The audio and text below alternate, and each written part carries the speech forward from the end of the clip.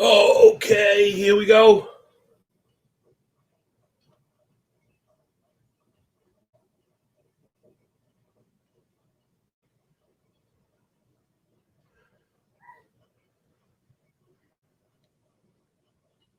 All right, everybody, we rocking and rolling. I guess there's some kind of delay on this thing. That was my first time. All right, everybody, we rocking and rolling. I guess there's some kind of delay on this thing. That was my first time. All right, everybody, we rocking and rolling. I guess there's some kind of delay on this thing. Okay, perfect. Should be good to go. Come on, let's share this link and get cracking, everybody.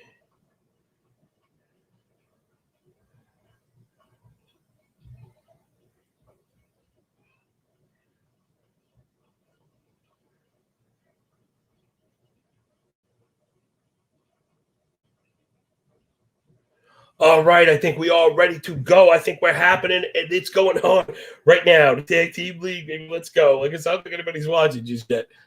Man, I don't even know. I'm gonna end up looking so stupid on this at some point today.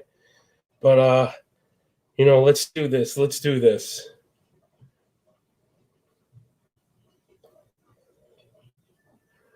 All right, everybody. I'm just tweeting out the link. Let's get going.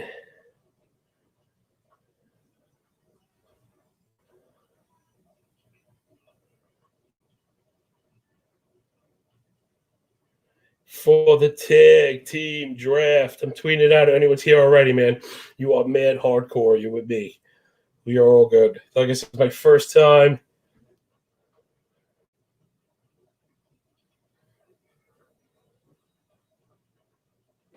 All right.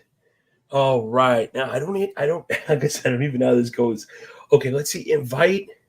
Oh, and I think it's just gonna be that easy. Copy to clipboard. Oh, I love it. Okay, this is just going to be fantastic. Everybody, let's get it going. Oh, man, I wish I could see how many people were on this bad boy right now. 4 eyeballs. Oh, there we go. 4 eyeballs. Let's go, everybody. I actually were a little bit early because I thought this might take a long time. I wanted to make sure, I'm like super compulsive. I wanted to make sure that I was going to be all set, and we're going to be able to catch the kickoff for this thing. Man, since it happened so fast, man, let's invite some people. Let's invite some people. Let's see if we can get copy to clipboard. I got my little Twitter DMs going on. Let's see if we can get Matty Wood. Matty Wood, always up to no good, up in the building, man. I know he was looking to get at it. Oh, man, let me see. Dude, we were smooth as silk. Hop on in. So we're going to wait for Maddie. Again, I don't really know what I'm doing. Okay, I'm going to keep StreamYard up for now, and it'll probably let me know if there's some kind of invite, man. This should be really, really, really, really, really, really, really, really good. Industry drafts has been, it's kind of been the talk a lot. Nfbc versus industry, 15 versus 12, home leaguers versus experts, whatever the hell that means. And, whether or not money matters and stuff like that. I tend to think that money does matter just because I think people quit, and once you get any degree of quitting, that it throws off the competitive balance. I mean, listen, the guy in last place is never going to be as dedicated as the person in first. I don't think we really expect that, but in reality, it's got to be competitive. That's why I really like my home league as a keeper league, and I kind of like that the best because even if there's I don't want to say tanking, but there's always this just element of rebuilding. So you're always kind of taking, even if you're, helping a winning team get over the hump, which is kind of like, the way the game is played. And this should be really, really, really good. There's a ton of really good analysts. I guess, man, I should really get like a list going because I don't quite know everybody. Yeah, and I just have team names. You know what? I'm going to look for the tweet. I'm going to copy it. I'm going to get it up on a doc for myself. I'm going to try and treat this real professional. Let's really try it. Let's really try. And we're going to have some fun. We're going to learn a ton of stuff. I'm really looking forward to seeing this. I'm not kidding, man. And like I was saying, industry drafts kind of get pushed aside. Not only is this 15 teams, but they're tag teams. So it's like, 30 sick new analysts going at it. There's money on the line. Like I was saying, there's 500 smackaroos up for grabs, which always makes it interesting. And there's definitely bragging rights on the line. I see DMs and chats blowing up as it is. Like, this should be really, really good. I know people are taking it very seriously, so that's something I always kind of look for, right? When you're following a draft, it's almost a problem with mock drafts and stuff like that. I'm sorry, they don't really fly for me. Man, let's see. This is going to be really good. I don't know if I've ever been so interested in the beginning of the draft. I'm a bit of a volume player, so a lot of times I don't really stress who I take. It's not silly. You don't care who you take in the first round, just because I feel like none of them really kill you. And if you're doing enough drafts, you don't want the same person too often, as much as you might like. I love Juan Soto, I love Juan Soto, trust me. But you don't want him on 100% of your teams. If the knee or something, if he goes down, he takes a lot of money with him. Where as great as he is, what's the true difference between Juan Soto and Mike Trout? Sometimes I'll probably be talking to our boy Dave about. He had put that tweet out. I wonder, we should take a bet the over under how many Dave tweets we're gonna reference today. It should be funny, man. Dave McDonald, you guys don't know, you got to follow him on Twitter. Run DMC is he's an established high stakes player. So I would never ignore somebody with that track record. To me, that's kind of foolish. Dave's just funny, he takes his stands and he makes it happen. No, he makes it happen. I'm loving it. I'm seeing some reactions on my computer right now. People are hold on. Let's see. You know what? Let me pin it. I'm gonna pin it to my.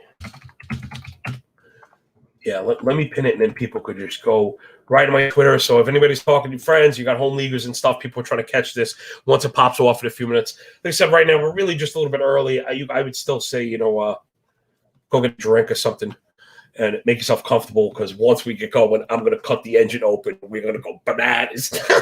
We're going to go bananas. That's the only way I know how to go. It's going to be off the hook, baby. It's going to be off the hook, baby. That's the only way I know how to roll, man. I'm off the hook. I know. I live that way, man. I wake up in sixth gear.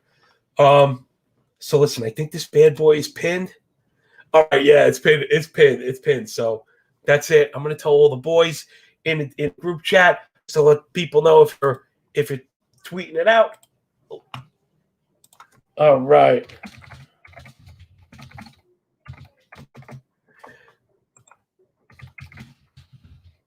All right.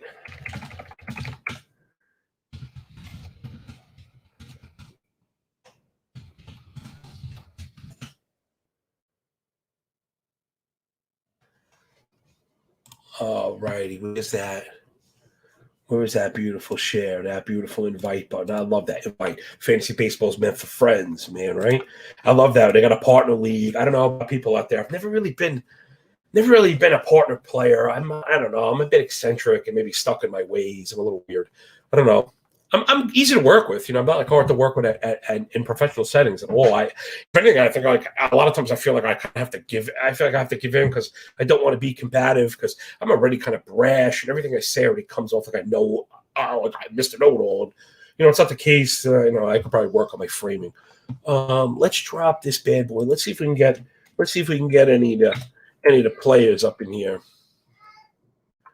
All right, I dropped that link, but you know me, I don't really need anybody to help me carry airtime. Like I said, so I'm really interested in the front end. I had mentioned Dave because Dave brought up Juan Soto being objectively better than Mike Trout. Now, definition of the word objectively aside, I was diving into the top tiers of outfielders for FTN. If anybody wants to see, it's free right now, so that's probably the best pitch I got. I've never actually had anything in front of the paywall, whatever that means, but it's free. Outfielders will be out in a couple days. I did all the other positions, but I'm doing outfielders, and it's weird for me. I do such deep analysis for most people. It's usually deep leagues, NFBCs, and stuff like that. Always pretty much. So our thinking is always kind of far down range, and who's the deepest, who's the sleepers, how am I beating the edge on these insane drafts. When in reality, the majority of the customers and the players are 10-team, 12-team home leaguers, like most of us were when we started. And So it's been interesting to kind of actually break down the guys at the very top. Like I said, as a volume player, I normally wouldn't really care. I just take whoever I didn't have. I mean, I love Turner and I love Story and I love Soto. If you look at enough bad boys, baseball players, the good ones start to shine through, right? So, it was interesting to dive into Soto versus Trout, man. How good Mike Trout is. Mike Trout's insane. Is insanely good. I'm sorry, Dave. You're nuts, bro. You're nuts. If I think Trout is better than Soto, but I also don't think it's like a slam dunk. I was laughing at the certitude that he kind of put that forth. That was a little too forward for me because, listen, we're kind of numbers guys, right? So I'll give you some now. I'll give you a little sneak peek. Let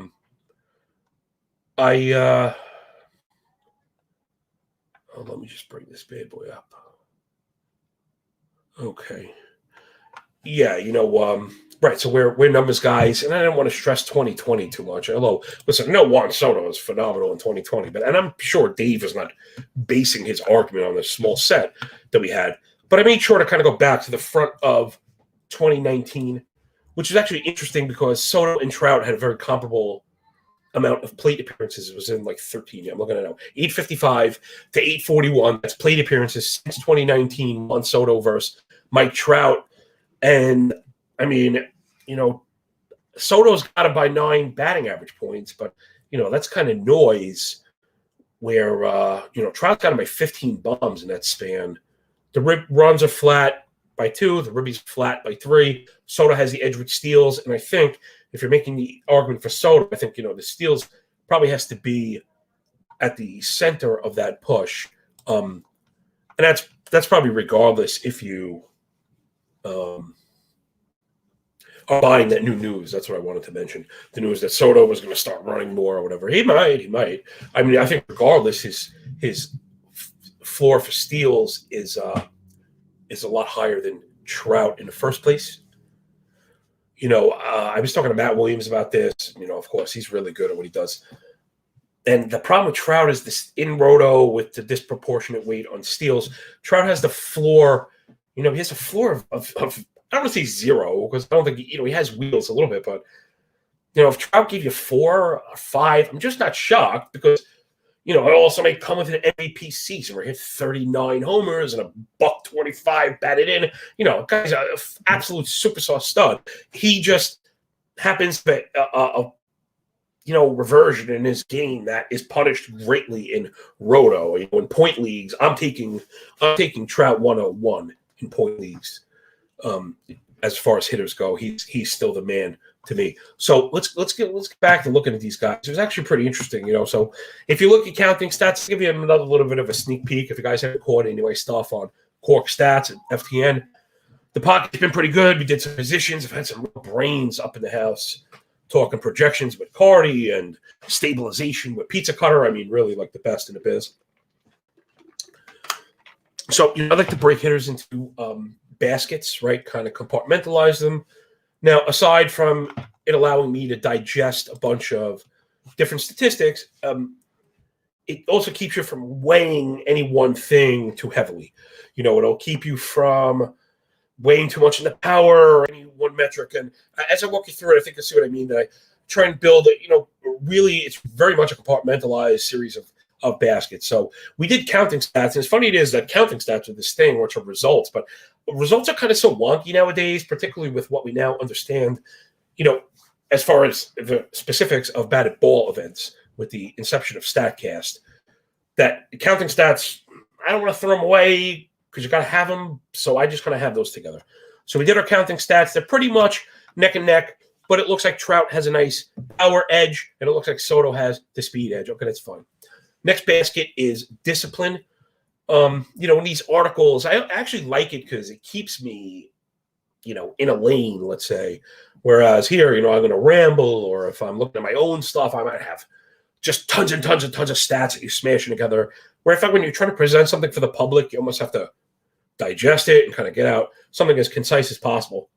So let's just bust it down to the basic blocks of discipline for me. So we got K rate. Both pretty close. Trout a little bit higher.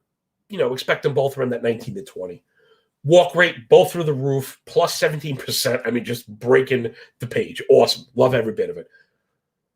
Soto chases a touch more than Trout, but they're both so elite that I don't feel it fair to ding him. Both have in-zone contact rates up in the high 80s. We know they're both good contact hitters. And when you consider the power, same again. I think, look. We got a couple people. We got Matty Wood. Matty Wood is up in the hood. And we got Michael Govier. Govier's up in the hood right now. What up? Now we're starting to cook with Crisco a little bit. I'm really digging this, man. So, it's funny, Matt, you might want to know because you're like a mindset guy. You're like a positive vibe guy. And I would have you know that, like you said, there was no need to worry. I switched it on and I pressed the button and the thing came on. And of course, I had like 3 different devices to make sure it was going to stream and everything went very smoothly. Mike, I was spoken to you for a while before that me being overly compulsive, I worry a ton. Sometimes. I know you do, John. I know. Wow, I could like play with this. There you go. There you go. Look at this. Way too close earlier. That was too much Matty, Govier, or John. So, okay, Matty Wood, talk to us, my friend. Talk to us. Introduce us. What's going on, man? How's it going? Yeah, so tonight we're going to be having the first annual Tag Team Championship League. It's a satellite league, meaning that it is a standalone league. It is one league with all the money being baked into that league prize. So there is no overall contest, so none of the league money is trickling out and being seeped into an overall, which makes it kind of fun.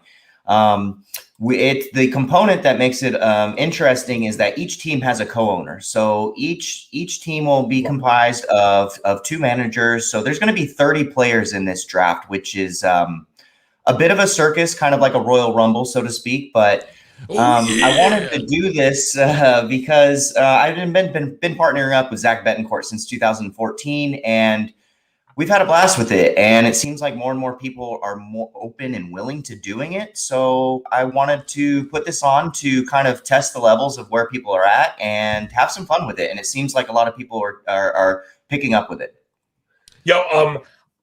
Okay, Matt, you know what? Let's just get spicy, bro. Let's just do it. Maybe people will tune in and stick around. So it's been a hot topic, as often as the time as we're waiting for baseball.com, right? We kind of rehash some of these discussions, arguments, the like. But, sometimes you have to do that. Maybe new stuff is coming about, right? So as baseball evolves and I think a lot of it comes down to the speed of information changing the game personally.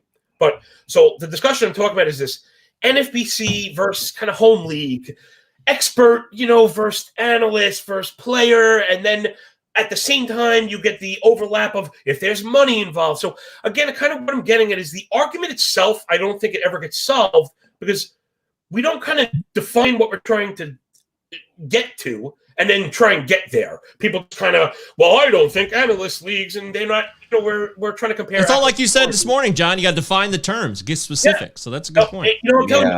As a professional rambler, I've learned as I get older, trying to clean up my act and be more persuasive in conveying points. It matters. It really does. I've really found it because it'll keep you off tangents. And it's funny. You know what? Forget it. I'm going to have enough time to ramble later. Matt, talk to us about why you thought to put money in the league. That's what I wanted to get to. Is it just because you always want money in the league? Did you think, was it part of that conversation? Did you not want people dropping out? Just take the floor with this, please. I wanted to have a decent price point, and to be honest with you, I would have been fine with it being even higher. But at a certain point, you don't know how many people are going to be wanting to or willing to team up, and $500 is the entry fee here, and it's a decent amount. Yeah, it's a decent entry fee where people, they'll look at it and say, oh, okay, these guys are putting money where their mouth is, right? So that's what this draft is. Because you said there's no overall. How does the pay break down? It's 4,000 to first, 2,000 to second, and 750 to third. So it's not bad. Yeah. And Greg and Tom and Derek at the NFBC were graceful enough, knowing that we would help pub this and promote the NFBC and talk about their great company that they run over there. So if you don't play at the NFBC, please do so. Go play over there. It's amazing.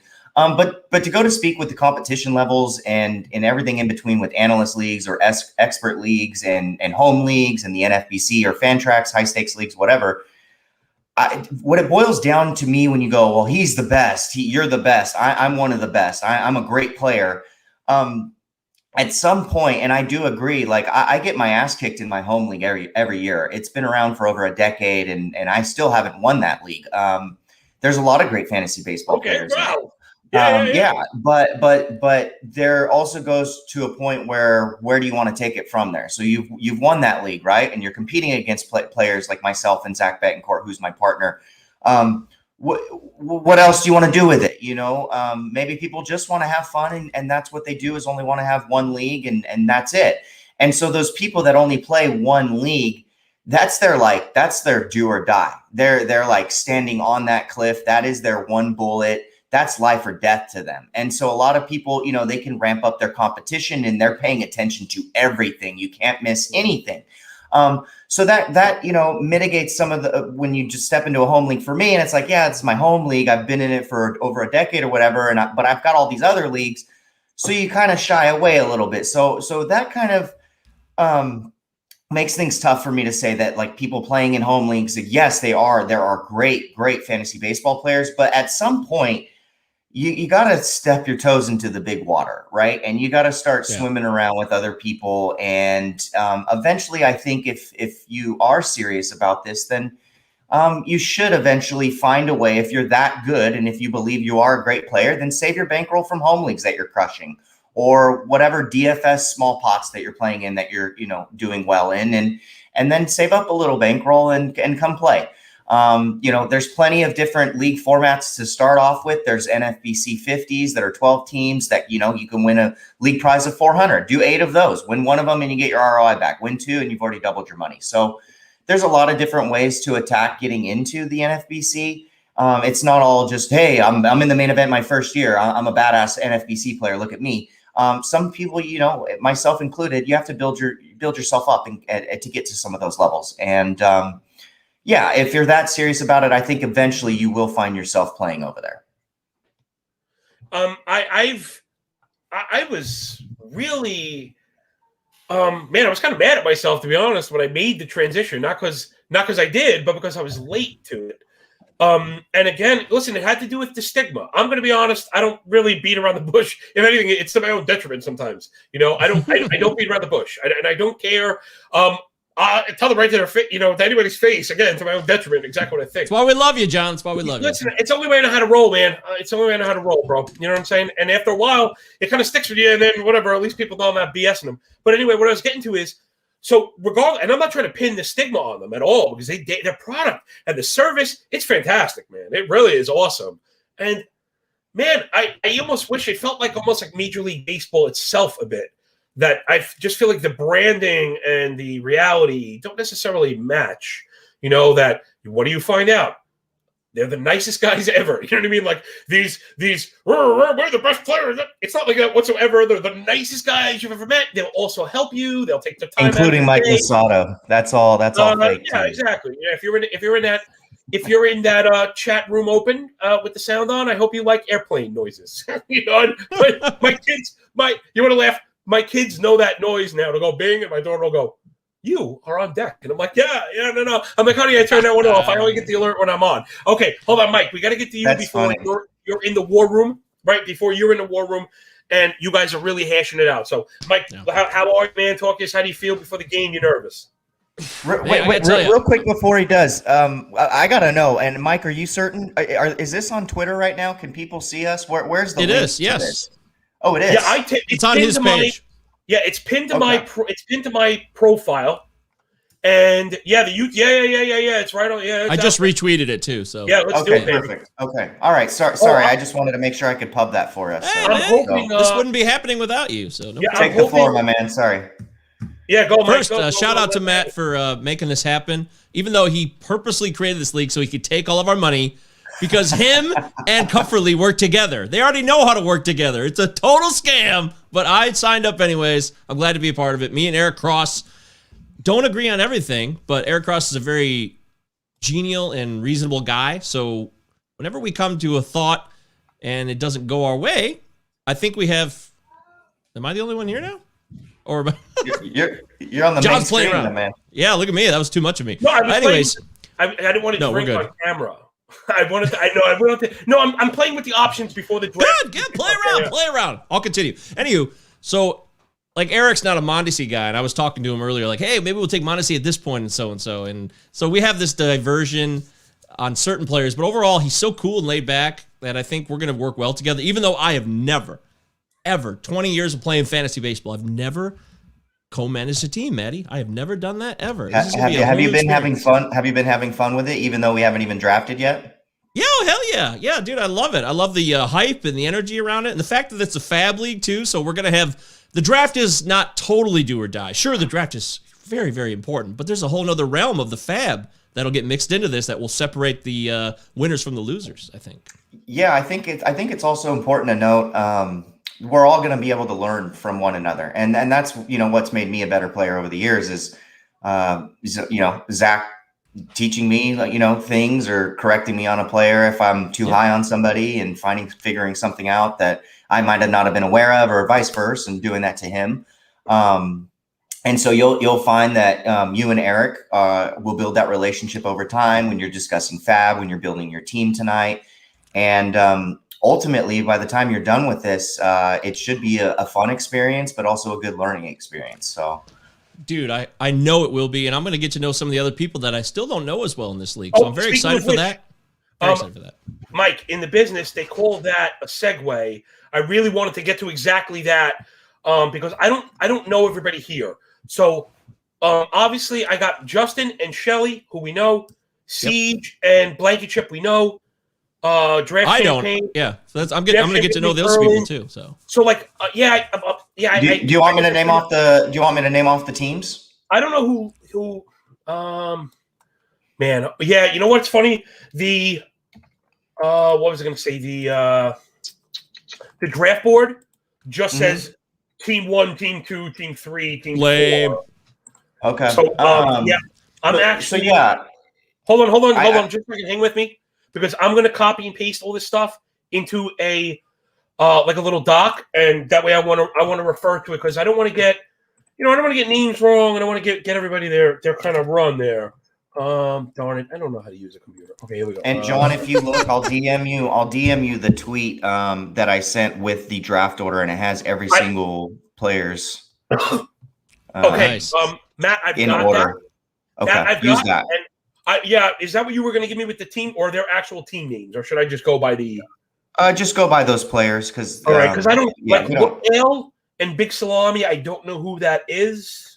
That's so that's actually a buddy of mine, Scooter Constantine, and his dad, and we call him Big Salami. And I'm in an NL only league that Scooter's dad, Alan, had been the commissioner of. This league's been up and running for now. Oh God, I don't want to short it. It's at least been 2 decades, and they started doing the statistics by hand every week with the newspaper box scores, and then they would, basically submit it. Everything was just done from pen and paper. And I've been fortunate enough to actually win that league twice, so I've had some fortunes there. It is an NL only auction league. It used to be NL only, like 2 catchers, but that started to get a little too weird. But it's a really fun group. It's continuously getting younger and younger with people as some people begin to drop out as they just kind of are getting a little tired of it. But it's a really fun competitive league, and the NL only auction is a beast of a format. Can you guys hold me down for 1 minute? I'm going to just do my last prep before the draft. Hold me down for a minute, okay? Yeah, don't take too long because we start in 7 minutes. Oh, and not even. It's countdown to Mason and Veristrate on the clock, first overall. So, where do you think they're going? I have to assume this is Tatis or Acuna. That's my choice. Okay. But maybe they'll throw a wild card with one of the top starting pitchers. Well, I know Shelly is in love with Juan Soto, and I believe she would be a little Frenchie named after him, I think. And, she does. That's right. Yes. Yeah. So and Soto, there's been talk about him working on his agility and wanting to rack up more stolen bases this year. Yeah, we talked about that last night in the best ball league that we did with Derek Rhodes, and I had the #1 pick. I regret it. I should have took Soto in that league. That was a mistake that I now regret. Yeah, you're gonna have I'd say a top 3 or 4 pick to secure him this year. I don't think he's going to be slipping too far past that. Even I saw with him go pitchers being 7 picked once up. a couple weeks ago, and I was surprised. I was. But Yeah, it also depends on the great. situation. With this league, this is roto. It's standard roto 5x5 and 2 catchers. I think I've done enough of these drafts by now already. I mean, how many drafts have you done so far this year, roughly? I've done 7. Yo, dude, that's like the exact number I've done. Perfect. Okay, well, that makes me feel more comfortable 7. then. Yeah. I'm not a sociopath, so I like to do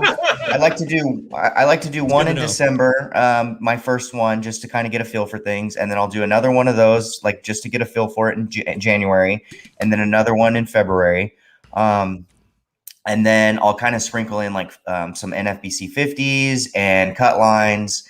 And then after that, I do my projections, rankings, and tiers. And I basically take a month off of just prepping and building all of my own work and putting together, everything to prepare me for live events. And then now, starting tonight, I will start jumping back into drafting more like a sociopath.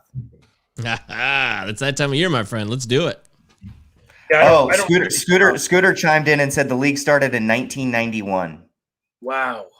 Holy Okay, cow. so take me down the rest of the list. I know that, so I know Nate Markham in Triage. We got Kupferly and Vogel, who I followed today. Dave Mack, his buddy Tony, I've heard him talk about. Rob G and Matt. I don't know who that is. Rob Geese is a high stakes NFBC player. I met him out in Las Vegas back in 2017, and he brings the best wine to all of the auction tables. So shout out to Rob if he's watching. And Matt's the same. So 2 high stakes players. Matthew, I follow him on Twitter, but I'm not sure if I've crossed paths with him, to be honest with you. Okay. But yeah, so Rob wanted to team up with him, and then I'm sure do you know who Jason Anthony is? He's partnering up with Matt Modica. Oh, okay. Modica's in this. Okay. Yeah, this is a team you got to look out for. Jason Anthony is another high stakes player that I met in Las Vegas back in 2019, and I met Matt the first year I was there. Him and I became Twitter friends, and then real Vegas friends. Shortly after that, a year or two later, we met around 2014, I believe. So. Yeah, see him in Vegas, except for last year. He's a great NFBC player. I'm pretty sure you know who he Zimmerman is. And Fred Zinke. I just saw that. Wow. Zinke, hardcore. Some heavy hitters. And then, Simeone, Matt Williams, Brian Vogel, and Matt Kupferly. Who? Zach Waxman. We say Zach yet? Zachy Wax. Yeah, I had called him Draft Champagne. But yeah, so I think I'm starting to lock in, so I'm not paying attention now. So Govier across. Yeah, okay. So I think that's everybody. We got John. And then John Fish is playing with, I'm going to assume, like a friend of his or something, He's another NFBC player as well. Okay. Where's his team at? I'm so starting jacked to blur. for Ryan Collins, yeah. So hey, thank you so much for having myself and Michael on. I'm going to exit both of us. Yeah, go. You guys go. Well. You guys go do your thing. I hit up Doug. You guys want to come back? The link is in the chat. If you want to just come, you could literally come on. I'll let you in. You could just scream about something. Yeah. Just keep an eye for us in the background, John. Yeah. No. That's what I'm learning on kind of on the fly. Just a little tip. Little here to help you, man. Here to help. Yeah. I think you'll get a notification. All right, I know. I hear you. Good luck, Matty. Best of luck to you. Thanks. 3 minutes. Go. See you, John. All right, guys, take care. Good luck. And here we go. And just a couple minutes. Yeah, I'm really, really, really excited for this bad boy. I mean, like I said, I got a couple invites out there, but I think I can run this show on my own. If I want, you guys could put in the comment section. I mean, if there's anybody you want me to reach out to, most of the fantasy industry, it will be in that NFBC room, the digital one. I mean, drafting this team. I cannot wait to see. Man, I'm curious to see a few things. Again, it's a lot of people I work with and a lot of people that definitely want to win, which is always good to see. And it's going to be interesting to see, it's interesting who could work together, right? And maybe who botches a pick or, whatever. I'm not going to pull for anybody. We're going to call it how we see it here today. That's how I rock or roll. That's my thing. Listen, I got love for my man, Matty Williams. I got love for my man, Matty Davis here, of course. The guys I've worked with. They become kind of friends of mine, in the real world. It's the truth. But we're going to kind of take that cold approach. Let's really try and get at this bad boy and learn from it. Man, I'm not here to talk bad about anybody, but sometimes I do kind of talk bad about everybody. So, man, part of my thing with content creation is I'm trying to do the stuff that is not being done. Okay, if it ain't being done and I want it done, I'm gonna do it myself. So sometimes I think these drafts kind of become a bit of a suck fest, if you will. Oh, you're so great. I picked him for this reason. Oh, I took a stab. We're not letting anybody off the hook in this one. We're going to be coming at everybody pretty hard. We're going to be questioning. All right, Drew, I see you. I'm going to keep an eye on this chat, man. Like, we're flowing. Who would I take number one? Man, I was talking about Soto versus Trout earlier because, man, as I've been hashing out the top rankings for outfielders, Mike Trout is awesome. I mean, listen, the numbers are just objectively off the page. The contact he brings with that kind of discipline and power package is still, man, amazing. And the reason I was talking about Trout is because I was looking to pair him up against Soto, who I thought I liked Soto more 1-to-1, and it was not, it wasn't the case when it was done. So overall, for me, it has to be Tatis and Roto because you're getting the steals, and it's a harder position to fill. Otherwise, in the first round, I'd much rather have a shortstop that gets steals, kind of my thing. This year, it might even be pitching. I'm not really taking the other outfielders. As much I just touted Mike Trout, I think you got to save him for point leagues. I think that's where he's really going to help you get over the top, where unfortunately the floor for steals with Trout is pretty low. We're talking low, like it could be 2, 3, 4, 5. And if you're in a 15-team league, those steals can be hard to compensate. Nick Mariano is up in the building. What's going on, my man? You know what? It's funny you popped up. I was meaning to reach out to you to get you on. This guy's a former, top ranker in the industry and a hell of a brain. And it turns out I've been getting into cards lately, and he knows quite a bit about it. It's always really cool. So, Nick, thank you for taking your time, shouting it out. And that's it. It's a board. Oh, I'm sorry. You know what, guys? Let's go. The board is going. I didn't even realize it. They are hot and heavy. This just took no time. Let's share this screen, baby. Let's go. All right, everyone. You see the board is rocking and rolling. Soto, Wet, number one. Man, I'm going to have to share and see these people. I'm going to try and bring the team names up on my phone, actually, now that I think about it, so you guys don't have to look at it. And I'll get back to you with the numbers. So we went Soto number one. Somebody loved that hit tool and didn't care about the speed. We're going to keep an eye on team one to see if maybe there's going to be a speed punt going on. It definitely could be, that definitely could happen. Oh, what's funny? I might be able to do like a double share here. Is that what I can do here? Oh, no, I still have to. I'm just not very good at this. Apologies, everyone. All right, number two went Ronald Acuna, who I think, a lot of people see as a top 3 overall player. Makes a lot of sense, of course. He offers the full package.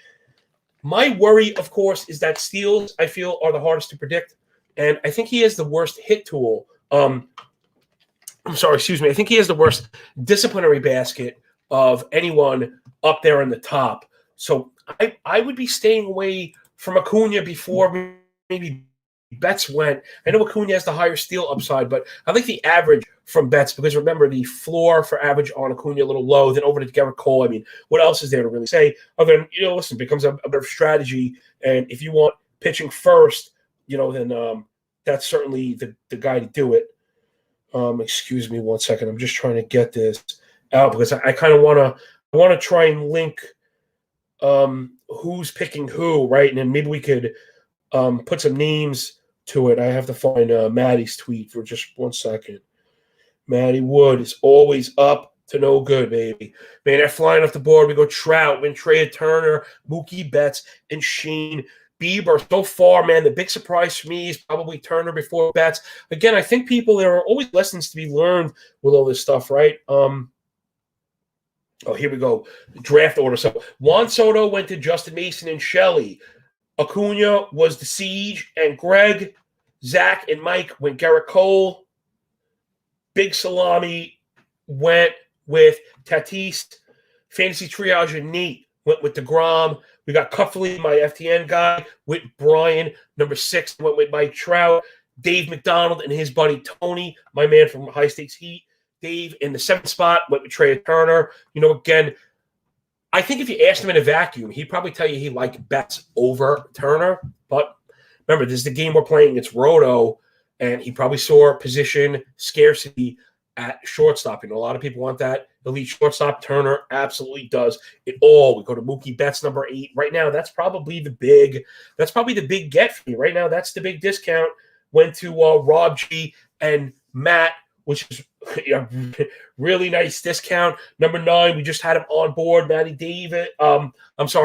Simeone with my former partner at turn 2. Matty Williams went with Shane Bieber. They went ace first up top, followed by Matt Davis, who was just on with Zach. Went with Trevor Bauer. Then on to Christian Yelich. Went to my man, Matt Modica, CTM Baseball. Johnny Fish is on the clock with his partner, RT Collins. Man, okay, we're caught up. We'll try and get our feet underneath us. Maybe we'll look at deals. Oh, we got Doug. Doug is in the building. And, oh, there we go. Love it. Every bit of it. What's going on, man? What's up? Newfound. Well, one, I am really glad to have you on. I've been looking forward to working with you. Yeah. Man, now, I am kind of learning this on the fly. I'm not very good with this. We could probably do all the things I don't know how to. But I wonder if we could, you and I'd like to look at you and I and kind of share it, right? But if I don't know how to control this without changing your screen on the bottom there. Right. Yeah, I am sharing. Oh. Stop. Well, I can stop. Now I'm stop sharing. Maybe I have to redo it. Okay, so I got the two of us. Now if I hit share and share screen? Yeah. Share your entire screen, application window. I don't know. Maybe it's the entire screen. I don't know. People are learning on the fly. I'm not going to waste. Oh, there you. Oh, you got.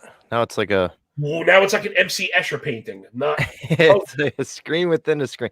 I appreciate you inviting me on. I don't know quite what. So let's take our side. You know what? Let's not worry too much because we're just going to get your hands and face for just a second, and then and then I'll go back and forth between the board.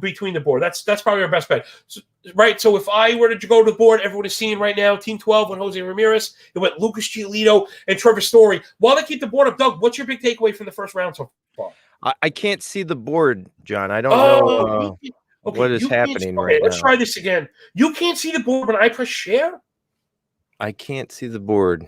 I'm going to try. I'm excited to be here, though. Are you live streaming this right now? Yeah, we're live, and I'm kind of. All right, let me go and look at the board. So right now, through the live stream. People are wondering, why did John invite Doug here? But let's no way. You know what's funny, Doug? What I was going to get to, I didn't realize the picks would be going so fast. I guess people kind of know. What if I did something like if I shared the board in a group? Someone's got to know because I think Michael does this a lot. I just shared it in the group. Oh, okay. Let me bring that up. So then, maybe you could just get that in another tab, and we could all kind of follow along. All kind of follow along together, and then I could switch, right? So I'll stop. Okay, cool. So I'm going to stop sharing. We'll flip back over. Once you get an eye on the board, that's my first thing I want to know is what you got from the takeaway for me, because I could see it and you can't, was that Trey Turner went at 7, which is cool, but he went in front of Mookie Betts, who fell to 8, which is probably pretty huge. And then I think Yelich at 11 in front of Ramirez at 12 is a bit of a surprise. I usually like to fill in that infield. Ramirez is a unique talent with what he offers. I'm a little bit surprised. Sean says the board was just up. Okay, Sean, I think if I share it, I think you guys can see it. And I think just maybe Doug can't. So I can see everything. I can see it all now too. I can see. In my spare time, I'm going to learn how to work StreamYard. This kind of popped it in my lap at the last minute. So Doug, man, hosting is not that easy. How are you so good at it? It takes a lot of practice to do this. But you're doing fine. Look at it. All picks are flying off the board right now. I can't see which team is picking. Get that draft board back up so everyone could see. Man, this is a really interesting one, Doug. Let me get your take. If you were the player at Team 15, if that was you, with the given players off the board, where would you have gone with those rat picks? On Team 15? Yeah. If you were Govier and Eric Cross. I think you did. Oh, yeah. Those guys are way smarter than I am. Govier and Cross, just a killer job. I mean, usually you see Yelich fall to that that 15th spot a little bit. Usually you see him happening around that turn, but waiting on and getting Freddie Freeman, they must be super excited. They grab their ace with Walker Buehler coming around the bend. It's a great start. I really do like it. You see a lot of pitching start to move up here in a lot of these drafts. There goes Luis Castillo. Yeah. So and Team 10, I'm kind of tracking along. That's Matty Davis and his buddy Zach went with the pocket aces, but there was also two, Rob DiPietro and Jenny also went pocket aces. So now let me put you on the spot again. I'm loving how this is kind of creating all this new stuff. Doug, if you had to choose between Giolito and Nola or Bauer and Castillo, which pair would you prefer? I think, man, that's tough. Well, I think you really have to go with Bauer. I mean, he's what his ADP. The last time I checked, his ADP was super high. It's like 15. He is the fourth pitcher usually being taken off the board. It doesn't change many things that he moved to LA. The Bauer and Castillo back-to-back picks is just devastating. I know Michael Simeone is huge on Luis Castillo. He's nasty. He's got a lot of great things in his arsenal. And man, that is a great start. I mean, I like Lucas Giolito and Aaron Nola. I think those are also two really solid picks. But the Bauer Castillo upside is very riveting right there for Team 10. I've been on the fence with how I feel about these guys all going out to the NL West. It's easy to kind of say Padres and Giants, but you have to go to Coors, and then you have to play the Dodgers or the Padres, whichever one you are not. Govier's back waiting. Michael, Govier. Hey, what's up? We were just talking about your picks at the turn, Mike. Doug really liked it. I'm a bit on the fence because I think of the obvious, right? I'm sure my concerns are the same discussion that you had, right? You left with 0 steals. Now it's a standalone league. Steals are a little less important. So I want to know if that was part of the take. And then the second part I want to hear from you is Walker Buehler. You kind of nabbed him as an ace in front of some guys that I like more, maybe Nola, Darvish, Castillo, Woodruff. Give us a quick look at behind the curtain in the war room of what did he call this wonderful mashup? Mike the Tag Team Showdown, whatever the hell, I don't know. Mike Crossing or something? Oh yeah, that's right. Yeah. I got to tell you, man, I don't even know how I feel about it right now. It's happening so fast, and we're having this conversation together through a chat. Like, we're not actually talking on the phone or anything. We're chatting with each other, and we're trying to share who we like and who we don't like. And how many times can you butt heads with somebody where you're like, oh, I don't like him, or I do like him, where you have to acquiesce at certain points? This is so damn challenging, guys. Very, very challenging. And we wanted Giolito, but he went too soon. And everything we had planned out was gone. And then he said, Eric's like, Freeman. I love Freeman. I'm like, I know I have not taken Freeman once all year. I said, let's do it. I will acquiesce to that. He's a good, solid, elite first baseman. But as far as Buehler, I like Buehler better than Darvish. And he agreed with me. Eric agreed with me. I'm surprised that you kind of sounded surprised. Maybe it's coming from me who does I do drafts kind of habitually. I'm constantly drafting. I mean, that's kind of what you got at the wheel. I mean, I thought you did a good job, but I wouldn't have been surprised. I think that is a sick pair. Let's go back to the board here. It was Simeone and Matt Williams who went Bieber and Bryce Harper. And man, right now I'm loving that balance of all the green and yellow pairs, right? That's outfield and starter. Man, that's pretty devastating. Kershaw I had my worries about as much as I like Trout, and then also the steals were concerned. If Bryce Harper gets back to that, if he starts stealing bases again, and again, it doesn't have to be nuts, but if he can give you that 12, 15, he's going to be super dangerous with Bieber. That is a monster pair going forward. I really liked Harper. We wanted Harper. We actually considered it there too. And Buehler is somebody that, if you think the innings guys are going to be elite like Darvish and Bauer, these guys will get more innings than certain starters, then we'll lose this debate. But if Buehler can hang tough and give you killer ratios, which I am very confident he will do, we feel good about having Buehler where we got him. We took a risk. It's a risk. It's a different choice, in my opinion. Yeah, you know what? The guy that you got in the playoffs. Oh, by the way, hi Doug. Good to see you, buddy. What's up, Michael? He was just awesome, right? The Buehler that you got in the playoffs was phenomenal. You got the distance, you got the strikeouts. Now, man, there was a monster fall. Man, right off the bat, I am in love with Team 1 right off the bat. Justin Mason and Shelley. We've seen pitching actually fall quite a bit compared to the way I've seen it go. I mean, I just haven't seen Kershaw go where he's gone. at that middle spot where Kupferle went Kershaw over Gallen or Flaherty. So I'm going to eventually talk to him about this. Guys, what do you think about the speed went in the back end of the two? We got some Bichette and Mondesi. You have a preference, one or the other? I mean, there goes Mondesi, right? So there's that upside pick that a lot of people have been talking about a lot lately. He is that streaky player. But like, and this is what we kind of talked about on the pitcher list panel today in our player debates when we were discussing between Mondesi and Seager. A lot of the expert, that we had on there, we had Ellen Adair, Brent Hershey, Carlos Marcano, and as well as Rob Silver. Everybody went with Corey Seager. They liked his safety at that spot, especially in the second round there. Mondesi can win you a couple weeks. But man, the stolen bases department is really, you don't really need much else, do you?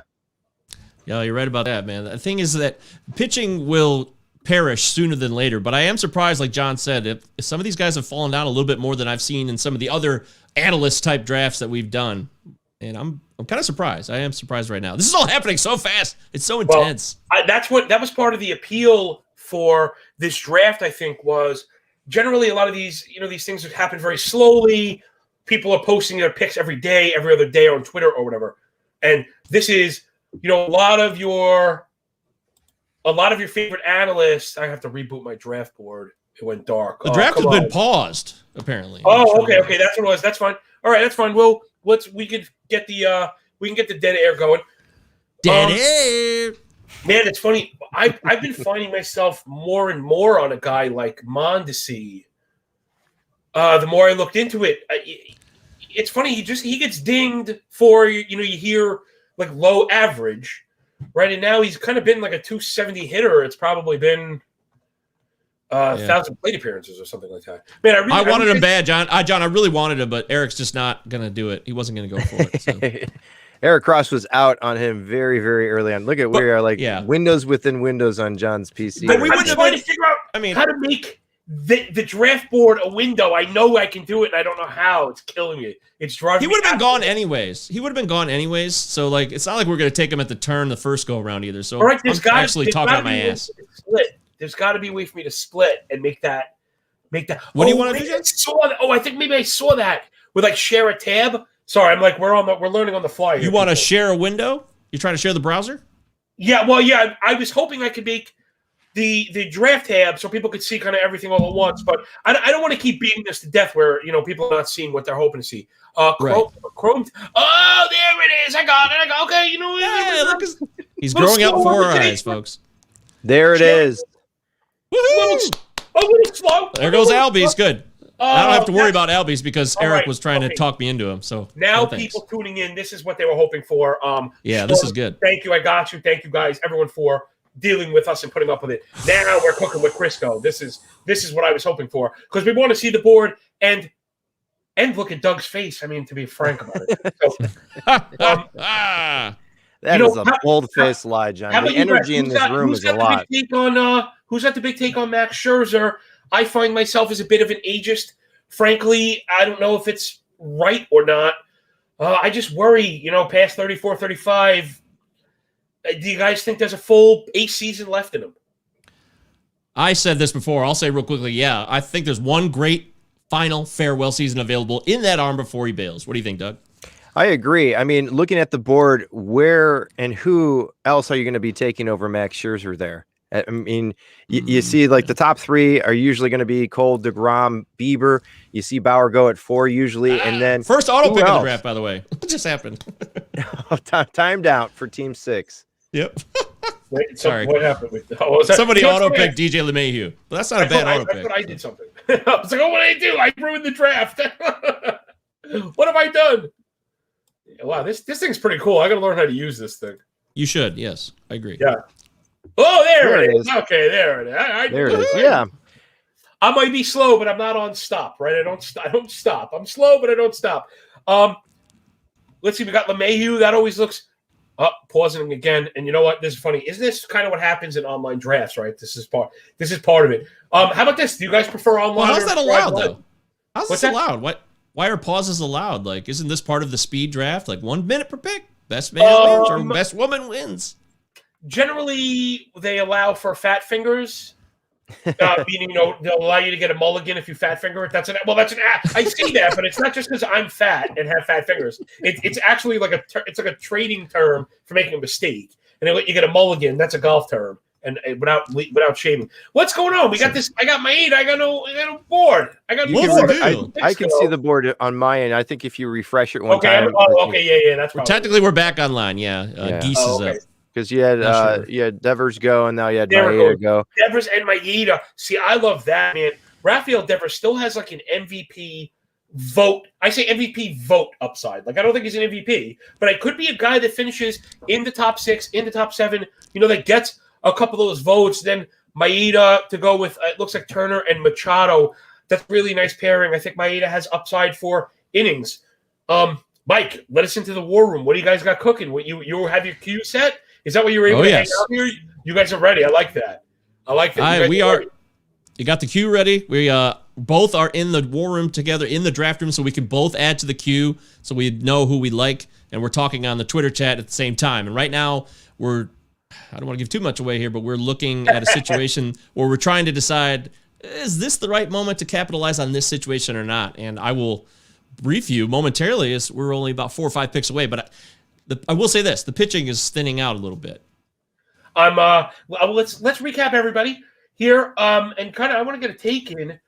Man, if I knew that drafts would kind of go this way, wow, I would want the number 1 pick more than I usually do, because I keep looking at that Zach Gallen, Flaherty 2-3 wrap, and my thinking normally being, if you don't take a pitcher in round 1, that there aren't going to be there on the way back. And to get Gallen and Flaherty, both of who I really like, was huge. Let's take everyone through the 3rd round. It was Jack Flaherty, went Kyle Tucker, who I also love a lot. Man, I guess in the positions I haven't taken an outfielder early, Tucker is the guy I want. By the way, John, DJ LeMahieu was auto-picked, but that was undone, so he's still available, just for the audience. So. That's why you had to pause, I think. Yeah, okay. Oh, no, I think I'm corrected after I refresh. Then we got Corey Seager. Man, team number 3 went with a 2nd shortstop already. That's Zach Roto and Sleepy K went Bichette and Seager after Cole. And that's kind of, I have to say, it's interesting for me because there aren't any steals there. So like to go with 2 shortstop and not really have gotten steals has me scratching my head a little bit. Look at Team 4's build. Gotta like it. Really, really balanced, right? Tatis is a bit of everything. Rendon kind of cleans you up with the average and accounting stats. And then Scherzer, you have to bank on it to be an ace for that team. Then it went through to the 3rd. Ozzie Albies, Rafael Devers, Kenta Maeda, Tim Anderson, Whit Merrifield, George Springer, and Eloy Jimenez. Man, these drafts already feel like power bats are going off. Sacrifices. That's why I usually talk about getting balanced players that are 5 contributors, 5 category contributors. Because even by the time you're selecting a guy like Jimenez, who's fantastic, you might not get any steals and he could hurt you. Again, it's a standalone league. I wonder how many teams are going to be running away from steals. In a standalone, can you punt more, you think? Is that more I plausible? Absolutely think you could punt more, just not – I don't mean more meaning several categories, but I think I said that wrong, but yeah. Yeah. No, I get you. In overall, Mike, if you're trying, like if you have any any desire to win an overall, you cannot punt at all. It flies in the face of winning the overall. So sure. Yeah, if you're a punter, you should take your game to Fantrax, and they don't do it overall. If you want the glory, right? If you want the glory and you want to sit on the Iron Throne, then you got to do it with big boys play at NFBC. Listen, buddy, I'm sorry. That's just the way it is. Tyler Glass now goes. How about this, Doug? I haven't heard from you. You like Glass now as an ace? We heard a lot of concerns. He's a 2-pitcher guy. He started to get figured out at the end of the year. If you had that start, Ramirez and Lindor back together again, reunited, and it feels so good. You think Glass now is a representative ace? I don't know. I haven't grabbed very many shares of Tyler Glass now this year, but like Michael Govier was saying, pitching is starting to fly off the board. You're going to have to start to stake your claim and getting an ace here. Going with Glass now after grabbing 2 seriously good, strong bats with Ramirez as well as Lindor. I mean, you had to grab, like just what like Team 13 just did. Double aces, great solid bat. Flip-flop, zigging and zagging with team number 12 there. We'll see. I mean, who else is out there right now in the top 20 that you would that you guys would think should take that spot for Man, starting it's- pitching? I'm Is there gonna be somebody honest, else that you like that would knock out Tyler Glass now in that position? the We are reason I on the kinda clock, by the way. We're live Yeah. on the clock here. Mikey's on the Novier and clock. Cross on the clock. Mikey is live streaming while on the clock in a partner draft, which is absolutely phenomenal. This is one of the great moments in The multitasking that you're doing right true, now, yeah. Michael, is crazy. Thank you, guys. Thank you. I know what we need. We know what we want. We're looking at it. We got a few seconds left here. 28 seconds. Clock's ticking. Now, Doug, to Yes. your question, which was really at the center of what I was hoping to do here today, which is, get people really in the situation of these analysts trying to decide which way they want to go. And I know, because again, I'm a volume drafter. I have a lot of skin in the game already. I need to have a starter before that. So I know for a fact, if I have a back end pick in a 15-team league, I will not wait until the third round. And Yeah, I guess a couple other arms out there right now. I mean, you're looking at pitchers that can fill up some innings. Like, I would assume the next couple of pitchers are like a Lance Lynn, maybe a Blake Snell, Sonny Gray, Cookie, Carrasco. Yeah. I mean, I would say in the next couple of picks here for teams that need an arm, it's just who you like, who you think that the higher upside is going to be. Obviously, Tyler Glass now he's built like a war machine, and he's got the hair of a golden god. So hopefully he goes out there for the Rays and has an absolute monster season there. So have to see what he's going to do there. But Two picks in the bag there, Doug. There it is. We just did two picks. Back to back, Mike. And we went Marte and DJ LeMahieu. I'm glad LeMahieu fell. I think he's got the versatility. He's going to hit at Yankee Stadium. He's in a prime situation still. I love it. I think he fell to us. I think that's kind of lower, in my opinion. Yeah, LeMahieu at 45 from a skills perspective, yeah, I think is a drop. I think people are beginning to get a little worried about the steals. Listen, speed is wonky. It's just part of the game, Well, that's why we went Marte. We thought we went Freeman and a pitcher early. We thought we had to get somebody we thought we could rely on that would give us a decent amount of steals here. We really thought hard on a second pitcher, but that was the battle. Me and Eric were just discussing. We decided to go with Marte for now. Have you guys seen much of a build from who is Team 14? Okay, I got you. I have it. Oh, check this out. Team 14. Look 14 at that. Zimmerman. Zimmerman and Fred Zinke. Two consummate pros, right? They pulled the zig when you zagged. So they, what's funny, because with that pick, you didn't have, you could have still gotten an ace with one of those picks. So I'm surprised that you didn't see a Nola go to them, but all the power to him. Story, and then going after the MVP upside in Bellinger, right? Coming back with Hendricks and Hader, trying to lock up the saves. I guess they think, I already think it's becoming clear what their angle is they're expecting a real, I've been calling it on Cork Stats, I've been calling it the flattening of the curve, the flattening of the IP curve, right? So by their estimations, there's going to be a much lowering of the top end in innings pitched than most people are assuming. This is what I'm inferring from their moves, and that they have high impact closers, not only giving you saves, but also wonky wins and ratios. And if you can get, I would probably have to look. Like I don't really know how many innings these guys have been good for off the top of my head, right? Because we actually really, we really need to go back to specifics. Set the terms, John. John, you got that burn in my brain, dude. I'm setting the terms all the time now. Context is everything. Yeah, I kind of wanted to see where top out. I hate being misquoted. So let's say these guys did kind of get you that 80 to 90 innings. Yo, man, 90 innings from Liam Hendricks, it might be better than 130 from a lot of other guys. Yeah, that's probably who are we and who am I to say that Jeff Zimmerman and Fred Zinke are doing something incorrect here? It's an interesting way to kind of look at how, and we were just talking about starting pitching. So now you're starting to look at the Blake Snells, the Lance Lynns of the world here.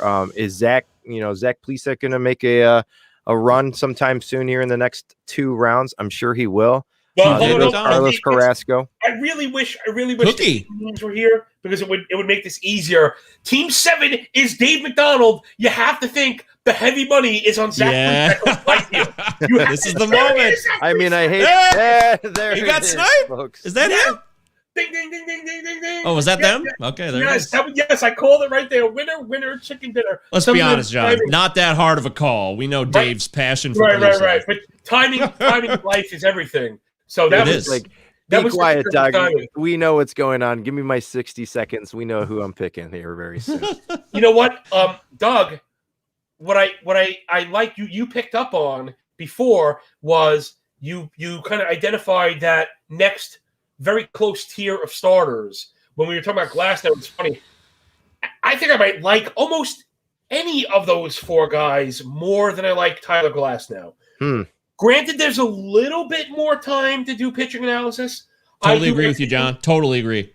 I do my pitching analysis last because it's the most volatile, right? Meaning spring training velocity is one of the few things that actually matters. So I want to be careful to not marry myself to work that's standing on a shaky foundation. That being said, man, Gray, Plesac, there's a road for all those guys, Carrasco and Lynn.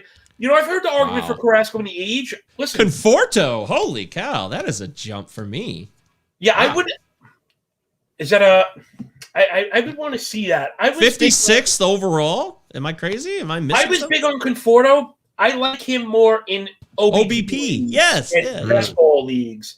Right. And man, I didn't get to chase the actual comp, but I was listening to RotoWire today, and they referenced a tweet, which is funny, Doug. I'm third hand referencing tweets now. But it was that I think it was like Kevin Cron and Michael Conforto, like their projections are similar apparently. Kevin Cron's in Japan now, isn't he? Or I think he's over. That's funny. Yeah, it could have been that I have the wrong. Yeah, I have the wrong name. Yeah, CJ Cron, the other Cron. No, that one I would have remembered. It was somebody. Okay. I was trying to think of an. It was an odd slugger, and I thought like, wow, that's Cole Calhoun. That's what it was. It was the same. I was in the right, same team. I was on the right coach. Yeah, and it was. You know, I get it's just fun with projections, but listen, at the end of the year, aren't there always a bunch of those examples, right? You know. Yes, there is. You know, and it happens. It happens. I go back through old tweets after season sometimes just to kind of kick myself. I could think of me wondering if Ryu was good enough to win the Cy Young, like after the year he had before he had the Cy Young, and thinking like, no, that's too outlandish. Like that's too crazy of a pick. Nobody would make him to pick the Cy Young. He's not. You know, that's not it. And it was good. And you kind of think, wow, man, I wish I had really gone after that. And going into last year, being like, I wonder why everyone isn't drafting Donovan Solano on every single team. Like, you know, there's certain guys, they don't get any love. And, they get overlooked. And I think we'll probably start seeing that. So let's take a look now at the fourth round. After that pitching tier went that Doug had alluded to, that's Gray, Plesac, Carrasco, and Lynn, all back-to-back. A lot of those, actually, all of them represent the second starter on those teams. And I think that's exactly what those owners were thinking is these are SP2s with clear pathways to SP1, but I got to get my second guy now or it's not going to be there soon. So then Conforto, Abreu, I mean, listen, Abreu is a slide for a guy who is just an MVP, you know, type guy. Corbin Burns, Arenado, Arozarena, Vladimir Guerrero. Vladdy. We are starts off round 5. We are in the controversial zone right here. Yes, we are. We are. You're in the controversial corner. You have the spotlight on you. I'm going to put you on the turn, okay? But I'm going to allow you to choose from where up to team 3 went. So give me your favorite 2 of the last 5 players chosen. So starting from Burns, Arenado, Arozarena, Guerrero, and Judge, give me your 2. Yeah, I love the team construct. Who are your 2 in a vacuum? Your favorite 2? I love what I think it's Waxman as well as Curlin right now. Is it team 3? I thought they were 2. Yeah, you're right. 3 is Waxman and Curlin. That's correct. Yeah, I love the Corbin Burns pick. I think the upside is absolutely tremendous right there. You know, he struggled a little bit out of the gate last year in his first couple of starts, and then coming back and now getting Chapman filling up those, grabbing the last really, you know, top third closer there that you see. Like what Waxman and Curlin are doing right there. Yeah, and me too, man. Who is team 2? John? Team 2 is Siege and Greg okay. B. So hold on. I'm not going to let you off. You're not going to give us the rope a dope here. I don't let people get away with that. You gave us Burns. Who was your second? I want to know is it dude Judge, Arozarena, and Guerrero and Arenado? All Maybe super the four super most sexy controversial picks. guys. You know. I like what Mason and Shelley did at the turn, grabbing Vlad, coming back and grabbing. Apparently is in the best shape of his life. I'm all about to me, that. there's Vlad too much risk in that corner. That turn. Shed a lot of pounds. Still believe in the hit tool. Maybe he puts it together. Obviously, he does have to work on his launch angle, but it's something that I think that he improves upon. That Toronto Blue Jays team is absolutely stacked. Maybe a little bit of the pressure's off of him this upcoming year. He doesn't have to maybe do as much and have so much on his shoulders, especially with like George Springer coming over and joining that squad. So I like what Burns as well as Vlad Jr. like it. Go over here. Who do you like? Yeah, really. These guys are. This is hard. I'm a Yankee fan, man. It's hard to not look at Judge. Upside for Judge, right. MVP.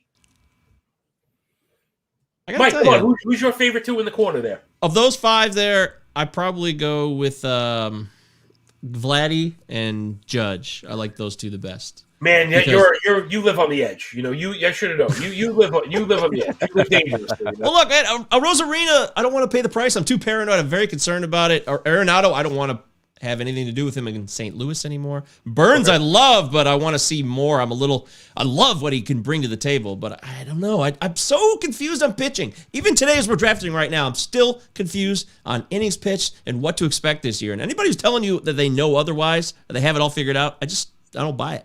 I don't.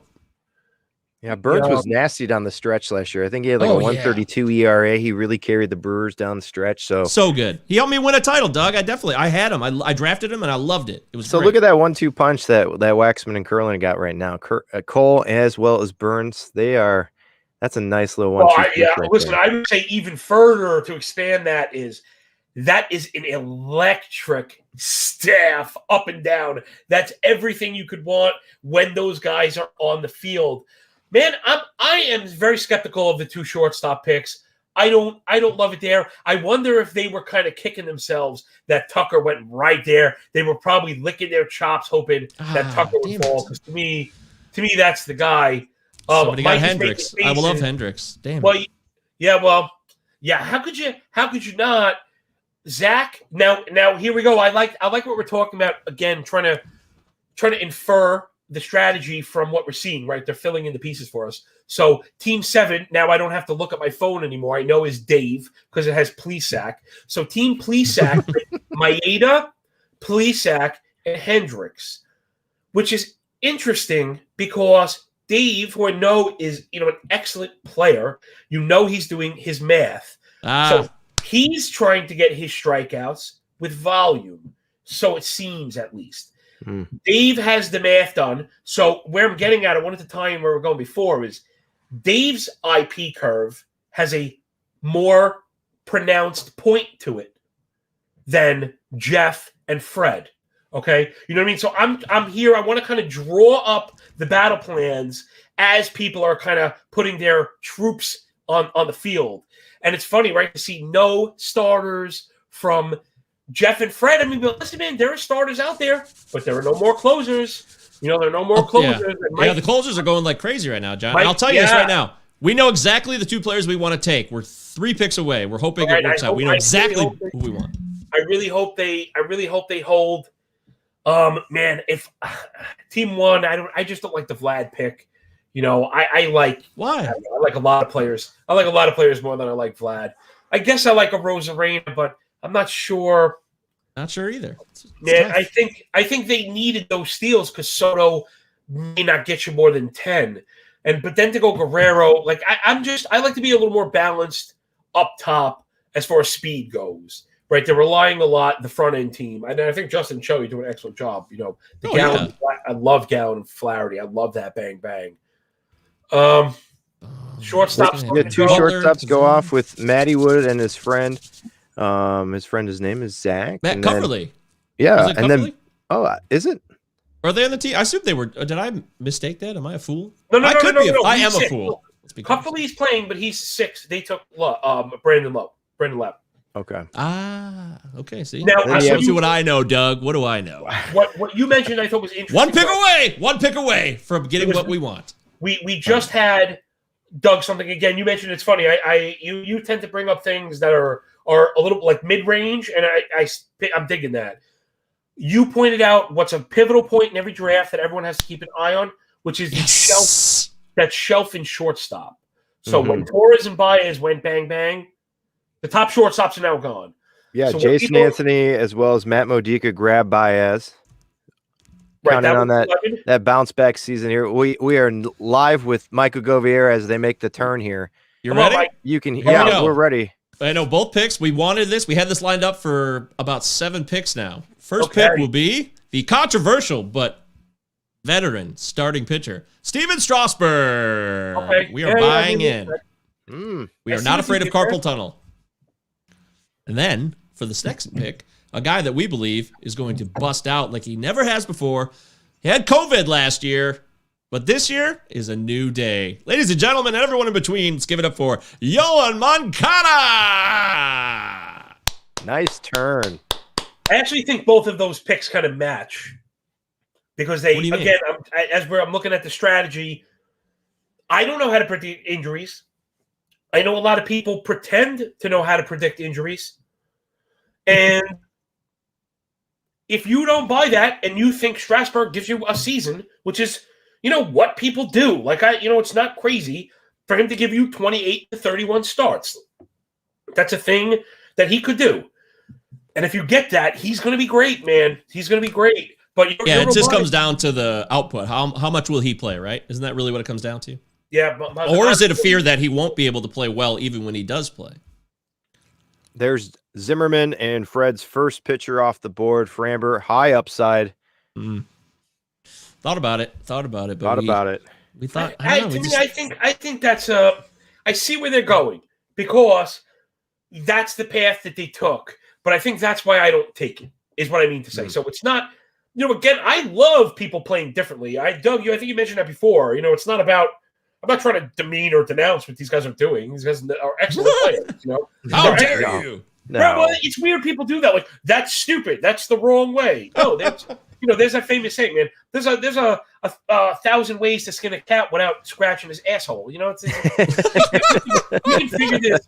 figure this thing out. That is not a saying that I usually have, but I will put that down right there in the bag. You don't hear that on the SB Streamer podcast? I will try to do that the next time we have it out there. No, of course not, John. I'm not saying that. We're commenting. We're just being the Tony Romo of the entire thing here. You were. I think I was actually saying that you embrace that attitude, and I think that's important for people to do, is to not be pointed in their criticism. Oh, someone's doing it wrong. A lot of times they're just doing it differently. But again, I think when you put yourself in the position of taking 2 closers that early, now you're kind of forced to reach a bit on pitchers because of their position in the draft. Man, what pitching is going to be left now? They have to wait 28 picks or so. Well, I think what this provides right now, I mean, obviously in the first, first 10 rounds here, you're going to get a lot of the same type of players here that a lot of different analysts that have been talking about, whether they've been on Twitter or, on podcast or on their articles and such. So it's interesting to see how all of these experts, and there's 30 of them in the room, are just kind of, putting these teams together in sort of a puzzle. So somebody from the outside who's just watching, like myself, gets to see how, Jeff Zimmerman and Fred Zinke put stuff together here and see how, they go with a double closer sort of a lineup here. So how do they continue to build that team as they move forward here? That's okay. I mean, well, if I catch that, I'll refresh on this end and we'll see what happens. Again, they might have had a stall or something. Yeah, that's all I have to do. All right, look, I'm like a StreamYard. I'm a StreamYard expert. Dude, you're the master. Look at you. Oh, wrong pick. Okay, so Fish backed it up. We got controversy. And went with Voigt. What was now someone I wanted to mention before? Again, Doug, you mentioned the closer when the closer run was kind of happening. Rosenthal. Wow. Wow. What's funny? I'm just about to mention him because Chapman, Iglesias, Diaz are gone. Oh yeah. Presley providing the Astros don't bring in somebody, He's Presley is an RP1. You know, I agree. They're one of the few. If you ever read Alex's work on reliever use, and it's excellent. The Astros are one of the teams that sticks with a closer. Yes, that's why I took him in the Battle of the Podcast draft, if you recall. I was like, I like Presley. I'm buying in. Boom, I did it. And I don't. Well, yeah, you know what? I invested a lot early in the draft season, and then I think I realized that may have been a mistake because they could have brought somebody in. Meaning, if had the Astros been the team to get Rosenthal, then those Presley shares would have been in a lot of trouble. And even I didn't even really think about it. The same could have went for Mark Melanson. So you had to really think about Presley. At this point, I don't know if there's anybody left. So if you're in new drafts, drafts tonight, drafts going forward, like my home league drafts, and you're redoing your rankings, man, I like Presley more than I like Diaz because I think there's a lot less competition. I think the Mets might be more likely to split. There's a lot more arms there. Yeah, and I really like that team. That's I think that's your boy. It is. It is. Look, I got Simeone and Matt Williams, who both I really like going in. I really like this team. I mean, every one of their bets, you can get some stolen bases out of all those guys. You know, you have Trent Grisham, who just went off the board. He's sitting on top. I know people have talked about, is he going to hit against lefties? They moved him down in the order. I think Trent Grisham sitting on top of that San Diego lineup is really hot. They picked up their double. They picked up their aces. They picked up their closer. They're sitting pretty right now after 6 rounds here. Doug, I just got to say it's hilarious that Matt's team is the one that drafted Whit Merrifield. Matt has such a storied history with making fun of Whit Merrifield, but he's on his team now. I love it. He must have been strong-armed by Michael Simeone there. They might have been going back. We got to pick up steals. Well, yeah, right. That's very possible. But even Matt knows. Matt always knows when it's time to make the proper choice, and he does not let emotion get in the way of his calls. So I'll give him that. Who's on the clock right now? A couple minutes. I'm sorry, I run Curlin. Curlin, I think, is gonna be popping in. He asked for the link. I missed it because I'm trying to pay attention. Sure. Push me out of here, guys. Bedtime. Oh, no. Bedtime's a calling. Bedtime for Dougie? Pretty soon. I just wanted to jump in and see what the experts were doing. That was great, man. It was really. I'm writing down everything. I'll stay on for maybe a few more rounds here. That'd be great. You stay on as long as you can. Maybe Michael troop it up with me, and if not, I'm going to carry this at least as long as I can. John, if there's one person who can carry it, it is you, my friend. Well, man, it's really funny that you mentioned that. Like, this is probably more like off-air stuff, but I get torn. I wonder if no one really does that, but I know I could, and I can do it. But no one does it, so it's weird. I just always find myself having to be different and pioneer. And, I just want to kind of fit in the cookie cutter mold sometimes, man, No. Can it ever be easy? I always have to do things so differently. Oh, come on. Let's start back into this draft for people that are really following, because I think we have covered some really serious stuff here, really a lot of big decisions and a lot of the pivotal points. I mean, listen, I hate to brag.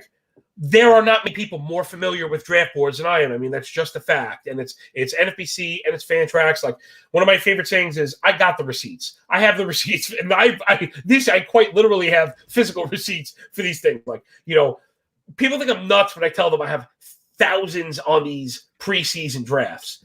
But the way I see it is, when I drafted, the people I drafted with had the same information that I had. So as much as things change, it was fair. You look back sometimes you look back at November and go, oh my goodness, what is this team? Most of the teams are like that.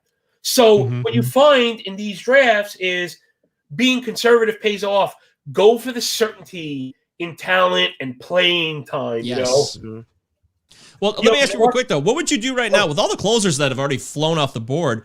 Would you be waiting now? I'd be like, screw it, I'm just going to wait even later now? Or would you be diving in, say, I don't want to miss on another closer. They're going so fast at this point in the draft. I don't have an actual draft list. I'm gonna get some kind of ADP up. I like to see how well I do know the board. Listen, Craig Kimbrell is still out there, and he's being viewed as a legit closer. Karinchak, I was gonna say he just went. So Team 2 has the belief in Karinchak. I've kind of been getting the business from, again, Dave and Jake, who are both really smart. Not only are they both really smart, they have an edge that I find works. See, like, look, Brad Hand to Justin and Shelly. Mike, to your point, I love Nelson Cruz anywhere. But, Mike, to your point, I would have punted. I don't want Brad Hand there. I'd rather you. This sounds really stupid because it's the most caveman take that I have. But you know what? It's part of it. Yo, man, give me the ballers. Like, there are still ballers. There are still ballers on the board. Guys that are game changers. And you only have 6 people on your team right now. It's not time for me to be like, I'm going to sacrifice so much skill for a role that isn't even that certain. Yes. Thank you. I understand they want to get on saves and probably feel like, you don't. I mean, listen, if you don't want to punt, you don't want to punt. But then I don't know. That one hurts me. Because they took Hand before Kenley Jansen. Now, even if you have your concerns about Jansen, which I do understand, part of the closer calculus for me, again, I always look downrange. Part of the closer calculus is there a solid pairing for a handcuff? How solid would it be? And how much does that cost? Jansen has training in the waiting. You're talking about a possible number 1 RP overall. The guy has electric stuff. The job will be Jansen's or the job will be training's. You could just make sure to get training earlier where the pair of those get you those Dodger saves, all those beautiful wins. We know the Dodgers are going to win. Yes. You know what you speak of, John. I've been on Trinan all offseason. Not Kenley, though. I don't even want Kenley. I'm taking Trinan with the assumption he's going to supplant him. I hate to criticize drafts because, again, these guys, people have been doing it for a long time. Listen, Justin knows his stuff. Shelly knows his stuff. But all I can do is, in fact, the screen I'm looking at doesn't have names. So yeah, well, team 2 is CJ Kaltenbach as well as Greg Blankenship. So they do know what they're I've heard their names. I've heard these names before. That listen, I'd love it. We could work our way. Maybe we're at that point now, Doug, is to kind of look at these groupings now as a whole. And CJ and Greg obviously have a stress on saves, but it's weird that they were willing to take 2 of the back end guys where you thought, I don't know, maybe they would have grabbed one of the elite guys. Like, if you love save so much, maybe you pass on either Arenado or Judge because that gets you Chapman or Iglesias. And now, if you apply the same calculus as far as downrange reliever work to Chapman, he has Britton, which is another guy that, listen, spots on NFC benches are very hard to just waste. But to me, that's not a waste because the guy's ratios also. It's locking up those saves. So to me, those Yankees and Dodgers saves are elite, and I would want those.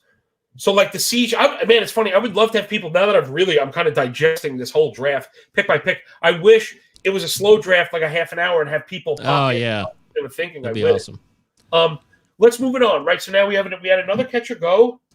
Team 3, I lost the team. Mike Curlin and Zach Waxman picked up Will Smith. 9-13. I love Will Smith. I love Will Smith, the catcher, so much. Oh, we're up in a couple picks. It's gaining steam on us a lot quicker than I thought it would. All right, and again, it's funny. It's terrible, self-promotion. I find myself talking about the same things all the time. Why you people should listen to my show? Because I find myself talking about the same thing all the time. But I do it at a really fast pace, so it happens really often. No, when I talked about something dumb like the baller thing, I'm careful. I'm calling it the hand pick. I'm very careful about those picks. Yeah. Because when you start getting into this really controversial territory, there's people with holes, right? And 11, I'm gonna have to keep up with some of the names a little better. McCullers to pair with Snell and Darvish. Listen, that's a nice place to have McCullers. And I'm not a big Lance guy because I'm worried about it, but I think that's where it's pretty good. That's a lot of investment in the Padres. There I go again, talking about the same stuff. I don't know about that move to NL West. I don't love Coors. Doug, let me give you a quick yes or no, and the same one to you, Mike. It could, let's say it goes for any of the Padres guys. There goes Musgrove. Them. If you go at the end of the week when they're at Coors, do you ever bench you Darvish?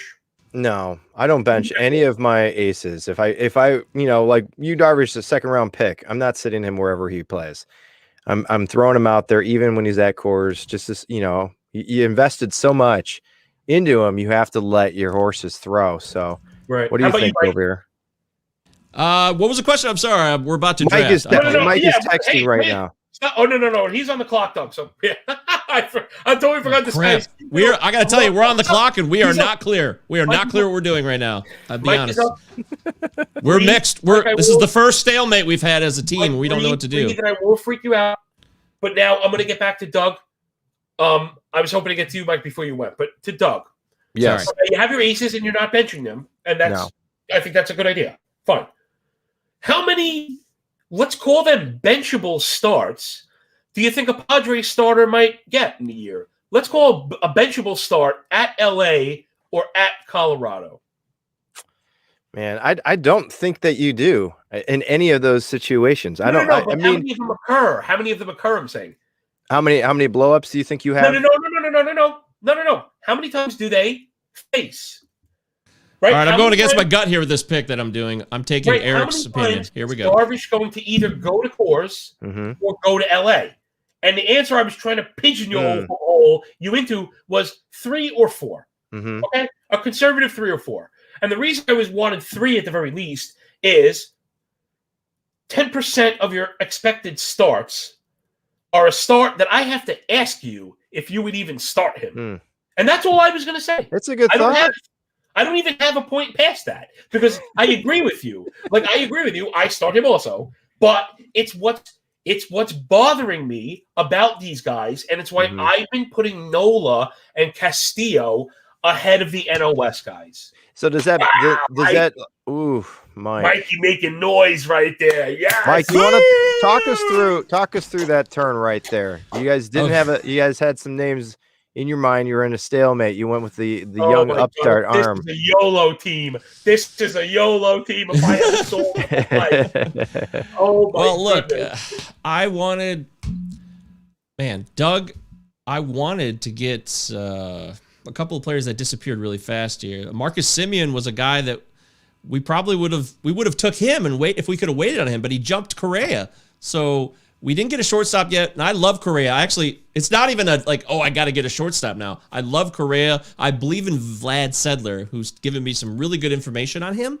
So I'm going to trust Vlad on this and think Correa could be a big-time impact bat this year.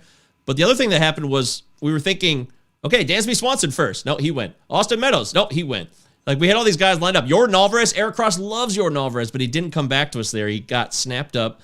And then it was between one pitcher I won't name because who knows, but he wanted Ian Anderson really bad, so I compromised and Eric compromised. He didn't want Correa. I didn't want Ian Anderson, and we both gave in. So. The foundation of a good teamwork is good communication. So yes, there sir, you go. Doug. Like what you did, guys. I have no shares. This is the first shares of any draft. I've done about 7 or 8 drafts of Ian Anderson. It's first time, but I believe in Eric, so I'm going to trust him, and he trusted me in my Correa pick. And John, to go back to your point, when you're talking about the NL West and you're concerned with Coors and you're concerned with the Dodgers as well. I mean, does that change your outlook then with guys like Walker Buehler or like a guy like Trevor Bauer, who's also in there as well? Yeah, I am a conservative player. I'm extremely worried about everything. I've had friends call me Mike. In fact, this morning I was telling you I have a ton of nicknames. One of them is my friends used to call me Tully from Sesame Street, the nervous red thing. That's got the hair. Yeah, and it's just I'm not afraid. I'm compulsive. I like to make sure every stone is unturned. You know what I mean? I'm thorough. That's how I am. So when I get down to brass tacks, remember also, man, I can't shake my background in trading. I do a lot of, high speed, high income decisions.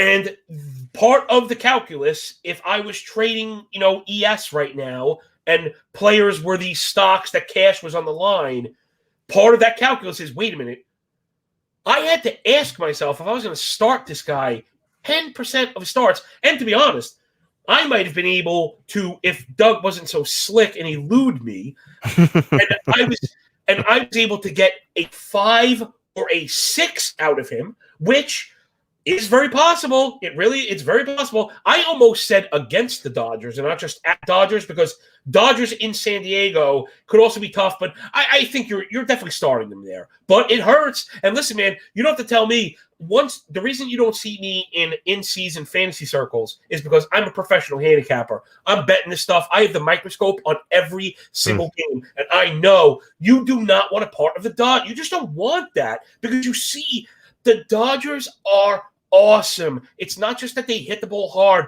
They put together everything. It's disciplinary baskets. They lift the ball, solid contact. They don't chase. And it's all these guys that force deep counts. They just spend the whole game with a finger inside of you, and it's insanely frustrating. So if I got you now up to the number 6, where now the number 6 is, what if 3 is 10% of 30 for the math nerds and 6 is 20% of 30? I mean, we have to have a problem. Okay, now I'm going to really put you in the corner, Doug. You're answering this one, buddy.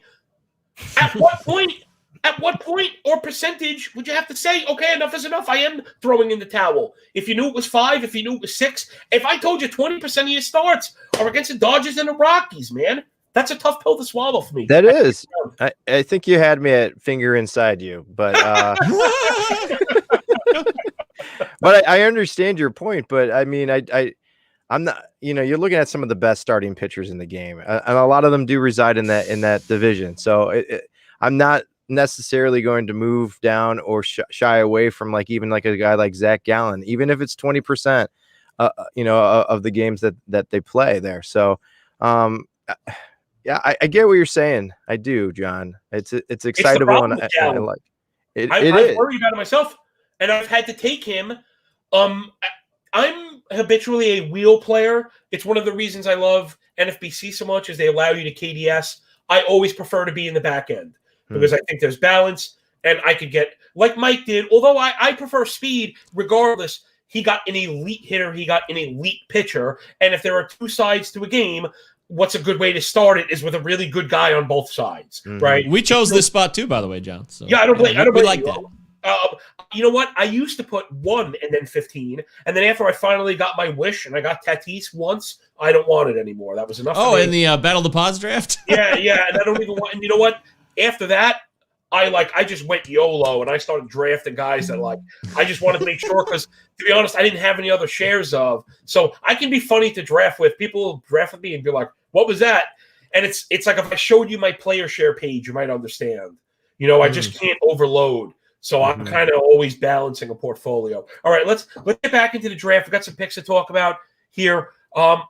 Listen, man, I love the Anderson thing. When you picked him, I was going to do a little pro Anderson thing. I haven't really done any analysis. You know what? Let's get to it. I guess this is my show. No one can really shut me up. So Bundy just went, by the way. That's interesting. I love Ian Anderson, and I'm going to tell you why. Right? So Eno has him in his top 40, which for some people that's just enough. He's healthy. Last year he was absolutely incredible. All of his numbers were fantastic. Yes, the 2 ERA might look unsustainable, but when you pop an XFIP and Sierra sub 4, you're okay with me. The on-base percentage so low. He's so good out of the stretch with men on. All of the stats with the expected behind him were just phenomenal. I mean, you see 172 BA, but it's 184X, and just go down the line. 230 slug is 234. 234 WOB is 239X.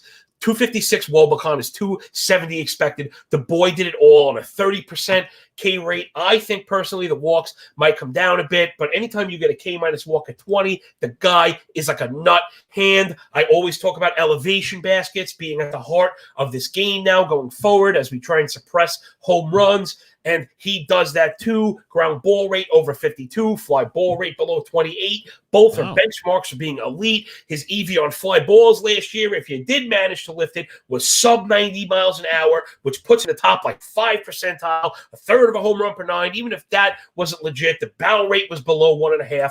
Ian Anderson was so ridiculously good. Even from me, and I hate to be like, oh, even because I said so. It's not me. I put it through an objective filter of statistics. You know what I mean? Like, the computer doesn't know how to lie, and this guy just grades out.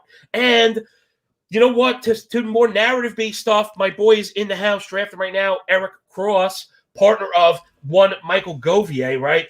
Eric is the man when it goes to prospects. I know I'm very good at fantasy baseball. I know Lamette just went, by the way. Part of that interrupt for Lamette goes to Kaltenbach and crew. Yeah, and you have to. One thing, I outsource that work to Eric Cross. I get my prospect stuff from him. He was talking about Anderson before this guy came up and did this. This shouldn't be much of a surprise. I think Anderson is like the league winner. That's my guy. I'm down. I'm with Anderson all the way this year. That's like one of my guys, man. I have him absolutely everywhere. My keeper home league, I love Anderson. All right, back to that board, guys. Sorry. Back to that board. You have CJ mentioning in the comments about his RP picks as well as just being YOLO, okay? And picking Dinelson Lamet. I love it. I love Dinelson Lamet, even though nobody else in the industry does. YOLO, plus that's YOLO right there, man. Doug never backs down from his opinions. Listen, you got. No, I just circled him, Mike. I never actually have one. You know, Mr. Bundy, 4 touchdowns at poke high, man. You're doing something right. No, listen, no, I understand. I actually really like Karinchak as on a per inning basis. If he, again, if we compartmentalize it into all these different baskets, Karinchak grades out and he crosses the baller checklist. The boy is awesome. Okay? Yeah, but there's a ton of talent in that pen, dude. There's a ton of talent in that pen. And I didn't get to it. I started talking up Dave and Jake, who are both excellent players, but more so, they're huge Indian fans. Guys, if people don't do this already, you want to get as close to the source as possible because we can't possibly watch all this stuff. I know the Yankees' usage better than somebody just looking at stats on Fangraphs even. And I know, I'll give you another example. Justin Mason with the Giants or Scott Genstedt with the A's. These guys provide top-notch analysis that's team-specific because they're watching it. And I always pay attention to that stuff. So Karinchak, though he's awesome, the Indians guys got me worried. They're talking about Whitgren or Parker, and I'm like, what the freak is that? Clace is good, too. I don't think he's going to get the shot to close immediately. There's a threat there. Yes, you're right. Somebody was on my show last week. I've had so many damn guests on recently, I lose track. It's out of control, but somebody said a fourth name in that pen that caught my eye for the first time, and I wrote it down. I wasn't even familiar with his name, but he had great stats last year. I'll look it up. I'll let you know. All right, I want to get back on this board because, again, I like to let a little bit develop, and then let's tackle the battlefield again. So, Mike, you. It's Phil Matone. Sorry, Phil Matone, by the way, is his name. Phil Matone. Okay. Maton. I don't even know the name. I'm here learning. Yeah, I know. Check it out. He's in their pen, and he had good stats. Your team is a baller team. Like, down to the last pick, Correa is a baller. Moncada is a baller. You're kind of buying low on those guys. But yes, they have, again, MVP vote upside for me. I don't think either one of them is winning the MVP in 2021. But if you told me either one of them snuck in 2 to 3 MVP votes, not shocked at all. The upside is there. The surrounding context is there. It's all the pieces are there. Correa, the playing time is a worry for me. Also, him, man, which guy are you going to get? He looked human in the season, and then he looked, superhuman in the postseason. If that's the guy you get, if you get the second act of Correa, again, there's an MVP vote there. You need a lot of health, Mike. Are all these guys going to stay healthy? It's hard to say, but who can say, John? We're all just playing this game by the seat of our pants. No, we put a lot of work into this, and we try, and we have the data that we think will give us the edge, and we're going to buy on certain situations when other people aren't. So that's just what we're going to do, and we're going to stick with it. That's what we do. I'm going to make this turn with Govier as well as Cross, and then, boys, I have to jump off, but I do appreciate you having me on tonight. We had so much. I had so much fun working with you, Doug. That was great. Right back at you, John. Michael, always great to see you, Doug. too. Yeah, you know I love you, Doug. You're the man. That's I love right, both you guys. Who don't I love, I guess is the question these days. I'm out of control. I mean, we know exactly who we want to take. Your turn, though. I am excited. Right. Well, Thank you. We know exactly who we want to take. We do know. It's one pick away from Zimmerman and Zinke ruining this, but we'll see. And they didn't ruin it. Okay, we're going right in with our two guys again. So we're going to go with a pitcher, and we're going to go with a outfielder. Interesting. They must have thought, obviously, that you were going to take a catcher. So is that why? Well, they had to. They had to. Why else at 14 would you take Contreras? I'm curious who they had. You know, you leave yourself very vulnerable taking the catcher there unless you're convinced that the guy behind you is going to take him and take Contreras. So to me, that feels like a really kind of, all right, Paddock, you guys are buying that news today. I don't have to ask you. Oh, and the buyback from Ramon. Dude, YOLO baller status. You just got the sheriff. Are you? Yo, I'm not kidding. The sheriff is a baller. The laser beam is a baller. Ramon Laureano is a baller. Bottom line. The bottom line. These guys are leadoff hitter for a good lineup. He can give you a little bit of everything. And as far as Paddock, that's risky. I'm a little more paranoid about that, but I am more optimistic over the last 6 weeks looking into him a little further. Well, what about just the last couple of days? Did you get that encouraged? You know what, Doug?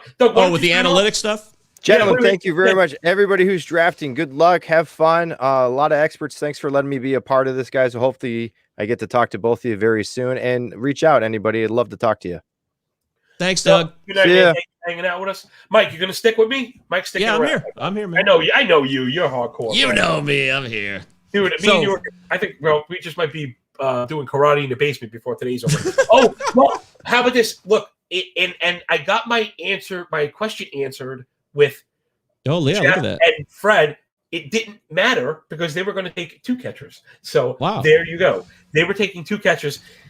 They definitely went the most, unorthodox, but there's a lot of ways to skin this cat. Like I was saying, man, I'm really curious where they go with the starting pitching.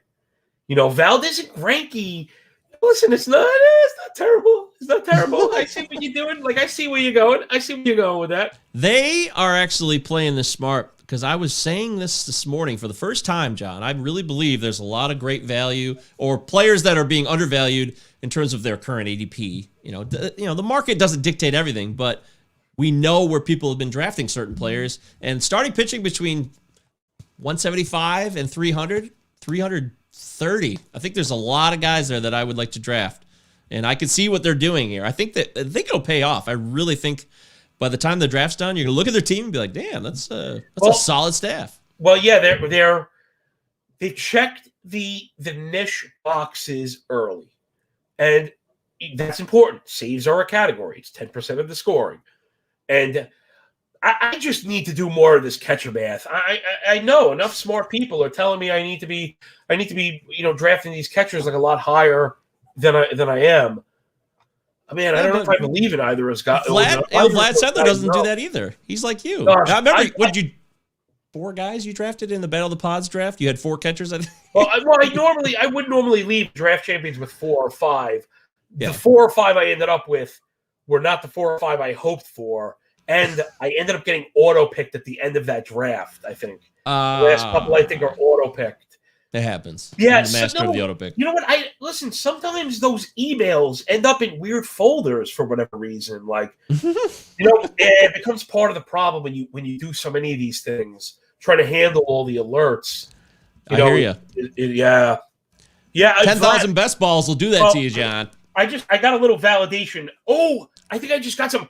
I got a little Vladidation because RotoGut is up in the chat room and said, "Don't draft C's early."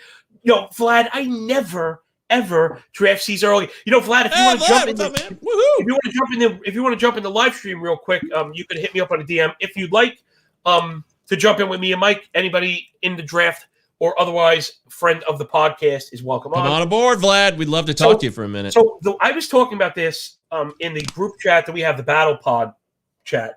And listen, I'm not trying to sound arrogant. I don't pretend to punt catching and then get C1. But I usually find the C15 that's going to finish as C9 or C10. Like, that's a realistic kind of goal that happens a lot of the time. And more specifically, in leagues where you are able to add, then I definitely punt catchers. Because last year I had like Pedro Severino, and I had Austin Romine, and like, guys that end up hitting and being fine, and I didn't pay anything for them. To me, there's too much talent on this board to be taking catchers. And again, I get the argument, and I'm not, it's funny, it's weird. Even now, what is the breaking point though? Do you have it figured out, or is it still unclear? What's what? Well, I adjust, and I adjust according to the battlefield. Now, in just the last couple weeks, I've had to draft catchers, but it's still not C5. Like, I'm not doing that because I'm looking at the board and I see, listen, if I need batting average, I want Michael Brantley. I don't want a catcher. And if I want a little bit of everything, I'd probably rather have Kyle Lewis than either of those guys. Whoa. And if I needed pitching, I'd probably rather have Tyler Mahle than a catcher.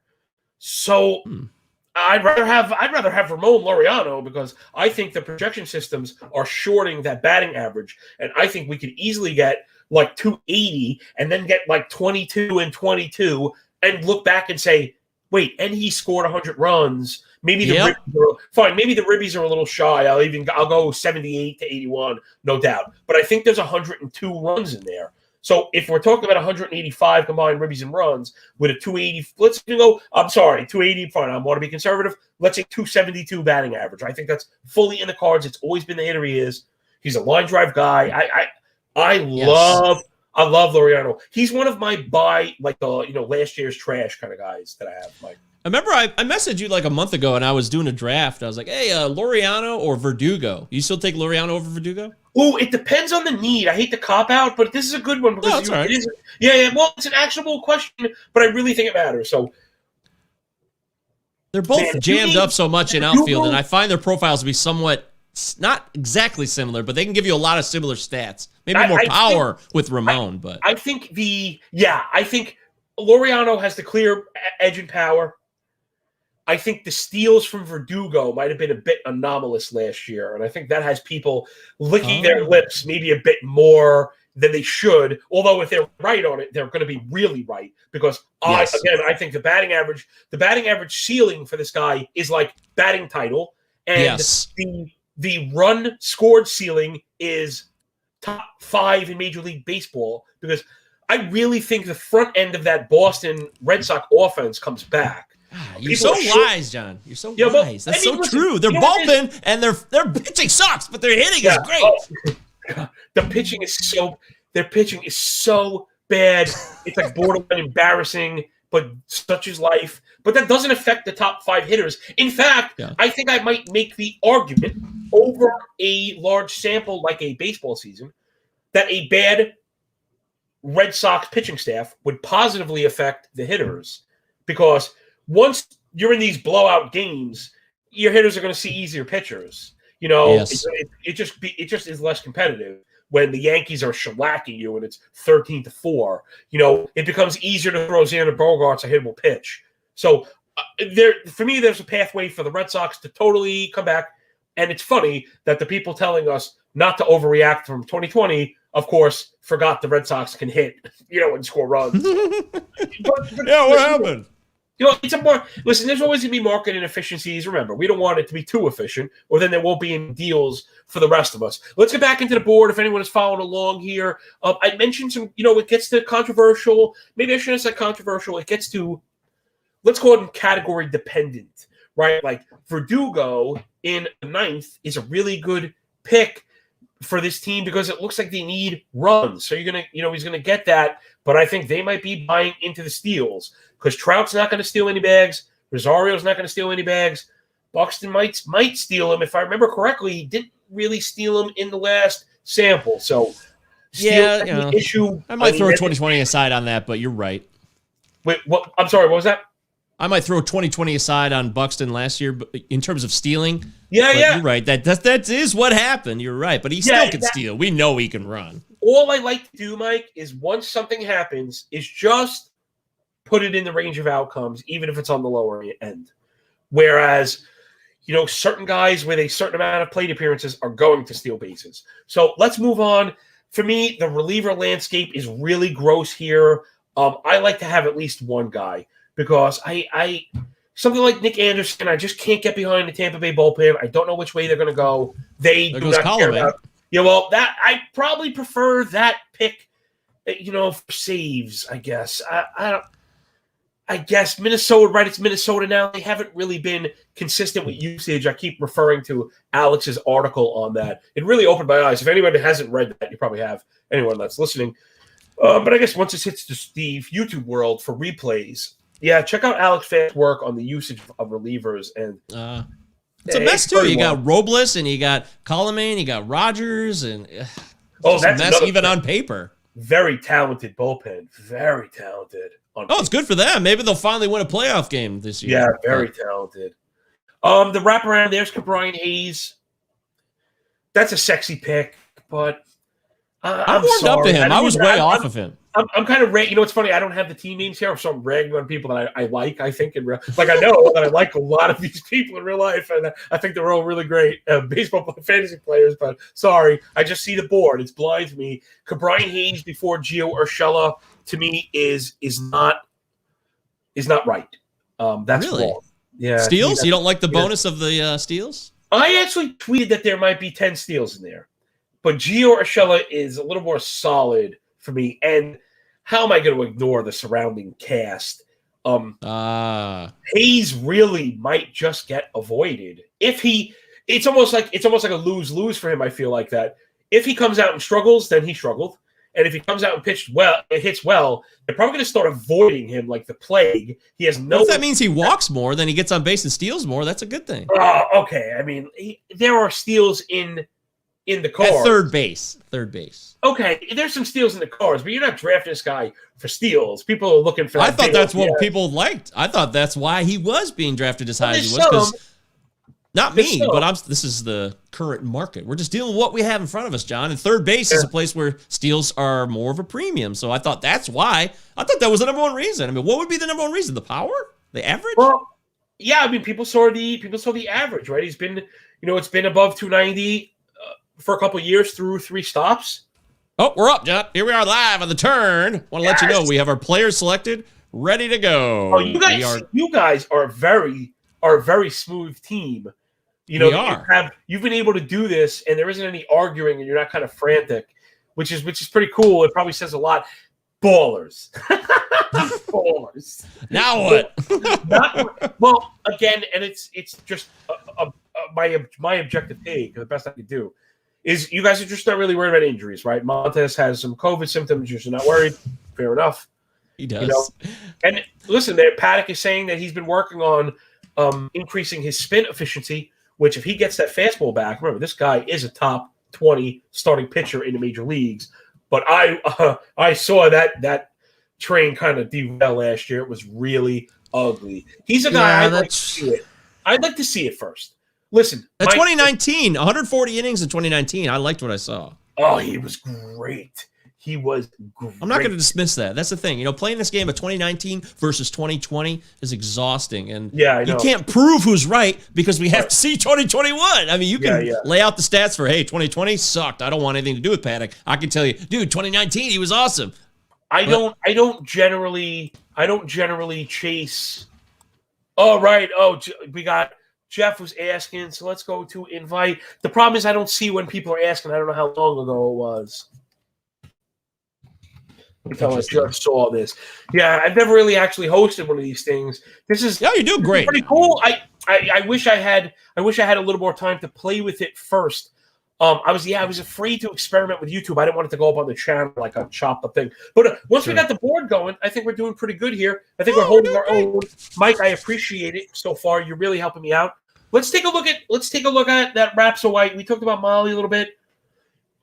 Justin has Solak at the turn. I'm one of those guys. I love just Solak. wrote, yeah, well, I just recently wrote about second base, and to me, it's kind of a wasteland.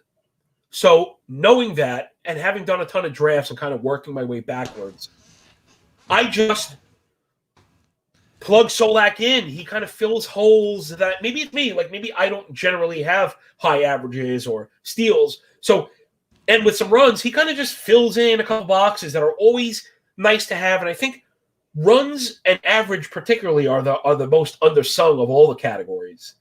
And to get that, especially at a position that I don't really like a lot else.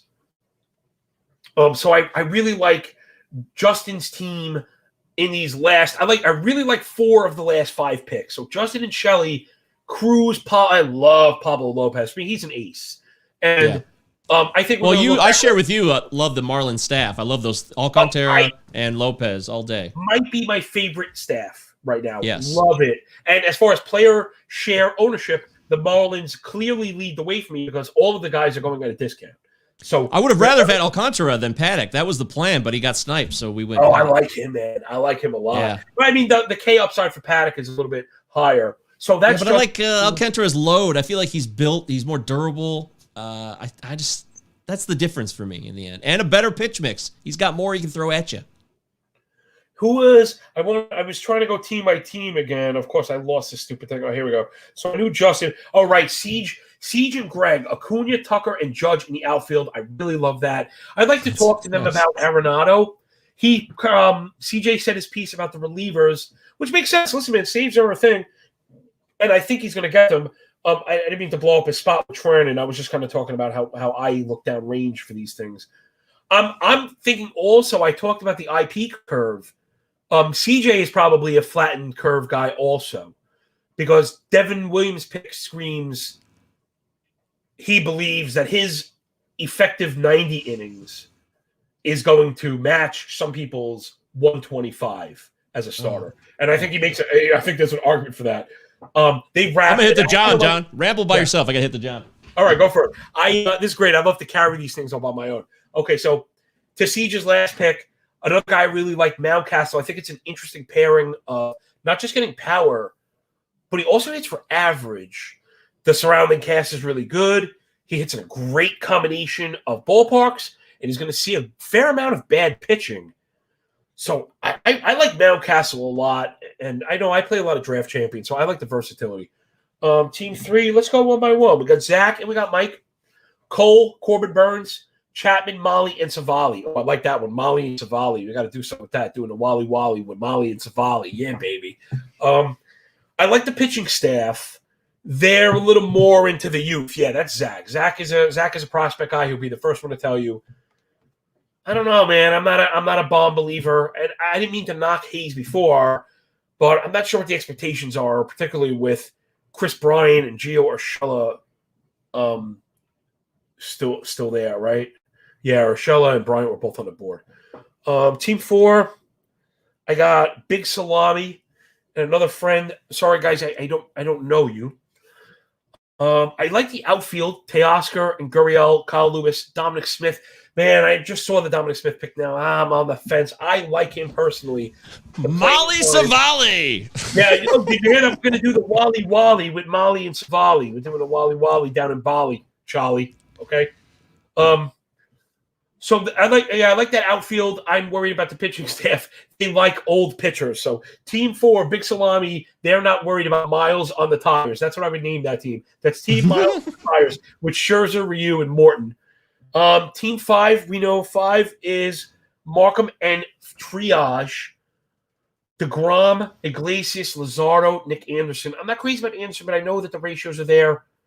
Lazardo worries me. I'm not sure about the IP ceiling. I've never been a fan of Myers. I like Dylan Carlson, the way he finished maybe in particular. Hoskins, I think we get a bounce back. Albies. I like this team a lot. So I do like Team 5.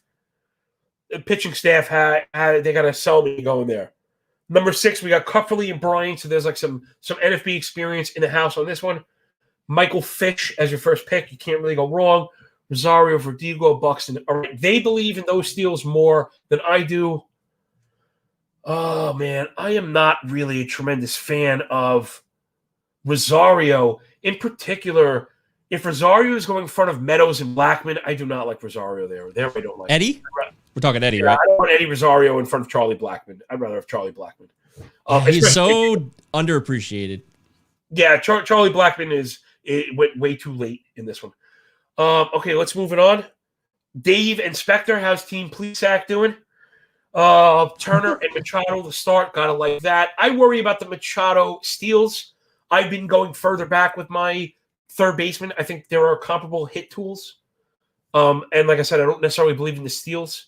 But Machado is a beast, and I think there's MVP vote upside there as well. Maeda, Plesac, Hendricks, Wheeler, and Gaussman. So I called this earlier on that they were going to be a pointed IP curve. So Dave is functioning from the standpoint that only certain pitchers are horses. And he's going with high volume, good ratios, and his theory is that the volume will get him those strikeouts. So, yeah, Hendricks' K per 9 is low, but if he goes 18% more innings than your next first guy, then you probably had the same innings. That's why I wanted him. I should say. I love him this year. I love Hendricks more than I've ever loved him. That seems to be where he's at. I'd like to talk to him about wins. I wonder if that was just accidental. I mean, Minnesota, Cleveland, the Cubs, and the Phillies probably win some games under those guys. Then they closed out with Urquidy. Their outfield is – I'm going to be really interested to see Dave's outfield because Brantley and Santander is a little like – I would just say like unimpressive. It's a bit flat. There's no power. And in general, I mean, they're relying on Machado to hit a lot of home runs on this team. They're relying on a lot of home runs. Maybe he's got empty power waiting for us. I don't doubt Dave at all. I think they're counting on that later on. That power is just going to be there. They'll fill it up. I'm sure he is. We've got Team 8, Rob and Matt, who I don't know. But these are a lot of players that I really like. And I hate to be like, well, Mike Curlin is in the building. What's up? Hey, Mikey K. What's up, buddy? Where me and Mike have been jabbering. You have the floor. It's all you. I'm just going to pop in and say this is not a Mike Curlin team. I don't. It's not. It's just not the way I've built teams, and I'm kind of concerned with certain things. Did you hear us talk about it just now, Mike? No. Why? Okay. Well, I want no. Give up. This even better. Tell us your take on your team, please. So I liked me and Zach have talked about starting this way for a while now, and we like the idea because believe it or not, especially in these formats, shortstop just falls off the board. Like elite shortstop is there, and then look, you're seeing people having to reach on. Like you're having people starting with Didi and Paul DeJong, and not that it's bad, but I don't like those guys as my starting shortstop. I mentioned that as a critical point in the draft, did I not, Mr. Govier?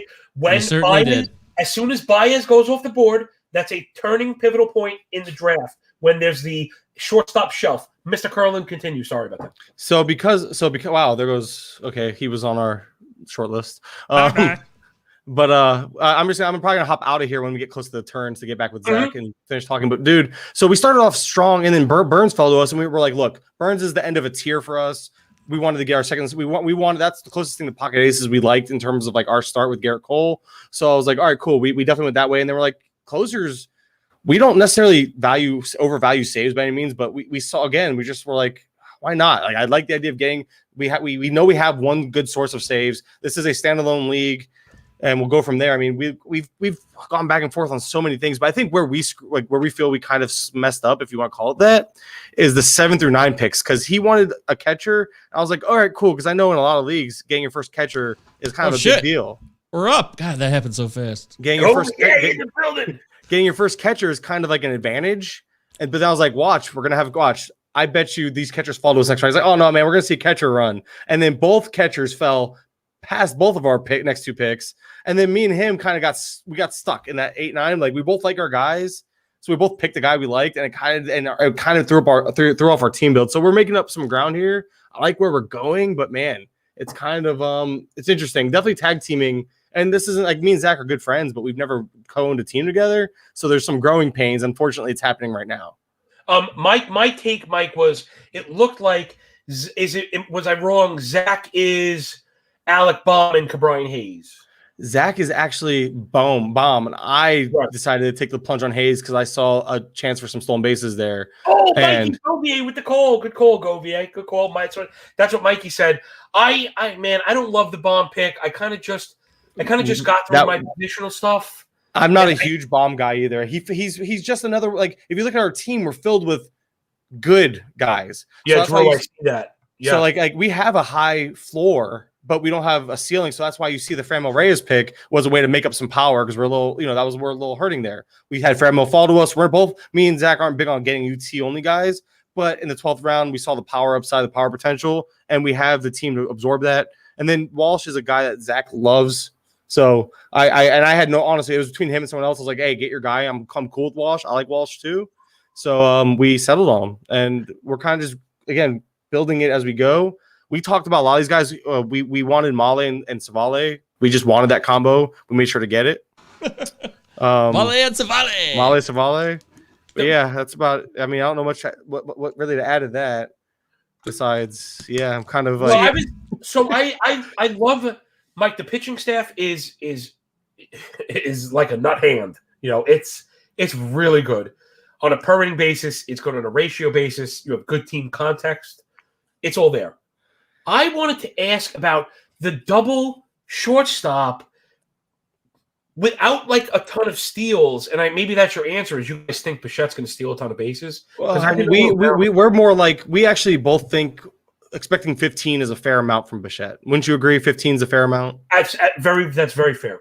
That's what that's kind of where that is where we put our estimation at. What about Seager? Seager, a handful. Marte, roughly 7 to 10. Brian Hayes about 10, 7 to 10 there. So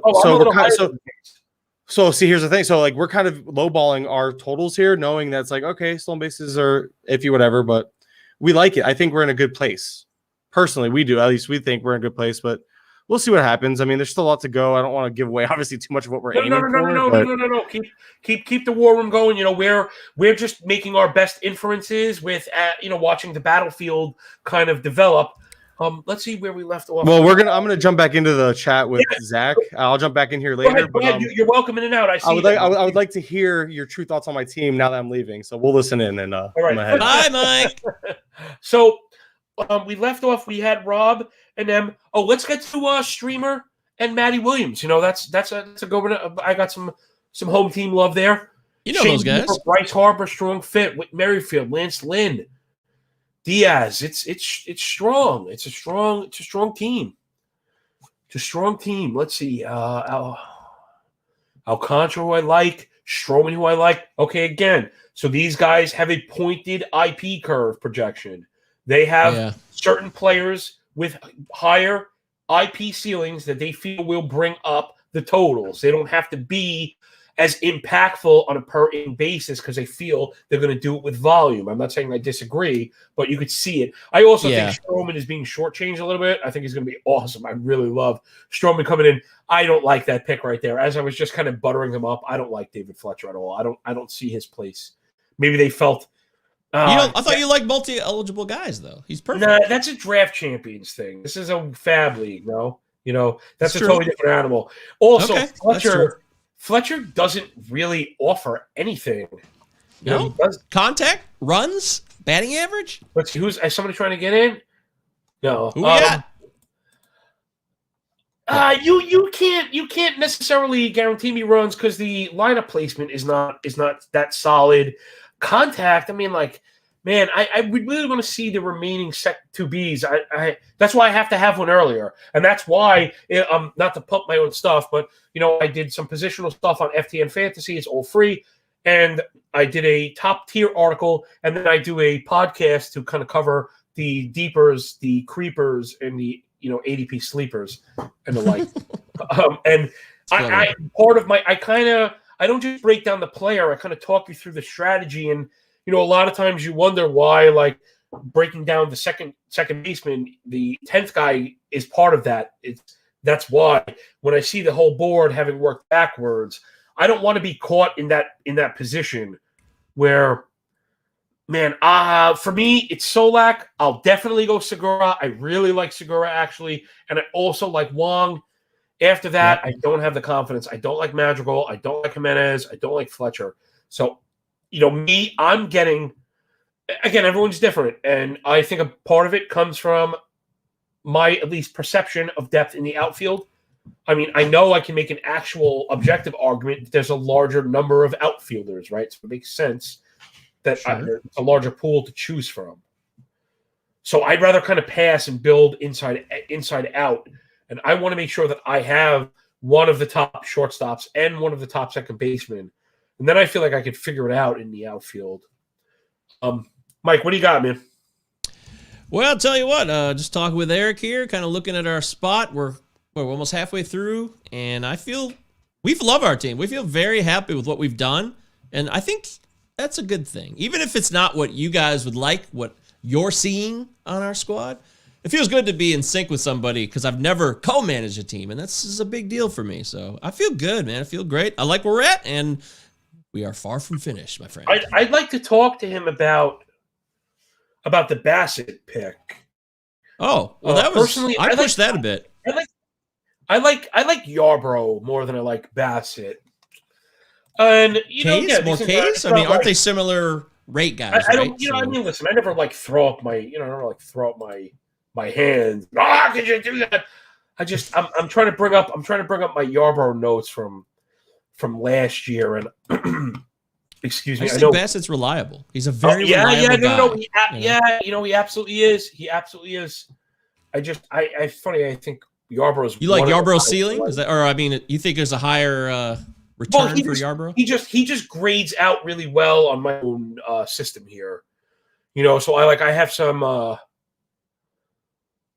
So like he's off the page in first strike and chase rate. So Okay. those two things are tremendous. Like I said, I like elevation basket, and he keeps it out of the air. And when he does allow it in the air, Yarbrough we're talking about, all the EVs are very low. So his EV on fly ball line drives was 91, which is excellent, which is where you want to be. When players are able to lift, do they actually do any damage? And against him, they don't. So I just happen to like Yarbrough in that spot. Again, I don't have the draft list, so it's kind of hard. I'm kind of going by what I see. I actually have Smiley in a few places where I wanted. Man, you're one of those guys. You're like Paul Amino. I love Paul. Paul, I love you. Shout out. Yeah, if you need strikeouts, me and him actually talk specifically about Smiley, and man, Smiley was really good last year. Obviously, people are going to rely, Mike, we were talking about it, right? People are relying on the innings and the sample set, and it's like, listen, I don't know the answer to that. Like you just said before, No. I don't know the answer. There isn't one. What I do know is for a 21 inning sample, he was incredibly good. He was just incredible. So yes, you kind of take that. I can't argue that. I can't argue it. And that's what I mean. I try and Mike, you see me, and I'm very much like a lawyer in my approach here. The reason I don't lose a lot of arguments is I just don't put myself in the position to lose any arguments. It's up to you. Yes. It's up to you to make those assertions. I'm understanding generally of where I stand. So like when we bring up this, not stealing bases, it happened. So I'm not saying it won't happen, but I'm saying it has not happened. We've had segments of time in the past elapse where it did not happen. So that's something, And that's a nice way to put it. Oh, there's a guy I like that really slid. Oh, I love that pick. I love that Garrett pick. To me, he's a forgotten man. I think he's the closer. Yeah, Erica, he had him on our queue as taking him as a reliever, but I don't think we were going to take him yet. We were going to wait. So who knows? Relief pitching in this draft right now, I don't think anybody can predict where it's going to go now. We have no feel for when we can actually pounce on a guy or wait. Someone actually mentioned the Bassett discussion, and you know what? I'm not going to shortchange you, Mr. Christopher Bassett. I'm not going to do that to you. So let's look at Bassett. Last year, we gave you a full complement of innings. Let's play. Why does Eric Cross like Chris Bassett? And the answer is he gave you a full complement of starts. He had a 5 3/4 inning per start, which is very good. He is top 50 by Eno's ranks, top 60 by Derek Carty's ranks. Those guys are pretty smart. He had a 2.29 ERA. I worry a bit about the xFIP in the Sierra. The left on base percentage was through the roof. I worry a touch about that. As far as batting averages go, the expected were in line with very good, contact quality numbers. All that stuff's really good. Ks were a touch low. Here's where my difference is. Like I mentioned, first strike and chase rate, Bassett grades out very poorly in both of those. His swinging strike rate is right at 10%, which is also a bit low for me. I do like the elevation basket, and the barrel numbers are good. So I don't dislike Bassett, and I do understand where you're coming from with reliability. But, man, up against Yarbs, I just like Yarbs. Yeah, you're part of the Yarb Bros, as they were saying last night on the best ball draft. That's fine. The Yarb Bros. Yeah, you fellow and Chris, baseball pods. Yeah. See, now we're starting to cook. We're at the point in drafts where people are grabbing guys, and I'm going, oh yeah, that's a hit right there. So I love Team 12. So Team 12, we're talking about Johnny Fish. I know John might actually catch up on this. Fish with the Ramiel Tapia pick, which I absolutely nice love. Call. Great pick. Yeah, I would have loved it. Oh, here we go. All right, we're on the clock live, and we know exactly what we want to take. We had it all planned out. I wonder if Eric is crossed, huh? I wonder if he's crossed. I wonder if he's crossed. Again, for like the fourth time in this draft, we knew exactly what two guys we wanted. There's no better feeling. I think and they're there. Mike, was he scorned that Eliezer went? I thought Eric liked him. He hasn't mentioned him, so I guess not. It was not mentioned. Okay. I would tell you the truth if he mentioned him in the chat, and that name has not been mentioned so far. Okay, what I see Hampson right there? Yeah, we're going Hampson and Ohtani. Okay. Again, we're shooting for the moon, man. I'm telling you, like you said. YOLO. YOLO. This is hard. This is getting even more YOLO. I completely agree. But I'm also the guy who drafted Hampson in our Battle of the Pods draft back with Zach Waxman because I like him and I believe that he's going to be a good player. He's got the opportunity. He can hit the ball pretty hard, and we know he can steal bases. But the only question is the strikeouts, and that's where people could ding me and be like, dude, the guy strikes out a lot. Very high K percentage. How do you see Ohtani's season playing out? I might be getting into a fantasy here because I love him as a hitter so much that I'm being blinded by the pitching, and it could prevent him from being the hitter that I want him to truly be. A truly top 5 MVP candidate hitter is what he is. With steals, he's got an elite sprint speed, 6'4", 225. It's amazing. Ooh. He can do everything. So the pitching thing is a big mystery. It's a big, what the hell's going to happen? I don't have a good answer on that. But the hitter, I love the hitter. Yeah, I think, man, his career, he's been really good. He could be a 30-30 guy. I'm not kidding. Yeah, I mean, he's been really good. For people just catching on, right, if you haven't looked at Ohtani's career numbers, like I hadn't until just now, he's just short of 1,000. Well, Mike, it's because of all those other factors that, not to say he becomes forgettable, but again, another repeat theory, I'm too conservative for him. He's too wild for me, man. He's rolling with Johnny Depp and the Crybaby Crew, and I'm singing with the Doo-Wop gang. You know what I mean? Like we're just we're rolling we're rolling on different sides. He's hanging with Hatchet Face, and I'm hanging over here singing Mr. Sandman, and we're just on different wavelengths. It's too. There's a good pick. Evaldi, I don't know what I'm gonna get. Yeah. Let's get back to the draft that people are actually here for. So, Amir Garrett, which I said I loved. Joey Gallo, man, I liked him for so long, but nope. I don't want to. I was about to blame Toby, but it's not a blame Toby bat flip crazy moment. It's a thank you. It's really thanking Toby. He enlightened me. He opened my eyes to the importance of batting average and even just what a single sinkhole can do. To have one player whose worst outcome can hurt you that badly is not good. And it's much worse than a guy just not hitting home runs. Like he's actively hurting your team. You could kind of make lateral moves with zeros, but it's very hard to recover. I don't see the appeal of Gallo anymore. I used to love Gallo, man. It's that dude, the batted ball metrics are there, and he's young, he's Italian. I mean, come on, how do you?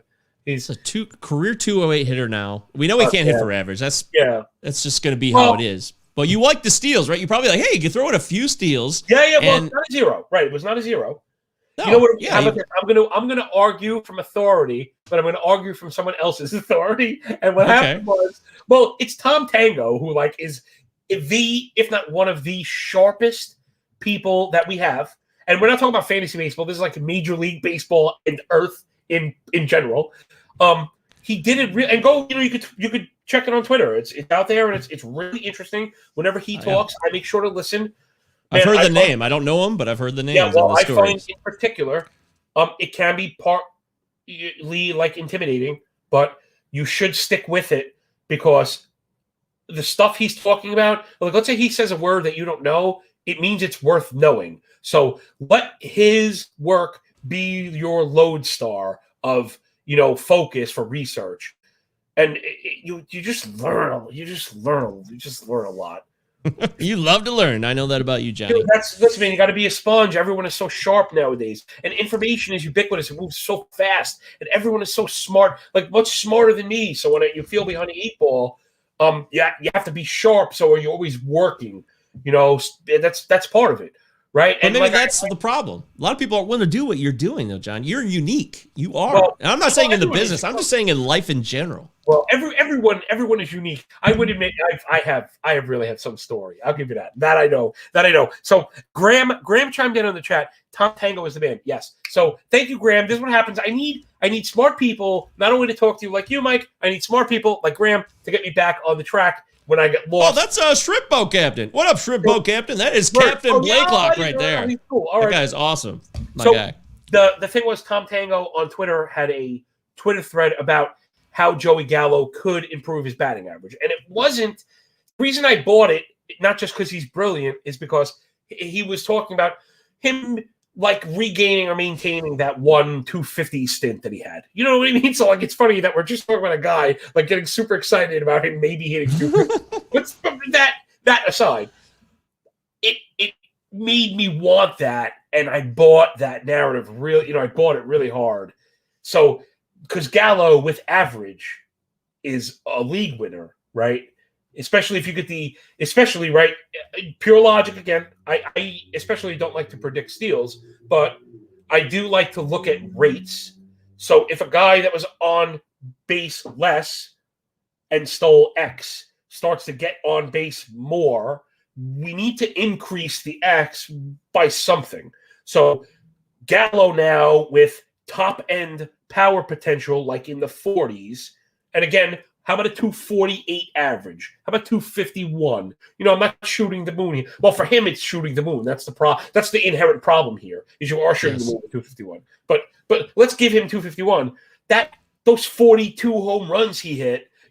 Probably the Rangers are not very good, but it's got to be at least 98 ribbies. You know what I'm saying? I like to play low. I really like to shoot low. So, I could say that's 117. I wouldn't go there, but it's got to be a 98, got to be 103. Come on, talk to me, Goose. You know what I mean? We got to meet me in the middle. We got to be realistic. So you could see the appeal to Gallo, but man, we need a better contact profile. It's just, Joey, I love you, man. And if you do it, I'll apologize. I'll send you some fresh stuff from 18th Avenue, man. I promise, but I just can't invest in him anymore. I want to play for overalls. I'm playing with smart people like Toby and Vlad and other people like that, and Dave and these people. And you can't absorb a 198 batting average. We just can't do that. That's a death knell for a lot of fantasy teams. And unfortunately, that's just part. I didn't even know. I just looked. He hit 181. I didn't even know. I didn't know that. And you still got 10-2 from this guy. It's unbelievable. He's on base right. The one outlier, he was a beast, but you just didn't get the plate appearances. It was only 300 plate appearances in 2019. But look at that pace. He had 22 homers. And so this is the season I was talking about. I didn't really realize just how it played out when you extrapolate, because Gallo, it's not like that. You're either down with him or you're not. He was right at 300, so you could almost multiply everything by 2. He had 54 and 59. I mean, you're talking about Mikey. You're talking about a league. He's a league winner. So it's like, what's the thing with Gallo is, gosh, if he could just give us 248, this guy is going to win you your league because he's hitting 45, he's stealing 9 bases, and But he can't even do that. Oh God, but he can't do that. It's like, sure, I would Sure, love play Gallo, Miguel Cabrera to right? hit 300 again, but he's not going to do that. So. Gosh, I loved him. I was the defender. All right, let's get back to the board a little bit more kind of played out. I was talking about loving Ramiel Tapia because you're going to get a leadoff bat. I think he's going to play almost every day.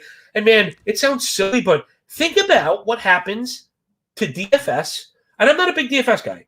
To me, I'd rather bet. But that's another story for another day. I'd like to hear more about that, though. Think about what happens to DFS when there are games in cores and what happens to the price of players that lead off in cores. Okay, so just think about it.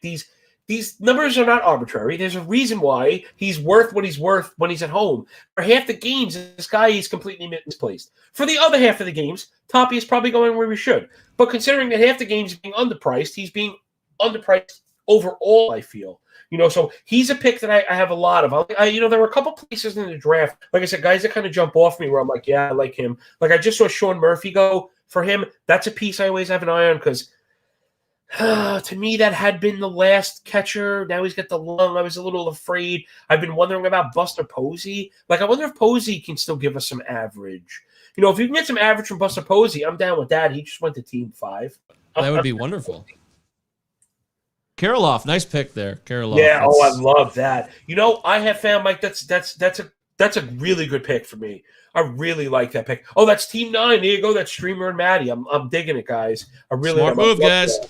Yeah, that was a great pick, man. They made a place just for him this year. It's his time. Yeah, they're also weird that are a few rookies with some shine that are kind of going late. Kirilloff going behind Max Kepler. He's going, 3 rounds later than Max Kepler. Yeah, has Vaughn gone yet? Did Kirilloff go before Vaughn? Because Vaughn seems to be the guy that people love to talk about, but Kirilloff's probably the better play because he's going to have more playing time. I don't think Vaughn went. I think he's about to. Because you probably. Oh yeah. What am I talking about? We're in the 200 still. Yeah, he usually goes 300 or later. Generally in the drafts I've been doing. Well, yeah, I guess it really depends. Depends who you talk to. Depends on the format. I mean, of course. But to what I was saying is, Kirilloff with the everyday spot, I think is criminally undervalued. Again, the surrounding cast is fantastic. He's going to face a lot of bad pitching. Also, they're going to be really good. I think they're going to score runs. It's kind of what they did. They hit a lot of home runs. Let me tell you something. That team, it's this is something Matt Williams was talking about, right? He's very smart, and that's you've seen it here, I think, play out. As an organization, they've consciously worked on lifting the ball, and you're seeing that with the Twins. Like, they're hitting home runs. Yes. I think Kirilloff's going to be really good, and I think he's going to be right in the middle of all of that. I think that's a nice play. Taylor, too. Taylor just went Team 11. I have a lot of Taylor also because there you're getting the eligibility late, and there's average there, too. Again, I'm really trying to only draft guys that I think are above average in average. I'm trying to only have guys that I could put above 263, above 266, or something like that. And of course, with upside higher, you're not shooting for 265. Oh, Canha. Damn it. I would have loved to have Canha and Polanco. Those are good picks. Kana is a good pick, yeah, because you get a good mix of power and speed. Another A's in general, Mike, I think are undervalued, just altogether. We're on the clock here, so yeah, you're probably right about that. I would agree. Yeah. We're on the clock. Me and Eric Cross here live. You are the coolest. You're the guys that are the coolest cucumbers. I got to admit, I don't think there's another team that could have, that could be live streaming and be, not. Well, the proof's of the pudding because there literally is nobody else here except me. So yeah, we're gonna go Taylor Rogers. We like even he's in the mix in Minnesota. Who knows who's gonna get the saves there? So it's worth a dart throw. Well, I think he fits the. Again, the flattening of the curve, it just fits that. If you think he's going to get a really impactful 80 to 88 innings, let's say, and they're going to be amazing, and he's going to get wins, and he's going to get some saves, and we don't know how the season is going to play out. There is a pathway where he's the closer. It's sure it doesn't look that way, but nobody knows for certain. He's good enough. Yeah, we're debating this second pick on 2 guys. Well, there you go. Just breathe deep. Just All right, I'm going to go Looks- through this last. Looks like we're going with a hometown pick here. We're going to go with Victor Reyes of my Tigers. There you go. Okay. He checks a lot of boxes. You know, again, the bad team bias is real, and he gets his opportunities just the way anyone else does. As much as people like to downplay the Tigers, they have guys that score 100 runs. Also, it's just part of it's just like part of baseball when you lead off. It's a mess, though. I'm actually less on Reyes. Eric kind of talked me into Reyes this time because I drafted Reyes in our Battle of the Pods draft again at like 198, I think. I was really excited about him. But now with all the signings and where they are with, you got Grossman out there and you got Jacoby Jones still and Krista Stewart and all these guys hanging around. It's a real mess. I don't know what to make of it, so I'm less excited about Reyes. But, I'm a good teammate, so there we go. Well, that's there really is something to that, and I don't play with partners, for a reason. Whatever. I'll like whatever. Yeah, I've never done this. It's crazy. Yeah, well, people do it a lot, and they do it with success. So again, there's another one. I'm not trying to demean or denounce how anyone else goes about their business, particularly when they're successful. That's kind of dumb. It's dumb, but people do it anyway. Like make fun of how losers make fun of winners' process. Which is stupid. Because if you lose, you'd be auditing. But anyway, I just do it differently. You know what I mean? It's just different. That's the way you should be, You can't just go again with everybody. You can't go with the entire mainstream. You're never going to do anything that stands out and could be recognized with a legacy. You just won't. I don't see it. I don't know. I got to bust out one of my better teams and show. I'm not the type to really post these things. I feel like no one cares who wants to see them. These, like the draft we're seeing here, I think I immediately kind of jumped on the opportunity to stream it. I thought this draft might get a lot of looks. People kind of looking back, this might have a little staying power as we get towards draft season. People might really look at this coming back. We covered a lot of the toss-ups and the big picks and different approaches that people have taken. Now you're getting to where it's it starts getting a little hairy. I start feeling weird at this point because I think at this point the decisions become more stark, like the difference. So I really disagree with people, and I don't want to say anyone's doing it wrong, But there are picks that I don't see fitting. But people look at things from a different lens. Well, this is crunch time, isn't it? I mean, this is it. Here, we're starting to. You'll separate the winners from the losers in this league, most likely around maybe even a couple rounds ago. But this middle later part is where people make the right picks that can win them this championship. Yeah, I like Streamer and Matt. I'm kind of going through it now. I really like Justin and Shelly's start. I mean, that start is hot to death. And again, I know I kind of didn't like Hand, which I still don't, but they have a lot of players that I like. I like a lot of Justin's team, but they did go the Snow route, and there's that batting average sinkhole potentially, and I'm just avoiding that. People that it's weird. I'm seeing average. I'm making sure to stress it. As much as possible. And I think it is a new filter that, it leads to other things too, of course. On base is always a good thing. I went down the Snow road and I love the red StatCast. I get it, man. The guy, the baseball feels terrible when it gets hit by him. When it gets hit by him. Unfortunately, that doesn't happen enough for me, to go after him anymore. I've become I feel like it's like an old age thing, maybe even more than batting average. I'm into in zone contact, Why? I want guys to put the bat on the ball when it's in the zone, and because now if you start there, so when Z contact, so if you why is that the advantage over batting average? Just because it gives you more detail and separates players on another level? I think average opens you up to the vulnerabilities of defense and shifts and things like that. Okay. When you look at how the ball was hit, you want that. You'll take it every time. And if it's going to get hit into the defense sometimes, then you don't care because the potential outcomes on balls hit like that are very good. So you take that all day. Interesting.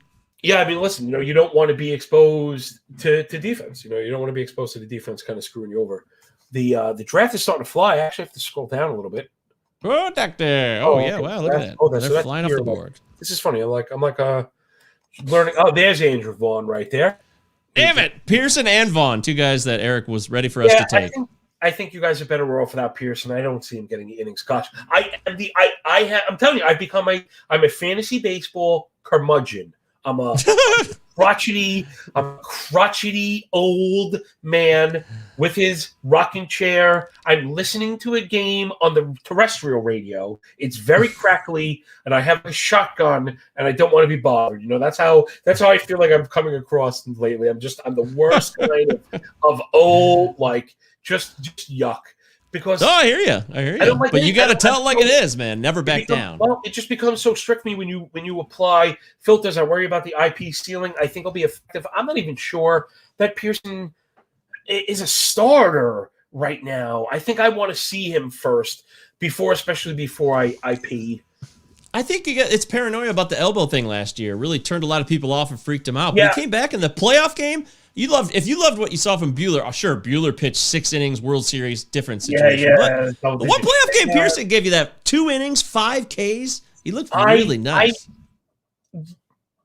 You don't get the nickname Tully because you were too measured. You know, there couldn't be a smaller sample size, by the way, John. There couldn't be a smaller sample size than 2 innings. Again, I'm always so careful to be like, this is bad. No, it's just not my path. It's not bad at all because he's got the potential, but there were holes in the game, and if there's could be a potential problem with playing time and the like, then that's just not a path I'm going down. Like, to me, it's that you know what it is. This is trading style that I've brought into baseball, and I think I really at like a high stakes level. So I think I have to see how it plays out before I change. So okay. Yeah, I think that's the best way I could put it. I mean, I love it. I'd love to see how other people approach it. I just know that batting average sinkhole guys have crushed me. Let's see, guys that I like. A couple guys right there. I mean, I like Keller because I think the IP floor is there, and I think he's been impactful. I also think the Royals' offense is being shortchanged. I also think the Royals' bullpen is love being the Royals' shortchanged. offense. And I think, as I vocalize it, I think I'm going to be betting the Royals over win-loss when it comes out. Right? Write that down. It's 221, and I think that I'm over on the Royals' wins because the public hates them, and I think they're better than people think. I think Keller is good. Agreed. I don't know if I'm ready for Scooble yet. I always like Kim. I really like the ground ball guys. Those guys do it for me. Give me the ground ball guys, baby. That's what an old crotchety man would say, right? I need my old ground ball guys. Yeah, he struggled where? Let's see. I know there was stuff I liked. I mean, obviously the ERA was low, but the xFIP was 4 or 4.5. The Sierra had 5, so that's a bit high. And the expected stats are a touch higher all the way across the board. The Ks are low. See, he struggles now, Mike. I also like in-zone contact for pitchers, and that's where Kim really struggled. I would want to look into this a little closer. I didn't remember seeing this. He had a 94 in-zone contact. Like, that means you're not fooling anybody in the zone. Okay. It's one of the worst in the league among all starters. I mean, I actually have it here. I have to look. It's got to be near the top. I have all this stuff like on conditional format. And I just know, wow, he was worst in the major leagues. How about that? Hey, that's nothing to slouch at. Yeah, well, I just know from reading the board that when it's that color, he's near the top. I didn't realize it was number 1. But yeah, he's actually, worst. So, and then with the low swinging strike rate in the single digits, I forget. I mean, I just know, you see, I haven't really drafted him. I know I was betting him, but I must have been betting him just because he was coming in as an underdog for the first 5. I mean, that's what betting is a little bit different in fantasy. Is that why? Yeah, I'd be curious to find out why that would be the case. I'm gonna go back. I might go back on one of his start days and check my podcast. Which, if you're still listening, I'm going to be doing Cork Stats again every single day. And it's going to be awesome. I love it. It's like 100 miles an hour. It's like totally off the hook. I'm going to put a DFS spin on it.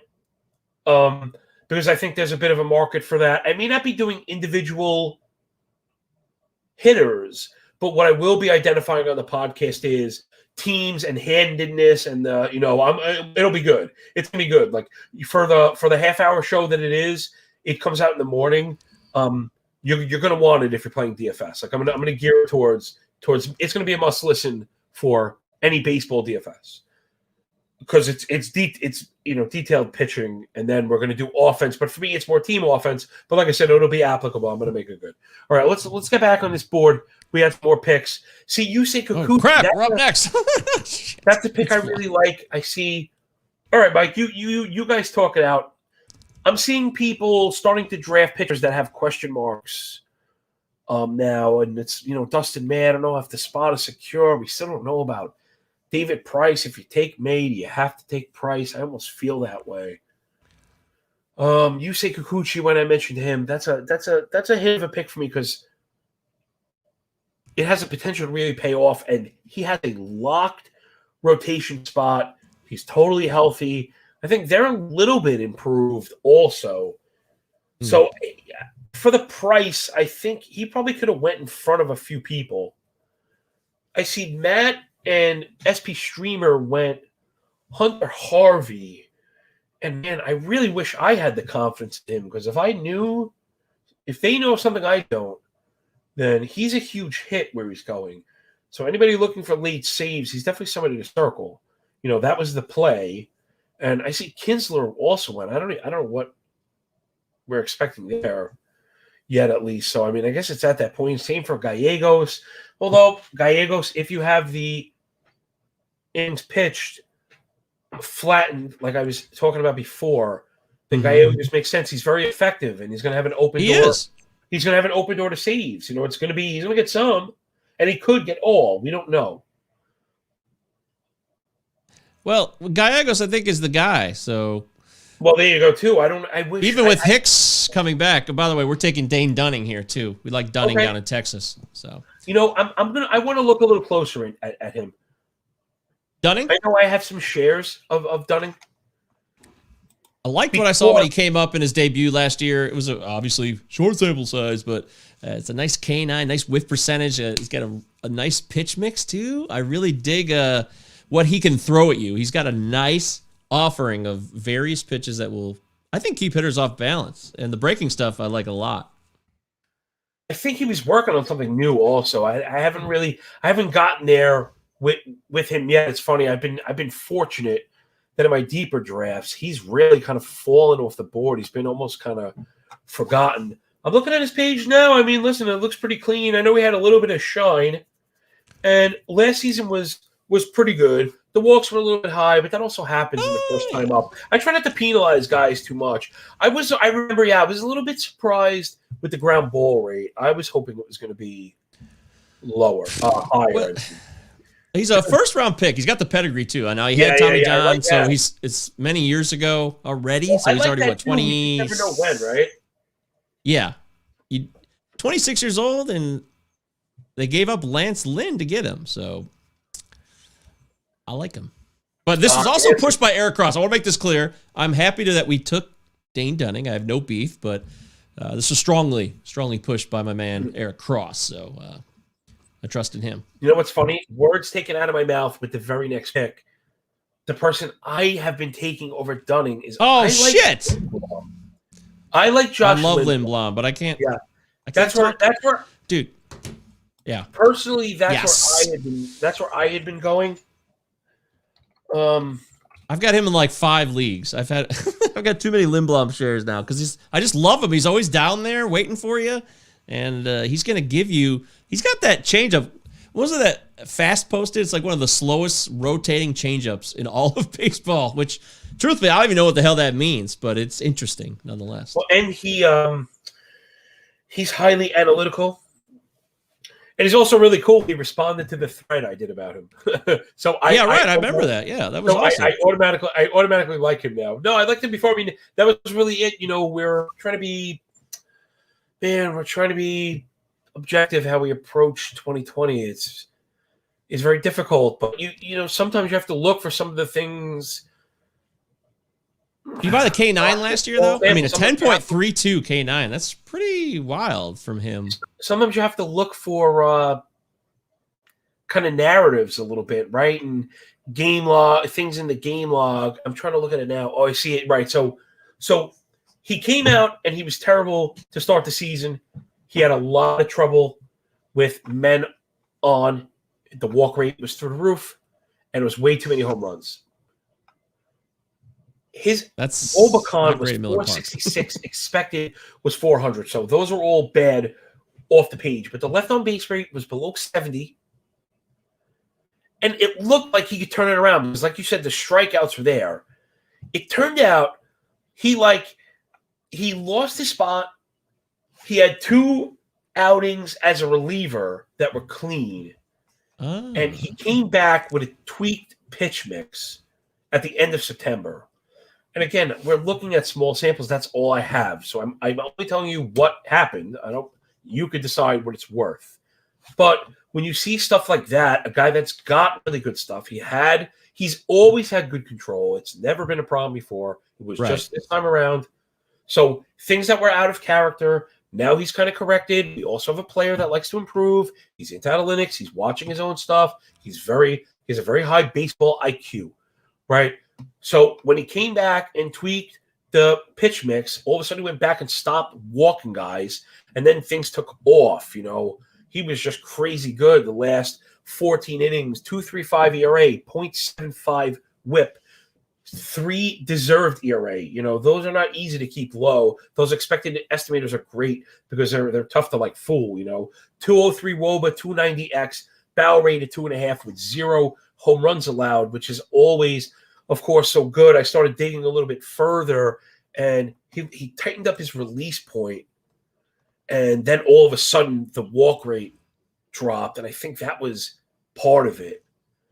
So, when you're this far back in the drafts, for me, that's enough that you're getting a picture painted of a guy that, could easily be going, 25 pitchers earlier. Damn. Yeah, CJ, I'm going to catch up with you right now because he's hanging and he's in the chat and he's right. Oh. So, let's see. Oh, shit. There goes Gallego. Damn it. He's got Gallegos is not the guy. Siege, I am with you. And I don't have any of the St. Louis bullpen. For me, it's a kind of a do not touch. Is it Hicks then, CJ? Is it Reyes? All your guess is as good as mine. I mean, listen, Jay does incredible work at Roster Resource, but he doesn't know, and nobody knows. It's not his fault. Is it John Gant? I mean, who the hell is it? No, that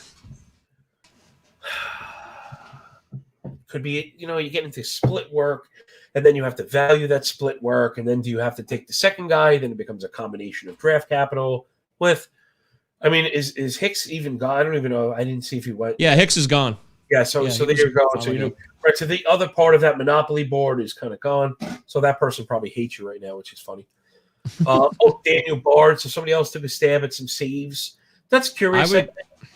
I worry about pitching in Colorado, of course. Of course you do, but Bard is a lovely tale, a fantastic story last year. The guy 7 years out of the league, comes back and is the closer. But there's another guy in that pen that's better than him, and I just don't like when guys come on the scene and have these whoa, look at me all of a sudden. That scares me. It gives me a lot of pause and slows me down. So I'd be passing on Bard, even though I love the story, and I'm all for it. It was a great run. Man, are we supposed to believe that Zach and Curland are team 3, right? Of course, right. Molly and Savali. They also have Keller and Keller. So that sounds like a law firm. They're Keller, Molly, Keller, Molly, and Savali. Oh God, that's amazing. Although, you know what? The 2 Kellers, I actually think I really like the 2 Kellers. If you combine them into one person, I think you get a really good combination. And I'm going to talk to the 2 guys. I wonder if that's what they think. That the 2 Kellers, Brad Keller being a little more reliable, a little more control, a little more innings, a little less Ks, opposed to Mitch Keller, who has a very high strikeout upside. But man, his bad is really bad. It's, Yeah, I don't know where we're at with him right now in his career. I'm lost. We know he's got the highly touted prospect as a dude who was going to have. He's got the stuff, but the command hasn't been there, and there's just been a lot of messes and injuries going on. All right, let's see who's up now. Oh, there we go. You know what? I wonder if I could get a pronunciation from you. You're pretty good with this, Govier, and I like to be, but I don't always know. Names can be hard. I know mine is, so I don't hold it against people. We were talking about rookies going at good prices, and I've been getting a ton of, is it Pache or is it Pash? I'm not a prospect guy, like I said. I call myself out. I haven't looked it up, but I've been saying Pash. Okay, I'm going to go with Pash too. I have been digging that. I love getting cheap shine.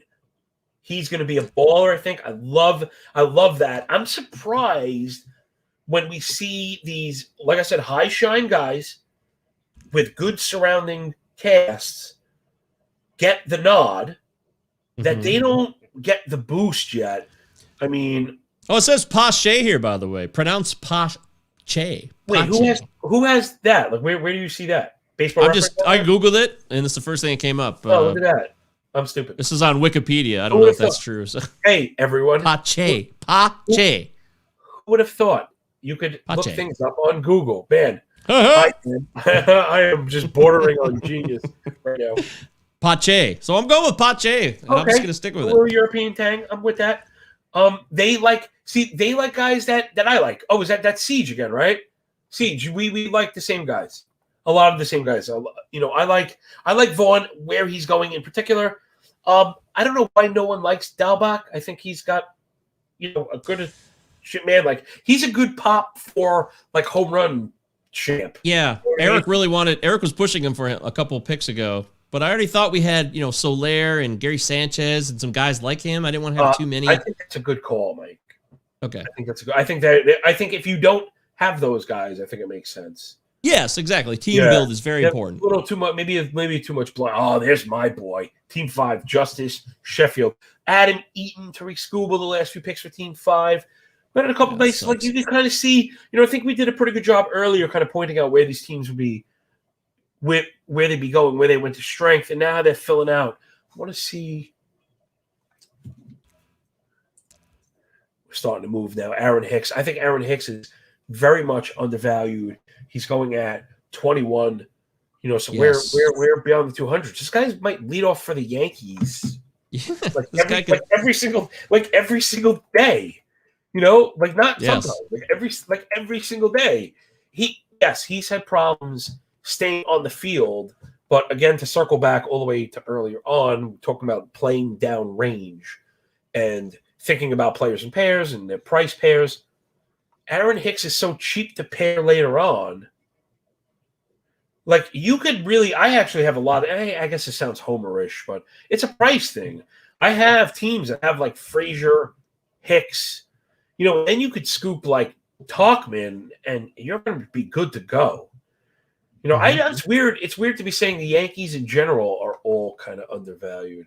People are worried about injuries, I think, and it's rightful. I understand, but the Yankees have to be the only team that has, like 3 guys that could legitimately win MVP, and none of them are going in the first couple rounds.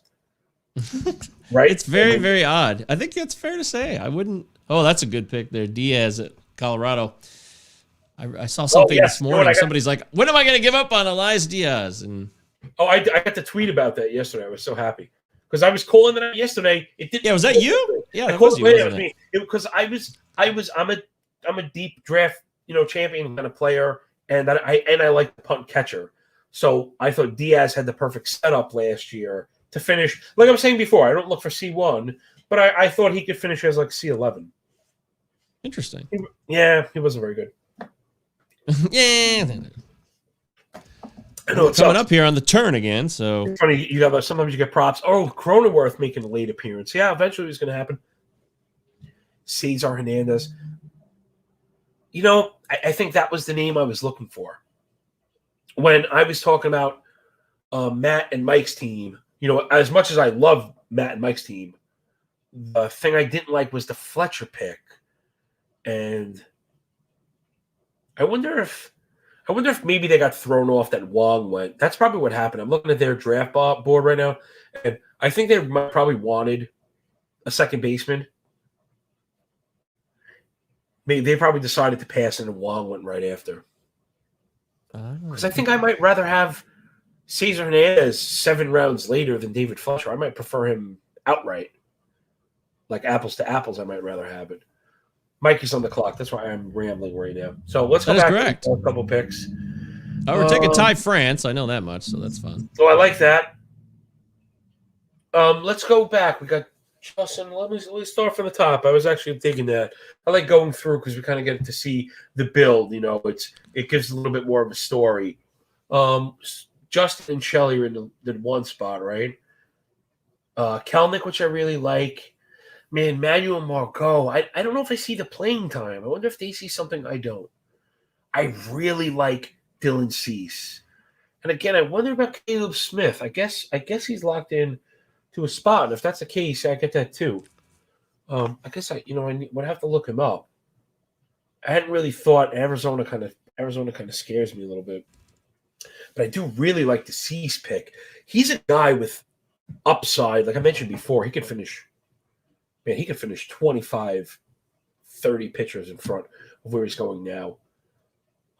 I mentioned the 2 Kellers, of course. I had to make a joke. But to Mitch Keller, I like that. I like that with the pair. Brad Keller, a couple of hitters. Went Dickerson, Jerkson, Profar. Get you eligibility. I get it. He's going to contribute a little bit everywhere.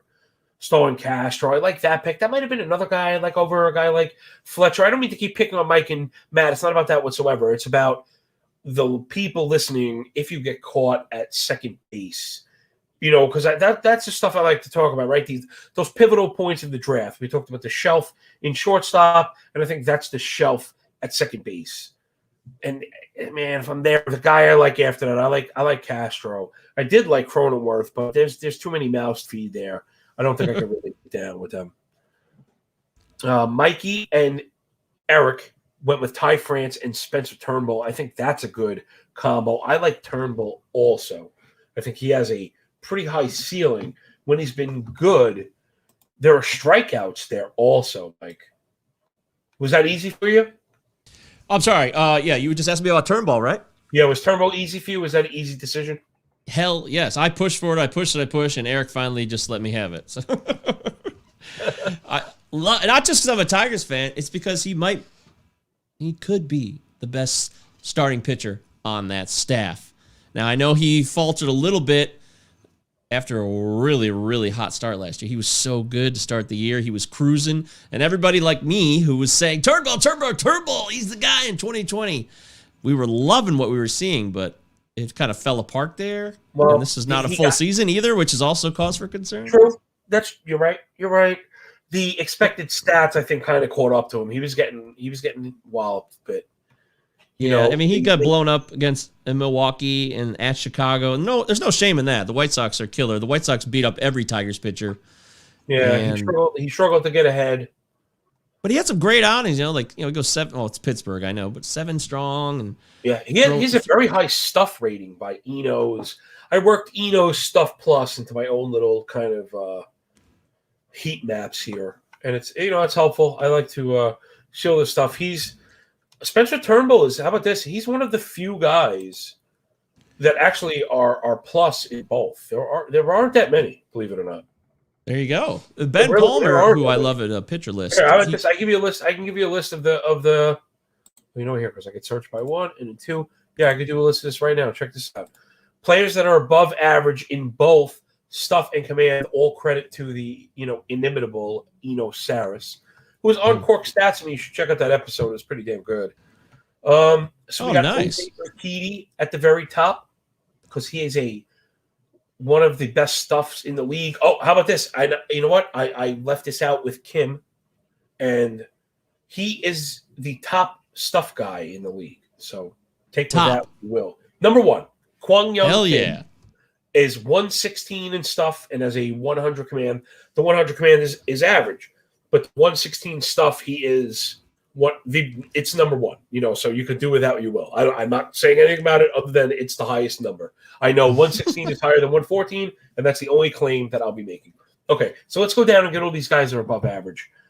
Jose Urquidy, we got Kenta Maeda, we have Dallas Keuchel, we have Julio Urias, we have Clayton Kershaw, Kyle Hendricks, Brandon Woodruff, Michael Pineda, Marco Gonzalez, Hyunjin Ryu, Zach Wheeler, Jacob deGrom, Adam Wainwright, Pablo Lopez, Shane Bieber, Spencer Turnbull.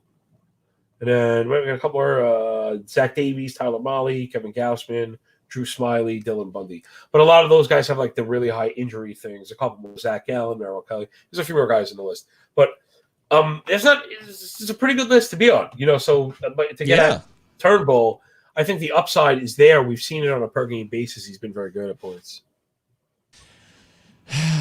Boyd is never going to be the guy. I wish he was. We've already had too many opportunities to see him develop. I mean, he's going to be 30 years old now. Is he finally going to put it all together? It seems, he could have one season where it does work out in his favor because it's baseball and lucky things can happen, but the home runs are devastating. And despite all the pitches he tries to come up with, he never throws the right ones when he should. He throws too much of the new things he's trying to work on last year, like the curveball, just got murdered. And then he tries to do a changeup with, he just needs to keep it simple. He might truly just kind of be a 2-pitch pitcher in the end because the other stuff doesn't seem to work that well. Listen, if you want a bright side, maybe he benefits from dead ball, Yeah. Maybe a little bit of some. He's definitely someone who could use some. He could use some home run suppression, right? If there's anybody that could do it, man. There's a couple of people I want to call them out. Sean, Thomas, Blott. Thank you so much. Really nice. You have just been. There's been really nice comments. People appreciating the stream, Mike. So that's for you too. I can't thank you enough, Mike. I can't thank you enough for hanging. I think. Man, I'm hoping. Let me put it that way. I'm hoping that there's at least a few people that will, see the two names together for such a long time and think, "Well, these are two people that might actually be able to entertain me for 3.5 hours."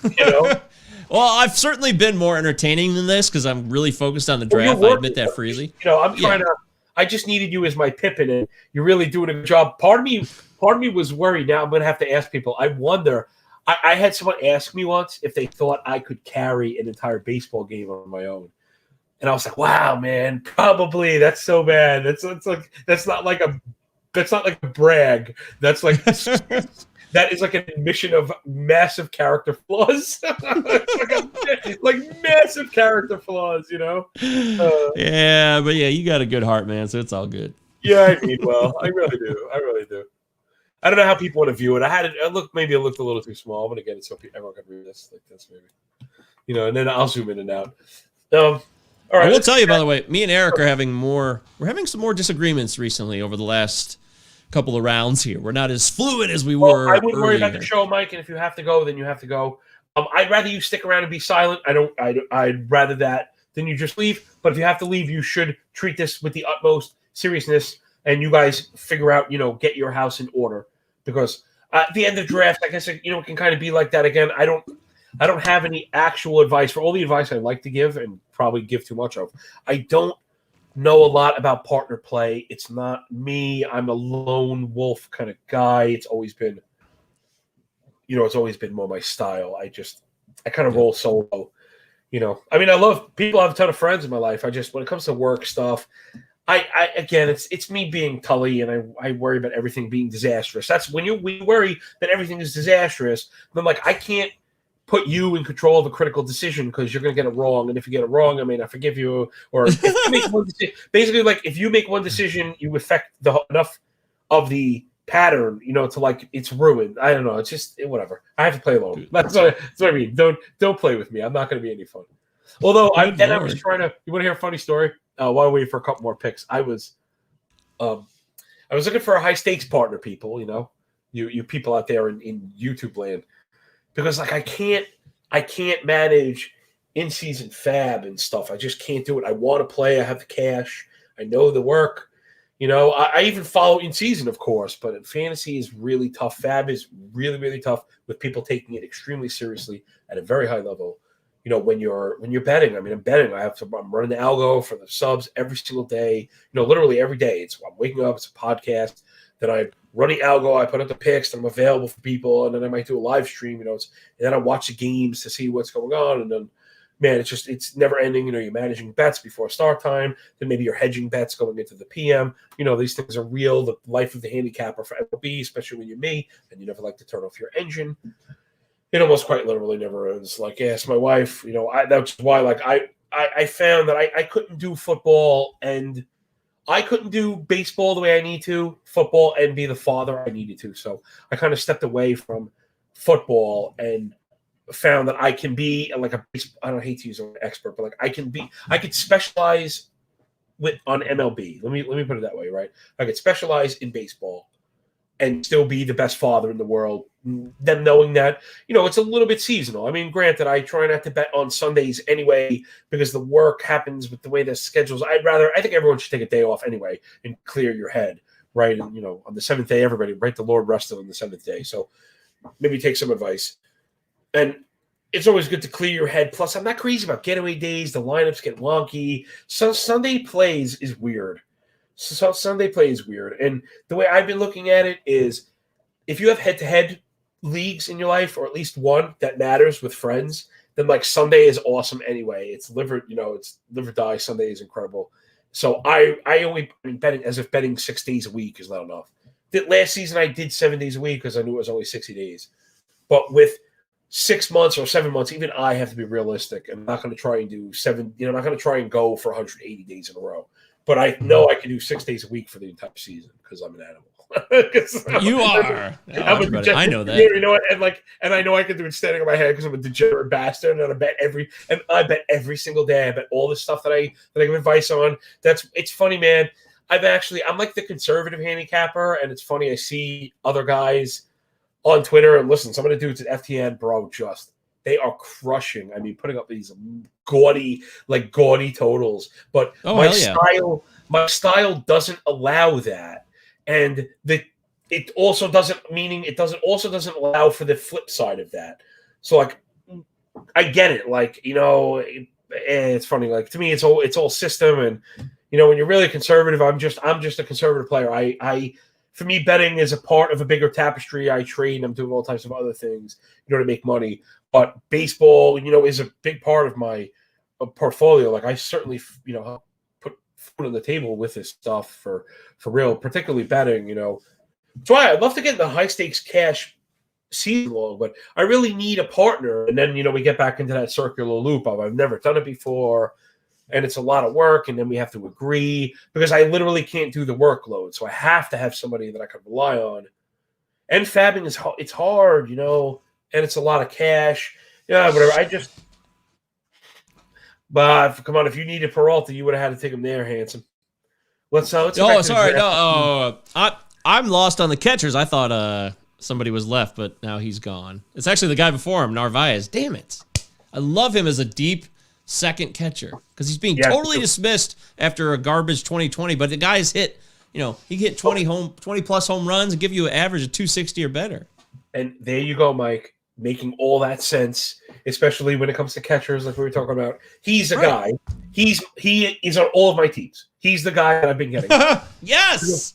I'll make sure that I go around earlier than this to make sure that I get him. Because now I'm reaching, with quotes, on a person at the 22nd round. And, this is to the, listen, the admitted experts. We're talking about, Jeff. Jeff hit me up and said he would come on afterwards. Gosh, Mike, I have a feeling, dude, I wonder if we stay on until this is over, if a bunch of people will jump on and talk about it. But man, I'm sure they will. I don't know if I have the stamina. I think I do, but I mean, I guess. Well, I know you do. The draft is starting to fly. I mean, that sounds like a pretty good carrot at the end of the rainbow. My wife is so awesome. I kind of told her. How many hours have you and I spent together on StreamYard today? Dude, like 7. Like 7. Like, I'm kidding. Like, not even kidding. Yeah. Like I might be. Jonathan VR goes, by the way, in the 24th round. Yeah, I don't think the path to playing time is there. I mean, it's possible. It's not. If anything, he's preventing other people from playing more consistently too. Let me get back at this draft board, and because I saw some picks that I really liked. Team 7 made a pick that I really liked. That is Dave and Spectre. with Nate Lowe and then J.A. Happ. I like both of those guys at the cost, apples to apples with guys going in front of them. I like both of them. I think with Lowe having the door open, the playing time, I think holding those small, it's not just small samples, like the overused term. It's that they're broken up and they're not even consistent and small. They're broken and small. So I think Big Nate is going to be freed, and I think you're going to see the best part of him. This guy had all the shine. Like, now that I talk about it, I should probably go buy the card. Like, right? It probably makes sense to go buy his Chrome rookie card, because it's probably going to triple by the time this season's over. You heard that first. Also, you're the card master. So. Well, I was talking to you earlier about this. I like the commodity aspect of cards. In particular, I like what PSA offers in the card market. It's a listed commodity that no one can argue. It has a worth. These things have resale value. They have high traffic. They stand out above the rest. And look, man, you hear a lot of stories about PSA in particular. You can send them a 10 from another company. They'll open it and give it a lower grade. So once like that started happening, PSA kind of separated themselves. So yeah, I love the commodity end of the card market, and I like how it's all COVID, isn't it? Too COVID made all this happen. Like, I think it's a part of it. We talked about it. We talked about it earlier. I think a part of it is the weakening of the dollar. Not to get too if we're not going to go down the economic road here, but yeah, that my answer would be I think it's more related to the dollar than COVID. But there's relation, but the relation to COVID is the printing of the dollar. You know what I mean? Like, the printing of the dollar happened because of COVID. So you wouldn't be wrong saying it's COVID.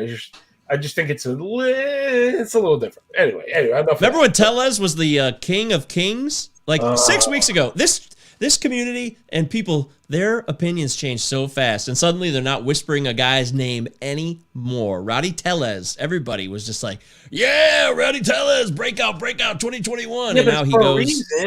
Mike, they brought in 2 front end guys. Like, they didn't just bring in 1, they brought in 2. But who's to say he's cashed in? I mean, like, one injury away from getting to play every day. Yeah, I think here you're still. What if he wins out spring training? Where's the desire to stick with your pick, a little bit longer, I feel like. I know it's more crowded, and you have to go with what you see. I get it. I'm sorry, I'm making faces because shit. Nick Pavetta just went. Damn it. Wow. I saw that. And Tyler Stevenson just went, and we were targeting him for our next pick. I'm not sure pick. about Stevenson. I think Bernhardt is the starter. Oh, he is. But I still wanted him because we needed a second catcher anyways, and it's getting pretty bad now. So it was going to be a, what do you call it? It was going to be garbage. It was garbage. We're garbage. We're done. Our team's cashed in. We're going to finish last. It's over. There you go. How's that for some optimism? All right, so you talked about Tellez. I mean, I think the drop in price is probably rightful because I'm not going to down that hill either. By the way, I want to make that clear. Just add one guy. They added 2. Yeah, so that's really tough. It's mess. Does it seem? And is it just me, John, or maybe it's just because we're so engrossed in this stuff and spend too much time analyzing it? So many overcrowded areas of infields or player, like the Mets, the Dodgers, the Blue Jays. There's so many players stacked up. It seems like there's too many players for this league, but there's always gonna be too many players for this league. But I'm talking legit players who could take jobs away from people. It just seems like that's why it's so important for me, at least, to make sure I'm circling the guys that I don't feel are threatened. Yeah. I mean, you could really see it in some of my lists. I guess while we're doing this, I gotta have them up. I could be better at hosting this. And I think you could see it. I mean, I have all my teams kind of numbered, so I'll give you a more recent one. And I like playing time. I'm kind of looking for certain stuff. Here. I'm gonna read you off. Here's what one of my draft lists sounds like. Okay. And see, I'm not going to go through the whole 50 rounds. I kind of make the point here. I'm going to go to round 12. Okay, so round 13. what do you notice about all these guys? And I'm going to spoil it for you. They're all playing, okay? Didi Gregorius, Drew Smiley, Marcus Stroman, J.D. Davis, Aaron Hicks, Mark Hanna, Buster Posey, Kirilloff, Amir Garrett, Jock Peterson, Josh Lindblom, Domingo Herman, Nate Lau, Josh Fleming, Andrew Vaughn, what I got? Chad Pinder, Alec Mills, Kyle Wright. Like, even as I'm going down to the bottom in my draft champions. Now, I really rather you not chime in on players that haven't come up in a draft. That's not. I don't want to go that. I'm just saying the guys that I've circled are even all the way throughout my draft boards. I'm a plate appearance, innings pitched guy, and it doesn't necessarily mean innings pitched. Meaning I'm shooting upside. You have guys like Smiley. I mean, he's getting the rock, and that's the best I could do for right now. I'm trying to take as few, let's call it chances with opportunity as possible. Let's see. Who's coming up? I've been trying to push that, by the way. And I think we're having a disconnect, me and Eric, slightly on the I want guys with plate appearances. They're gonna. Well, so far you guys are doing very well. I would tell you. I see Evan White. Evan White's playing, and I see Scott Kingery. I liked him because I think he's playing. I see Turnbull. He definitely getting the rock. Dane Dunn is getting the rock. All right. Gallegos is. Listen. Gallegos is part of the winning game plan. I don't know how the closer situation is going to work out. If we get good rates, if we don't get saves, but we get wins and good rates out of him, I'll take it. No, I think we're throwing darts at that point, anyways, on relievers. It's a nightmare. I think all you guys are playing, and I think it's understood that people at this, some people at this are going to have some warts, but I think there are safer players than other. So like here, we're getting now and again back into probably the more serious stuff. Where it really kind of matters how you traverse the minefield. We're here. So now we're at the very end, and I love the Pivetta pick because, again, I think he's getting the rock. He finished strong. I picked him up last night, Pivetta myself. Justin and Shelley are coming on strong again for me lately. Oh, bye. I think that's plate appearances galore at this part of the draft. I think Listella. Wait, who just went? Renato Nunez just went. What? Plate appearances on my Tigers? Get out of here. Oh, no. I was talking about Justin and Shelley. Okay. Yeah. They snagged Listella and Willie Adames. There you go. Renato Nunez and Miguel Cabrera go back to back. Is that coincidence? I don't know. I like Cabrera, man. Damn it. There it is. Talk about plate appearances right there, dude. Right there. Yep. J.P. Crawford, leadoff hitter in the 20. I mean, damn it. That was what I wanted right here, John. I wanted J.P. Crawford. He's going to be hitting leadoff for a team that's not that good, but who cares? Yeah, Justin and Shelley with the Stella Adames wrap is excellent. Then I like the next pick a lot also. We're getting into a couple players I like. I like Luis Urias. I think he's playing, although the word is Travis Shaw is getting talked to. So Urias, you gotta be a little careful with him. People out there circling him. You might have to snag him with Shaw, but you could probably get Shaw at the very, very end. But Urias has that great eligibility. I'd like that still. I was trying to push Eric on Urias for like the last 6 rounds, and he wouldn't budge necessarily. But this is a fab league, man. He's without him starting every day, he's a droppable player to me. And I like him. I have player shares. I just feel like that stock has kind of dropped. Again, if there's plate appearances, I'd rather go that way. I actually do think Nunez is going to win the job in Detroit and play. I do. Okay. First base or DH. I think it's going to be a mix. I think you get a little first and a little DH. Did he play a little first? Yeah, he's played first and third. He's a corner infielder, no doubt. He played. Did he play third? I swear he did. Am I losing my mind? Oh no! Oh, Mike, I'm not trying to call you out. I was curious to see the. I shit the bed, didn't I? No, I wanted to see the amount. I came out like, don't lie to these people, you effer. Yeah, he's played a little third. It was 2 games last year. So yeah, it says third base on his Fangraphs page. How many career games? 1? I don't. Honestly, no. He actually has 75 games. He has more. How about this? Thank Mike? you. Gut instinct. Mike, if you were a little quicker on that draw, if you weren't actually working, right, I kind of have the upper hand on you. He has played more games at third than he has at first. So in your face, John, you big stupid. Yeah. You big stupid. Take that. Woohoo! You win. All right, back to this draft, because we're seeing guys that I definitely like, that I find I have ownership of. I keep mentioning Justin and Shelley. I love that rap. I love it. I love it. I love it. I'm hearing a lot about AJ Puck. That's team 4. Went to Big Salami. Man, again, I just think I might need a little more promise. I don't know if there's a pathway to saves. I don't think he can start. I've been passing on Puck. I mean, if you think they might name him a starter, potentially, these leagues are very hard to hold people. Like, unless if you think you're getting ratios and he's going to be an active part of the bullpen, I guess I would go there also. So I should have conceded that right off the bat. I see Nunez that I like. I see Miguel Cabrera that I like. If you listen to the Bat Flip at all, he's talking about Miguel Cabrera. I'm not a huge UT guy, but man, Cabrera checks a lot of boxes on offense if you have steals taken care of. And again, you could get average from him. I want to ask you about a guy, but we can't because I thought he would come off the board, but he's not. So, shit, I gotta make the pick. About Crawford, I mean, he really just kind of sighed at Crawford, and it makes sense why he would. He's been a late source of not only plate appearances, right, but you're getting some steals. I think the lineup is at least a little bit improved. Again, if you notice, I really try not to shoot the moon on any of this stuff. I'd rather be under almost all the time. And I know the power profile is not great for Crawford, but it's not what you're looking for. It's not what you're looking for. But what I want is something like OBP that you're going to get. I wouldn't want him to strike out, which he doesn't. I'd want him to walk, which he does enough. You have a single-digit K-minus walk. You're doing the things. When the strike rate is low, he doesn't chase. The Z contact rate is high. Mike, there I go again. The old man, rocket chair, talking about my Z contact, a guy who has control of the bat and controls the ball when it's in the zone. He might be a little bit too patient. Maybe he could afford to swing a little bit more. Maybe he's afraid he doesn't hit it well enough when he does. But I really like a guy like Crawford, especially where he's going.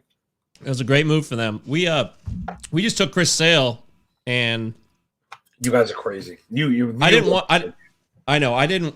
This was Eric's call. I'm not trying to sell Eric out, but Eric pushed for this, and I'm not a fan of drafting guys like him. But this is part of being a team, guys. Remember this. I would say I do really like. It's not like I like a lot of you guys' team. I have no. The Sale thing. The Sale is just that's not a train I'm going to get on. And I think I know though. I think the flip side is I am not getting on the train knowing that there's a chance it delivers you to paradise. There's like a slim chance that train is going to paradise. You might have 2 tickets to paradise. I mean, any money, dude. Might have it. Your second pick. No, wait. Chris Sale. This is a fab league. We could have maybe picked him up. This isn't a draft champion. So that was my contention. Gosh, I feel so bad. I really wasn't trying to be criticizing people. Dude, you've been hosting. You're analyzing this draft for 3 hours. You're going to say things. You have to. Yeah, I mean, you have to knock him a little bit. I wouldn't do that. I missed a comment here earlier, John. Look at this. I'm sorry. Graham Blakelock asked me, "Hey, Mike, as a Tigers fan, can you break down the Tigers outfield? I have interest in all these players late and was all over Reyes until the sign-up-palooza." I think it's pretty clear. Reyes is confusing now. Jacoby Jones is still in the mix. We talked about that earlier, and we throw in Renato Nunez and Robbie Grossman. I don't think it'd be fair of me, even as a Tigers fan, to tell you, hey, I got the inside track. It'd be like Roster Resource trying to give you the lineup right now or tell you the depth chart. It's just not they do good work there. I'm not trying to belittle what they're doing at all. Yeah, absolutely. I'm just saying, we don't know right now. And you got so many guys in the mix. I wish I had a better answer for you, my friend, but I just don't at this time. Grossman is a guy who will annoy you because he'll constantly play enough, and he'll probably, if you play in head-to-head leagues or you stream hitters, you pick up Grossman a couple times a year and be like, hey, he helped me out here and there. I'm moving on. But that's about it. It's a mess. It's a real mess right now. I like the Shogo play. I was into Shogo coming in, and I think particularly if we're talking narratives here, he makes the most sense to just be good. Like he's a very good baseball player. He's done that for a long time. you change countries and then you go through the COVID mess. It's a mess. It's a total mess. You can't underestimate that. Yeah. Absolutely not. But I think he's got to get off the pot. You know what I mean? Like because he's not really young, so it's time for him, especially if he's going to try and lead off and anchor that kind of lineup. No DH sucks for that, right? I mean, because he probably would have played outfield every day. Castellanos would have been the DH. Yeah, well, they particularly get hurt because you'd want to know, I should say, that Senzel was going to maybe play every day, right? Yep. But by the way, it's one man out. You got Castellanos, Winker, Senzel, and Akiyama. That's a great problem to have as a real team. But do you actually think there's a possibility the DH may still be in play, or are you done? As long as they're talking about it, it's on the table. But I'm not going to operate off of. I don't even know what we're talking about here. We're not talking about rumors or gut feelings. Like, no thanks. No, we have nothing. I'm just, people have their opinions on this. These are two big topics. Is the ball deadened, and will there be a DH before opening day? Those are two of the biggest overarching themes that I've been thinking about over the last week or so. Well, I think the best answer is if you have a real problem with a player because you need the DH for him, I think you might have your answer. Okay. I think you might have your answer. The other guy, probably says something more to the greater argument. Yes. If there were those questions. Again, that's old man talking. Siege and them did work because they went and backed up Karinchak with Class A. Again, I'm not sure what I've been hearing. Whitgren, who the hell knows? There's a pick I really like from Zach and Mike with Hunter Renfroe. We're talking about plate appearances. I think he gets work. Then Lucas Sims. I think you're going to get ratios. And also, Sims has a pathway to some saves. He's one injury away from possibly being the save guy. So I like a pick like Sims for sure. The same probably for Crichton is probably an injury away from a pure path. Team 4, David Dahl going. I meant to mention him. He's definitely an interesting player because I liked it better, Mike, when he performed when he was on the field. Now it's like, hey, remember that guy who used to be good when he was on the field and now he's never on the field? Yeah, those were the days, weren't they? Yeah, it's brutal. But I like his appeal in best ball leagues where the Texas he's going to play if he can stay on the field, and his potential is pretty high to kind of go nuts. Like to really give you a monster. I'm trying to screw. What the hell are we? 27th round. How many rounds does this go? 30? Yeah. All right, we got to close this out now. I mean, at this point, we couldn't possibly leave now with only 3 rounds to go. Nah, I'm here. I'm with you. Yeah, we might as well close this bad boy out. Wouldn't be right. All right, let's try and give the people the way we want. Okay, so we were talking about IP. Again, I couldn't do the sale train. I was waiting to see a pitcher that I would take before I would take him. And I saw one in Patrick Sandoval. I think he might get a lick. And they've talked about expanding the rotation. I'm fine with the 6-man thing. Once you accept that 2 starters are going to be down across the league, yeah, you're going to get your 1 lick at it. I mean, he was only probably a matchup guy anyway. Yeah, you'd like the occasional 2 start, but a lot of the times one of the starts is not great anyway, right? He's on the Angels. One of the 2 starts is going to be the Astros, and you don't know what to do with him anyway. So maybe you're better off if he gets 1 really delicious matchup, and you get out there and maybe he does work for you. Hauser went to Justin and Shelley. Another pick I like. I want to talk catchers. I'm waiting for a catcher that I like more than Tom Murphy. Is Tom Murphy this? Justin took Tom Murphy. I'm going to make him talk to me about Tom Murphy. People they're talking up Louis Torrance too, the other guy there. And Tom Murphy's his second catcher. I guess he thinks he's going to get the lion's share there. I think Murphy will be the starter though. No, I mean he had a broken foot or something last year, so he was injured. But I believe Murphy. Then again, it's spring training, so who the hell knows? I'm a reformed. I'm a reformed non-catcher drafter. I'm reformed. Right, it's not your specialty. I think it's fair to say. Not mine either. So. I've changed. Yeah, I try and make my second guy, maybe the step right around there or before. I like we said, I hope my second guy is Narvaez, or I hope my second guy is Stasi, or I hope my second guy is Diaz. Mm-hmm. Yeah, I'm down with that. to me, that's kind of the cutoff. And I was saying before, Murphy's kind of my cutoff for the 1. I really want like the Murphy sometimes like Sanchez falls, and if not, it's like Alfaro for me.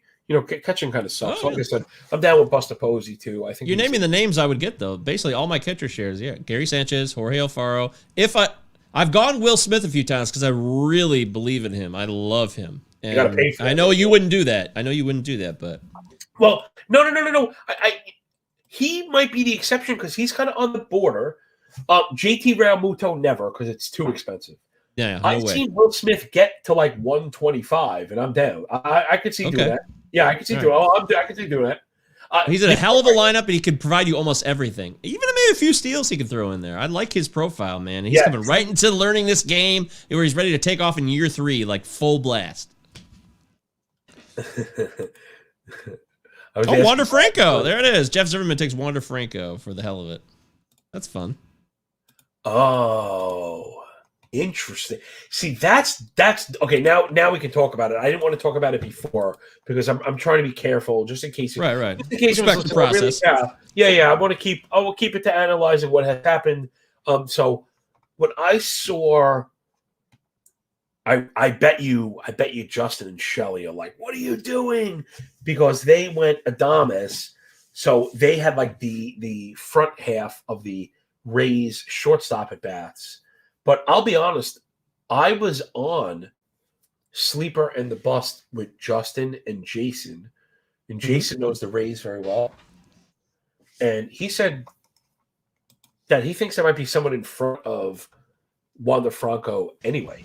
He was talking about Bell. Is it Bells? I believe his name is Bells. Brujan?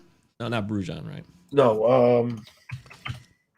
Because I actually, Adames, if he doesn't get traded, that means they're going to roll with him. And I like Adames. He's really starting to come into a nice profile last year. As a former Tigers prospect, I liked him. He got shipped out back in the day for the old Smiley trade, I think it was. And he can do almost everything except steal your bases. He can hit for some average. He's got pop in that bat. And I like his profile overall as a deeper shortstop, like a backup shortstop. Yeah, shortstop is in probably a position in particular I've struggled with the most, or I shouldn't say I've struggled with the most because I've kind of corrected the mistake, but is the one I found runs out when you get to the end of these draft champions leagues. Like if you are the type of person that worries about injuries and, likes to balance at bats, I mean, balance out your roster, meaning, just have one shortstop open to be healthy. You want like 3 viable shortstops. That's the hardest one. So I've been trying to get on that a little bit earlier. I'll give you the our guy Shrimpo Captain says it's Taylor Walls. Walls. What I say? Bells. It's Wall. Yeah, you said Bells. That's close. Yeah. Thanks, Shrimpo Captain. I've now confirmed my I'm terrible at prospects. You know what I think? I think part of it is I used to love them, but what happens when you love them is you can overuse it and abuse it even. Of course. I'm with Eric Cross. I mean, my partner is like the prospects lord. Yeah, but you guys seem to be, but he seems to be pretty tempered in redraft leagues. Yeah, well, I'm not saying I had anything to do with that here today. I'm just saying that he knows who's going to have an impact and who's not. And he just said, Wander Franco, honestly, I don't think he makes a major impact in 2021. Yeah. That's his opinion. And I trust that opinion right there. So yeah, that seems to be the word. And I had Ralphie Prospect Jesus on. I got a couple of texts. Chalupa Band, thank you. Best flattery to the band, thank you. Harry Horror. I forgot about Harry Horror. I had Ralphie on Cork Stats, and I was asking him for the most impactful rookie. And, it wasn't anybody I had heard of. But I worried that I would chase these guys. So yeah, I don't know if I would have taken the Franco pick. I wondered if Justin was going to take it just to back up Adames, just because just in case Adames gets hurt, maybe the people are crying for it. I'm seeing a couple other guys that I really like. Galvis coming this late. He's going to play every day. You're going to get some steals. You're going to get some pop. Totally going to get plate appearances. Camden Yards, yeah, way to go. I'm not a bad little play. surprised with Streamer and Maddie lost me a little bit after Cabrera, who I like, with Jacoby Jones, Romano, and Hill. They lost me a little bit. I guess Romano's got the skill set. Rich Hill, I don't know if I can get behind that. Maybe they figure if he gets hurt, you just drop him, which I hear you. I guess I hear you. I don't. That's not my cup of tea. Mike the Mouth shitting on our team on Twitter. There we go. Mike the Mouth is gearing up. Oh, this is sorry. This is my Palazzo team, not this team. Never mind. But he's shitting on my team. So. Well, it's almost like an honor, I think, maybe. Oh, hell yeah, dude. I'd take that with like all the pride in the world. We're going to have a ball. He's coming on Palazzo Tuesday, man. I cannot wait for that. It's going to be he's like a nice guy to me. He's going to bust your balls. He's a nice guy. Yeah, I talked to him on the phone last week. He's a cool dude. Okay, let's get back to this draft board. I saw Brubaker go to 10, and I like Brubaker. I heard Ito was talking about him. And like that there's too. Definitely something there. Because your buddy Wickren just went. David Peterson went a little bit ago. And yeah. I really liked Peterson coming in. And the Mets kept adding pieces, and it kind of like shook me off at a touch. But Matty is a big Met guy, and so is Simeone. And they seem to be pretty convinced that it's going to be Peterson in the 5 spot. And it's not really like a Lucchese thing. Or Taiwan Walker, yeah. Oh, there's Syndergaard. There goes the other injured starter. I was wondering if it would go in the draft or not. Well, yeah, I think it's them, isn't it? Team 9, and that Maddie and Mike? Yeah. Yep. They've been saving that. They've been talking about that. Like they talked about that 3 weeks ago. Like, dude, we're gonna take Syndergaard in like the second to last round. They're like, yeah, let's do that. And they did. They did just that. They did. Let's look at the back of this. Let's see. Players that I do like. I see Jose Iglesias at shortstop. I really like that. I think you might have a late source of batting average just playing every single day. It's really what you could ask for from a really late MI, particularly on the bench. It's a very good fill-in. And, there's a pathway maybe to the top of the lineup. Jazz Chisholm, maybe the same thing. I like the dual eligibility. He backs up both sides of the middle infield. That can be hard to replace early in the season. So just in case, I like him as a stopgap. I see. Like I said, I keep going back to Justin and Shelley, and I like the back end of their draft. I like a lot of what they did. They have Adrian Hauser, Carter Kieboom, the last 2 of their 3 picks. I think Kieboom might play every day at third from the Nationals. Yeah, and I feel like an idiot. I just read something about him this morning, and I loved it, and it like reinvigorated me on. I got to get on Kieboom. This guy has a really high OBP in the minors. You're up. Oh, I know. Here's what we're doing. We're splitting the picks. He's going, and I'm going. I don't know who he's taking, and then he doesn't know who I'm taking. These are the only picks that we did not consult on. Oh, that's cool. That's a good way to split up. All right, people. Last home stretch. We're in the back end. Let's see. Like I said, people that I like. Jazz Chisholm because he was playing. Listen, Chris Archer. Oh, he took it. I guess Archer's going to get the rock. I mean, you really can't miss. You drop $6.5 million they gave him, and they're tight asses. So something's going on there. Like he might still have something left in the tank. That's what that contract tells me, anyways. Zach sold me on Huck. Tanner Huck. Tanner Houck, huh? Yeah, I like Huck as a guy you don't have to start. So again, I think if he gets the pill and he's effective, he's immediately a guy that I like because he would be a big fab ad, right? So I kind of like to think of these late rounds in terms of who would be a fab breaker based on news. John, I'm doing this one for you, buddy. Here we go. Right. I think that's a good one. I think that's a good one. Mike is laughing at us, everyone. Mike is laughing at us. That's okay. That's okay. I'm getting it. I'm getting it out. Fine, Michael. Be like that. Mike waited till the very last round to troll me. He waited. No, I like it. I'm in. I made the pick. It's still my team. I mean, this is a draft and hold, so we're taking a flyer. There it is. Eric says, well, we didn't always agree, but we compromised and still came out with a good team, I think. There it is.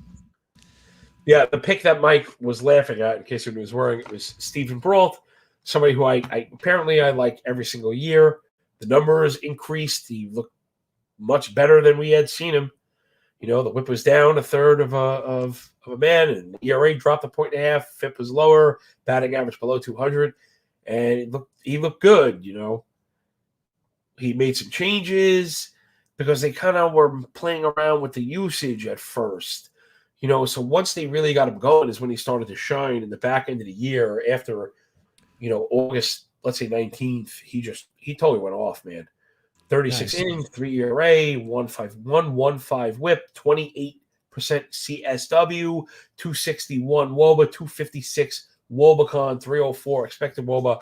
You know, he just looked really good, and the pitch mix that he had kind of played with began to stabilize a bit. He got the changeup up, which is really good. It had a 168 expected WOBA, no barrels against, and he introduced a new cutter, it looks like, and it had a 46% CSW. He had people off balance. And Pull hitters checking in. He says, Johnny, you got the Sicilian pie ready. All right. Jay-Z is in. Jay-Z. Hey, how you guys doing? All right, what's up? man? Talk to us. You know what? We were right. Mike, you were right. We were blessed with people after the draft. Me and Mike have been churning it out, and we decided to make it to the end, and you're our gift, Jay-Z. So talk to us. I'm sure we are. You are. Fred What is on about- the East Coast. Hey, yeah, just thanks, Fred, for the night. He's got an early wake up in the morning. Like he said, like less than 6 hours of sleep. So he just went straight to bed. So Well done. I'm a You guys took degenerate- Wander Franco, by the way. Wander Franco pick was interesting. it was not anywhere on our board. And we were just like, well, we'll see what happens. And at that point, we need someone to stream or just to get, see who to pick up. So we'll kind of see how spring training works out, and he may be on the waiver wire pretty soon, but it was 29th round, 28th round. Fine. Yeah, I mean, it really is stabbed.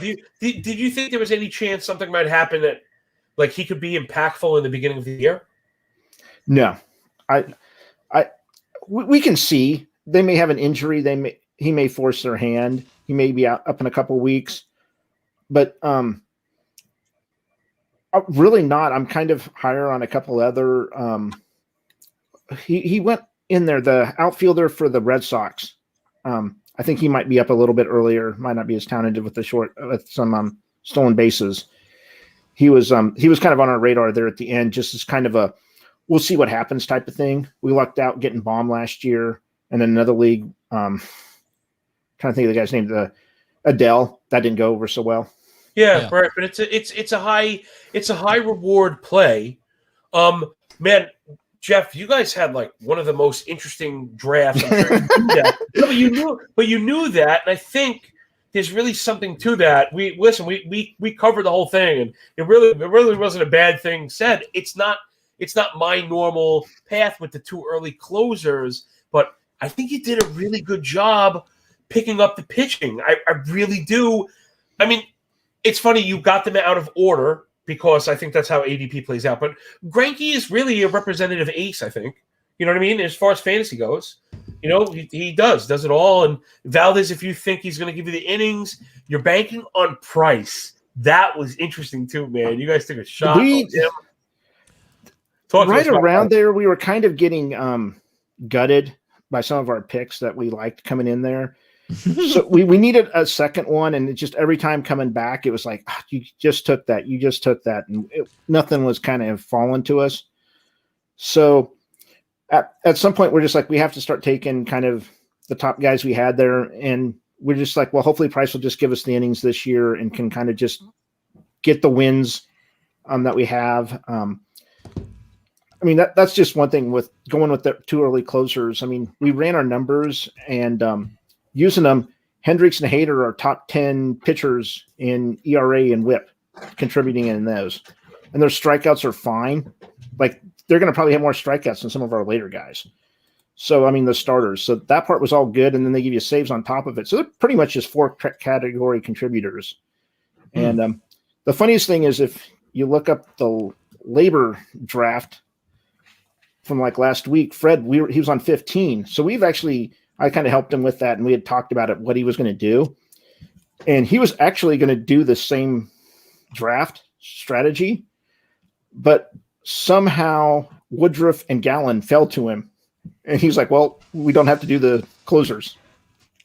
So, okay, that's it. Hey, Mason's in the house. The draft is officially over, John. As you predicted, we got a nice crew of people this was streaming in totally here. worth it. This was totally worth hanging on to the very end to get a couple pieces. Justin, hold on. I'm going to zoom in a little bit. I don't like it like this. I'm going to zoom in so we can see. Yeah, better. we don't need the board Justin. anymore. We talked a lot about your draft. We really did. We talked a lot about your draft. It's so amazing, right? Yours and Shelley's, of course. Dude, yes. I loved a lot of it. I'm not kidding. I loved a lot of it. You had to be dancing with Gallen and Flaherty bouncing to that turn. Oh, I was happy for you. I haven't seen that happen, man. No. Yeah, it got to Vogel when he took Kershaw with that pick, right? Pick. Yep. Yeah, I looked at who was on the board. Shelley and I both looked at who was on the board, and we went, okay, Bogarts, Rendon, Mondesi, Gallen, Flaherty, Tucker.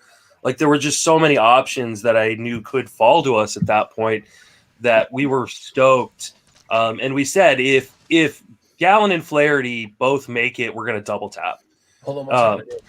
Here they come, man. Here they come. Look at all these days. Just because we knew, like, the way starting pitching has gone in a lot of these drafts, that if we didn't take at least one and probably not two starting pitchers, we had no idea what was going to make it back to us. And people know, like, how high I am on guys like Corbin Burns. And so, like I knew guys like that weren't going to make it back in the 4 or 5. So it was just a pretty easy decision once Rendon and Bogarts and Mondesi went off the board, that Gallen and Flaherty were the easy double tap right there.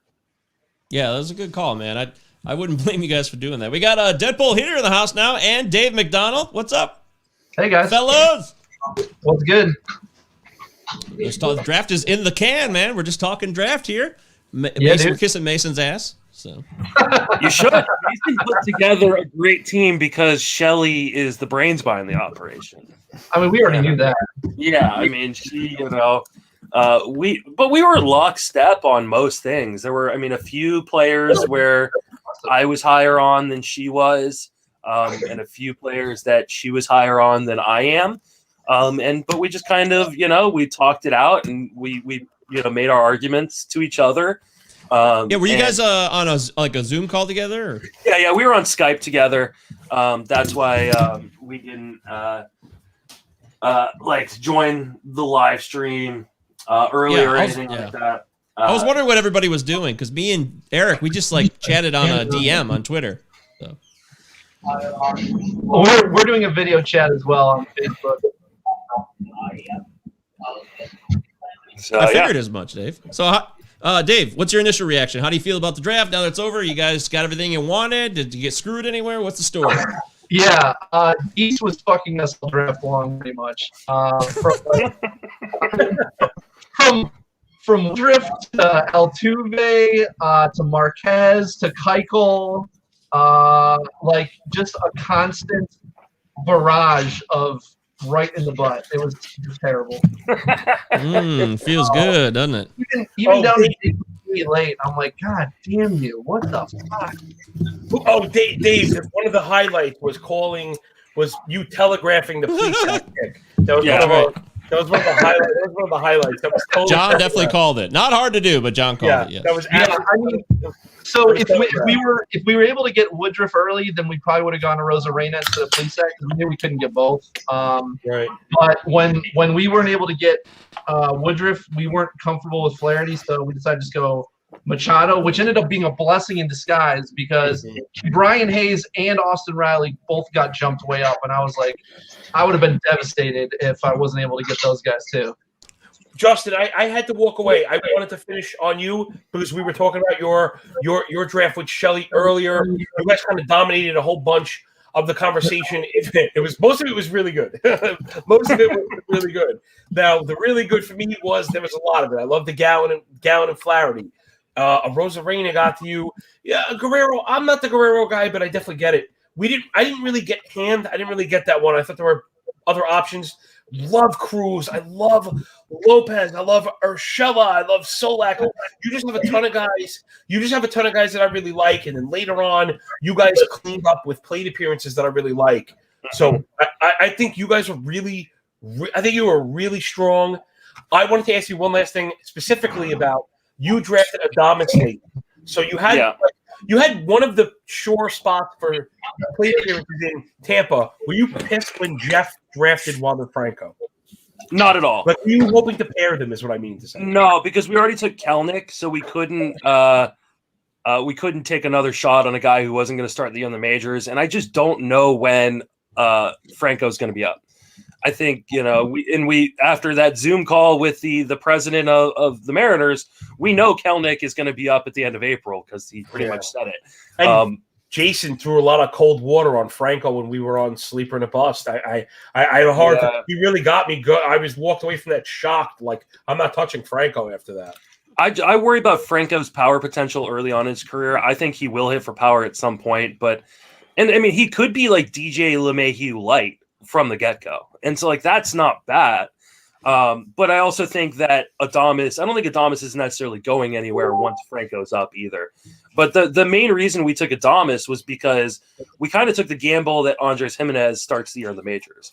But if he doesn't, we need a shortstop, and we don't want to lock in Edman, who's our quadruple eligible guy, into one position. The whole reason to draft a guy like Edman is to be able to move him around and help fill other spots. So we knew we needed late to get someone who was shortstop eligible, and the one that actually kind of got to us is we were eyeing Isaiah Kiner Falefa, and Jeff did take him, and so Adames was kind of the backup. I still believe in him, and he's super young, gonna play every day at least, initially, unless gets traded or they do bring up Adames and say he goes to the bench. But I think Lau goes to the outfield in that kind of scenario, and Adames slides over to second, or Franco plays second. I was standing for you guys so hard until you lost me with Margot and Sano. You guys could have lost me there, but well, I mean, I love Margot, I do, and so but we also have a lot of flexibility. We've got a number of guys who can shift to the outfield,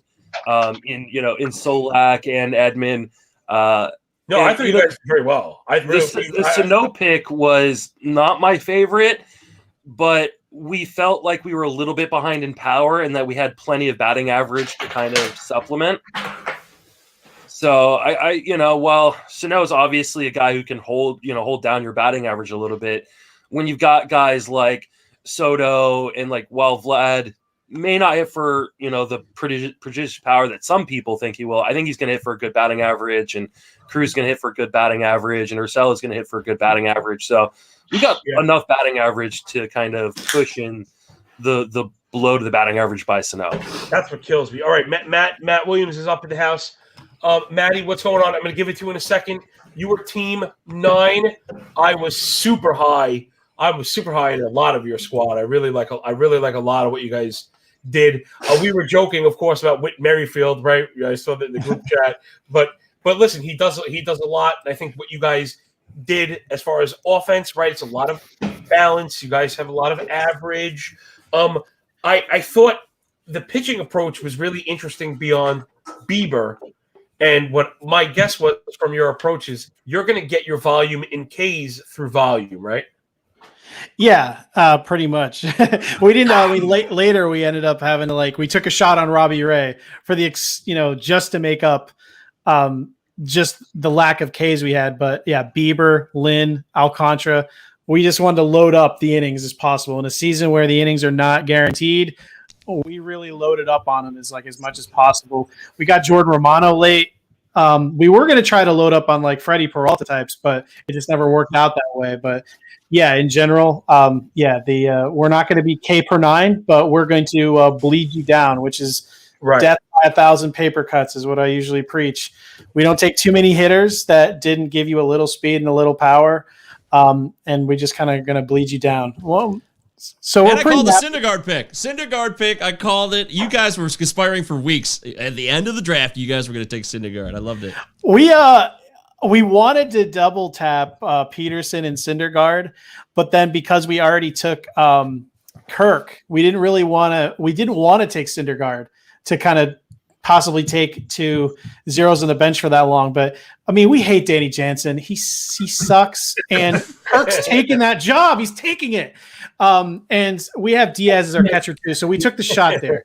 But whatever. If we have to move on, we have to move on. But it was a shot worth taking. Well, I thought you guys did. I thought you guys did really well. I was loving pretty much the whole draft, except for one pick really stuck out for me that I didn't like. And I talked about it like the whole time, not because it was so bad. That was not the point. The point was I was talking about second base and me feeling like there was a distinct shelf. And you guys took Fletcher, and I was kind of Fletcher. You know what it is? Scratched the head a little bit. No, Fletcher. We got him for a specific reason. He gave us a backup at 3 positions, like immediately, and we had taken Chapman a little earlier, and we weren't very happy with where our batting average was sitting. So we thought, all right, we want a multi-position guy. He's going to bat at the top of a decent lineup. He's going to have decent average, and he can be a backup in 3 positions where then we don't have to worry about like later in the draft reaching for someone that we don't necessarily want to. So he just fit our team nicely. We weren't in love with the pick. He's one of like, I was in love with the Merrifield, but he is what he is. He's a compiler. I like the tools on the hitters. I really do. I like the Kirilov pick a lot. You're getting playing time from a shiny stud. He's going to be in the middle of a great pick. Environment. I don't know why him and Pache are going kind of as late as they are. Matt, I think you did really well. Like I said, if you listen back, I don't hate the Fletcher pick that much. I was just trying to point to it as that. I defended it, John. Though I defended it to you, though it was a good pick because of the multi-eligibility, batting average, run score. It fit in for what we were doing because again, we always said the death by 1,000 paper cuts thing isn't necessarily like it's supposed to be like if you build your steals around like 4 or 5 players, if one of them goes down, you're screwed. If one of our guys goes down, whatever, we can replace your 7 stolen bases quickly. And Fletcher just kind of fit in nicely. If someone goes down, he can slide in a bunch of different places. He is, whatever. He's David Fletcher. Do you have to? If you have to start, I think it's if I have to start him. I think if he's like the first guy on my bench, I think I like that. I worry if I have to start him. All right, Rob up in the house. Let's see. I know Rob has ready. So I kind of had a fun time breaking this down because I don't have your names on the draft board. It just says Team 1, Team 2. So I didn't really. I knew a little bit. I'm kidding. Once I knew Plesac was Dave and I knew Real Muto was Robert. I knew Justin was 1. You just kind of pieced it together a little bit through the draft, but I didn't really know who was who. So it was kind of interesting to watch it play out. Rob, you were with Jenny, right? Yeah, Jenny. Yeah. Butler. 13. Yeah, I think you guys did really great. I have the only worry. They pissed me off, by the way. Yeah, Rob, I think you guys did great. I have the worry about Corbin that everyone has. I'm not taking him yet. I don't think he's bad. I think it's so related to the fastball velocity that until I see it, I'm not getting him. But right, I get it. I get where you're going. You guys kind of skilled. Man, you guys did a lot of stuff that I like here. I like the Presley pick because the Astros haven't brought anybody in yet. Right. You pocket aces is right out of the bat. Guys that I particularly like. We wanted Giolito. I didn't think you would take him. I should have known Rob would have took him. Yeah, I mean, I've been talking about him all season, so I don't know why no one thought I was going to take him. But we really targeted me and Eric we're going to get Giolito and Yelich. We wanted to get – we planned on taking a closer on the 4 where Real Muto was. We wanted to take Hendricks or Hader, and Jeff took fucking both of them. And we were so – I'm like, that was something else because we were thinking we wanted to do that route, Jeff, but we wanted to do like Hader and hopefully try to get Presley or like even, hope the Diaz last. And you took both of that and we're like, all right, we didn't expect JT to be there. And he was already practicing with the cast on, so we didn't feel too terrible about jumping him. And the Robert in the 3rd, we were like, it was him or Marte, and it was either like the old steady guy that I've always built my teams with, or, we decided at the same time, like, let's just go for the upside play. So we went the upside route, and then try to attack like average after that to like kind of safeguard in case Robert isn't, hopefully he's not like a batting average like liability. As long as he remains respectable, I don't know. We went with the upside play there. Your starting pitcher innings seems light. I mean, listen, it's a fab league, so you could churn and burn, you could stream. It looks like I think you're going to end up having to do at least a little bit of that. I like the innings. I mean, you have 2 Buttes up top, and Corbin. I'm kind of on the fence. Even if I were to concede Corbin and give him to you, then it's Odorizzi, Boyd, Mikolas, and Peterson. That's a lot of question marks for starters, but I think you have the top end to carry you. I mean, if you're like anywhere of a projection type guy, obviously, we could do what we want with them, but he's in the top 10 safe all around in all the projection systems. Who's that? Corbin. Yeah. We feel like we have 3 guys who can get us good length, and then we went upside. If the fastball's not there, you could have 165 innings. They're going to be terrible. I don't care.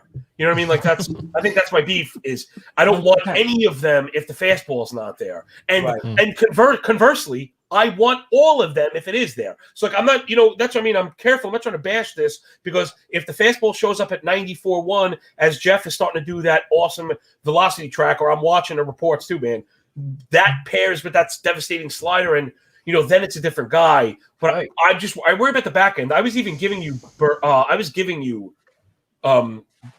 Corbin there.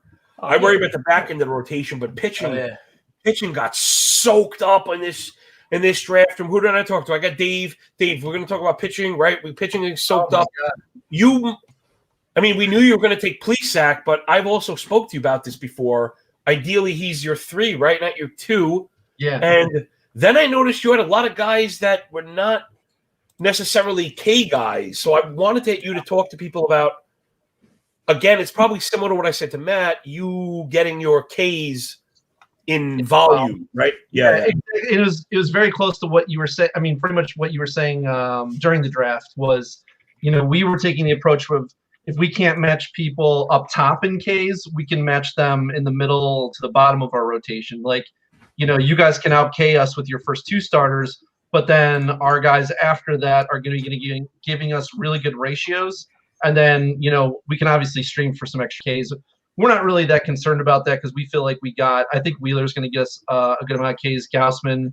I really wanted a guy like Robbie Ray later, but someone took him before us. But yeah.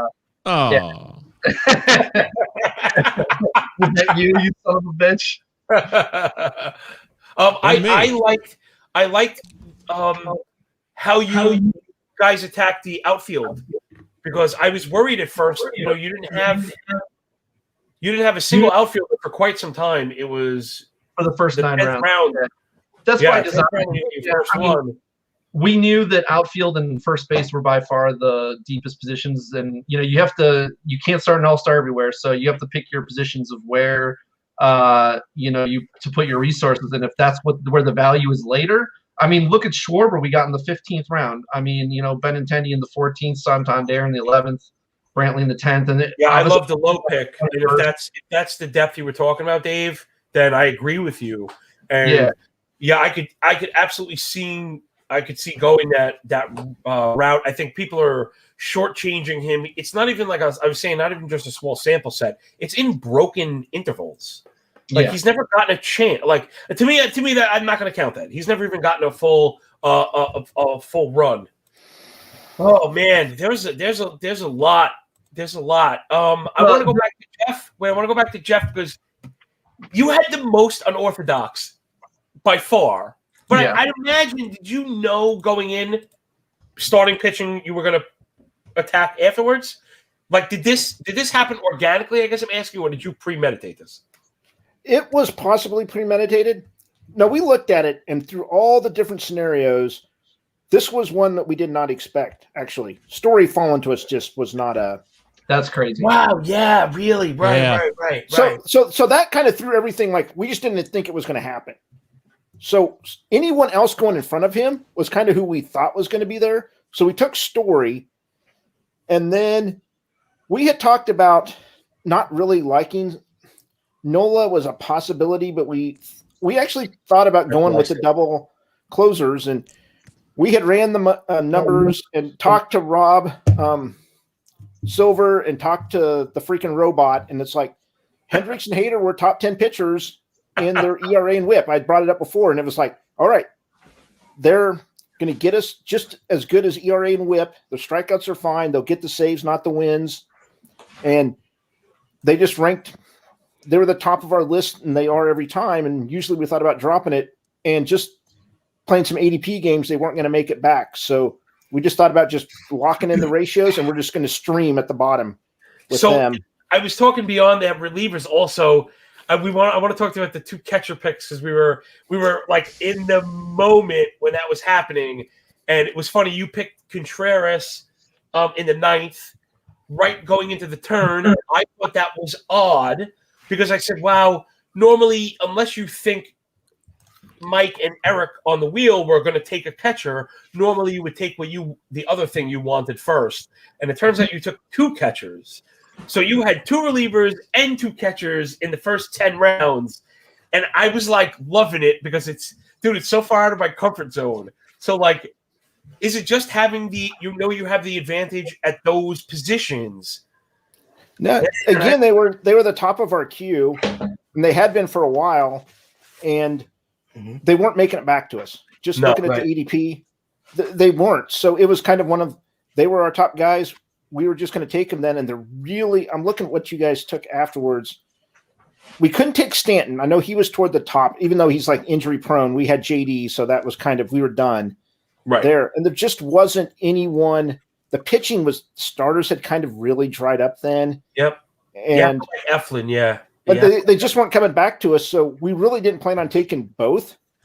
And just how things went, we're just like – we actually had also planned on if we hadn't taken – the 2 closers earlier, we kind of thought maybe Maeda would fall.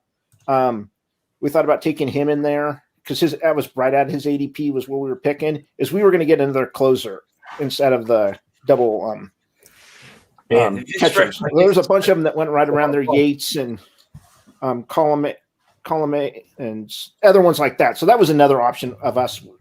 But it's just like, they're both there and they weren't making it back to us, so we just double tapped. We thought we were going to get Contreras or Vasquez one, hopefully wishing a one where you took them both, Jeff. And that's why we ended up just going with Corbin. We wanted to get back into pitching. And but we were totally thinking about that at the Moose pick. We wanted to go with some additional flexibility. And but we thought about Contreras long and hard there and doing the JTR Contreras advantage. So that was a nice double tap. I like that there. It's just how the draft kind of worked out. I mean, it was and they didn't. I mean, Grandal and De'Aaron came back, and then we kind of just found the catchers are kind of at value. Then they just weren't the real Muto. They wasn't an advantage to be gained for him. Vasquez was nice that he gives you like 8 steals, 6 steals. Right. Yep. So, all right, I'm gonna start wrapping this because I know I'm gonna get the evil eye, but I have people. Siege wants to get in and drop an opinion, and I want to give him a chance. I don't want to kick anybody out, but I would like to. I'm out of here. I've been here forever. See you guys. Great job, John. Woo! Right. Thank you, Mike was a true warrior and did that. Okay, so Zach, I want to give people their last chance before they go. So whoever wants to take a floor and get their last piece out in their draft, anything I might have missed, anything they want to explain, by all means, and I'm going to just cycle through everybody, and then we're going to call it a night soon. Who's up? Dave, take us out on your team. Yeah, I was just going to say we were really shocked at Siege took like 7 first basemen. I was not expecting that. Like, it just seemed like every time we went to take a first baseman, they got picked like at their min. It was kind of crazy. Was not expecting that. Yeah, and then it was the plan coming in to not worry about closer really because it's a standalone league. We don't feel like we have to be super competitive there, but we wanted to still take some shots.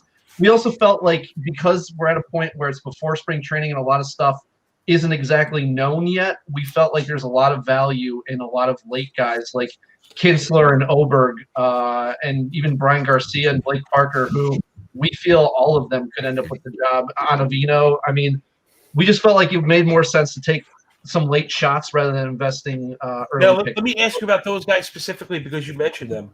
Yeah. Are they purely a dart throw at saves that immediately get churned, or are those guys you think you might kind of hold on to because there's a new stress that we might see on, high impact relievers, right? I mean, if a reliever could give you 4 innings of clean work and strike out 6 or 7 guys, he might be just as good as some of the starters, right? No, I mean we don't have that philosophy. I get that. We've never really built teams that way. We want our closers to get us saved. So if they're not the closers, we'll probably move on. I don't know if it would be. I know no, that's cool too. The first so you're trying to save yourself a big fab spend then here. Yeah, exactly. Yeah. And, we'll know in the first. I don't know if we'll know in the first technical week because it's like Thursday through Sunday. But you can look at usage and kind of figure it out. But we've heard, beat writers talking about Oberg and Kinsler and Ottavino as possibly the guys that it just seemed like a lot of guys who are going way later now than they would be in spring, where it's like a huge value to do it at this point in the year. Whereas as we get closer, once they're in spring training, people are all going to know pretty much who's closing by then. So, yeah, we really, and my God, pitching just got shoved way up in those middle rounds. Like, it just never really stopped where we had to take Urquidy 3 rounds early just to get a guy because we were like, okay, I guess we're going to have to just take Marquez here. And then he went right before us. So I was like, okay, I guess Urquidy it is. So, Singer went in the next round to seed. It was just crazy. So it got really tough at points. Yeah, we were glad that we got our starters earlier for sure. All right, Dave, we have people waiting up. I think Siege is waiting to get in. We got Zach coming in. I have to get closer to bed than further away. So sounds good, buddy. Showing up into the draft and staying up late and allowing us to kind of, pick apart what you guys are doing. And we try to be objective about everything. Cool. And I'll be talking to you, right? I'll talk to you next week for sure. All right, later. Right, everyone, make sure you're following Dave at Run. Hey, Dave. Night, guys. Yeah, make sure. Okay, remove. Siege is in the house. Hold on, but who was waiting? I didn't talk to Zach. What's up? What's up, my man? Talk to us about it. I guess I don't want to rush people in and out, but I do have to have my eye somewhat on the exit. So since you weren't here, give us, you got to at least give us a couple minutes, man. What do you? Yeah, Scott Curlin came in during our draft, and maybe that's why we lost our focus because he started to talk to you guys in here. But no, it was a tough room. Obviously, really good players in this room, and that's why I wanted to play, and it was a lot of fun. Our draft, what I am happy about, and no, I have to admit, it's not one of our best drafts. Me and Mike talked about it because it was a tough room.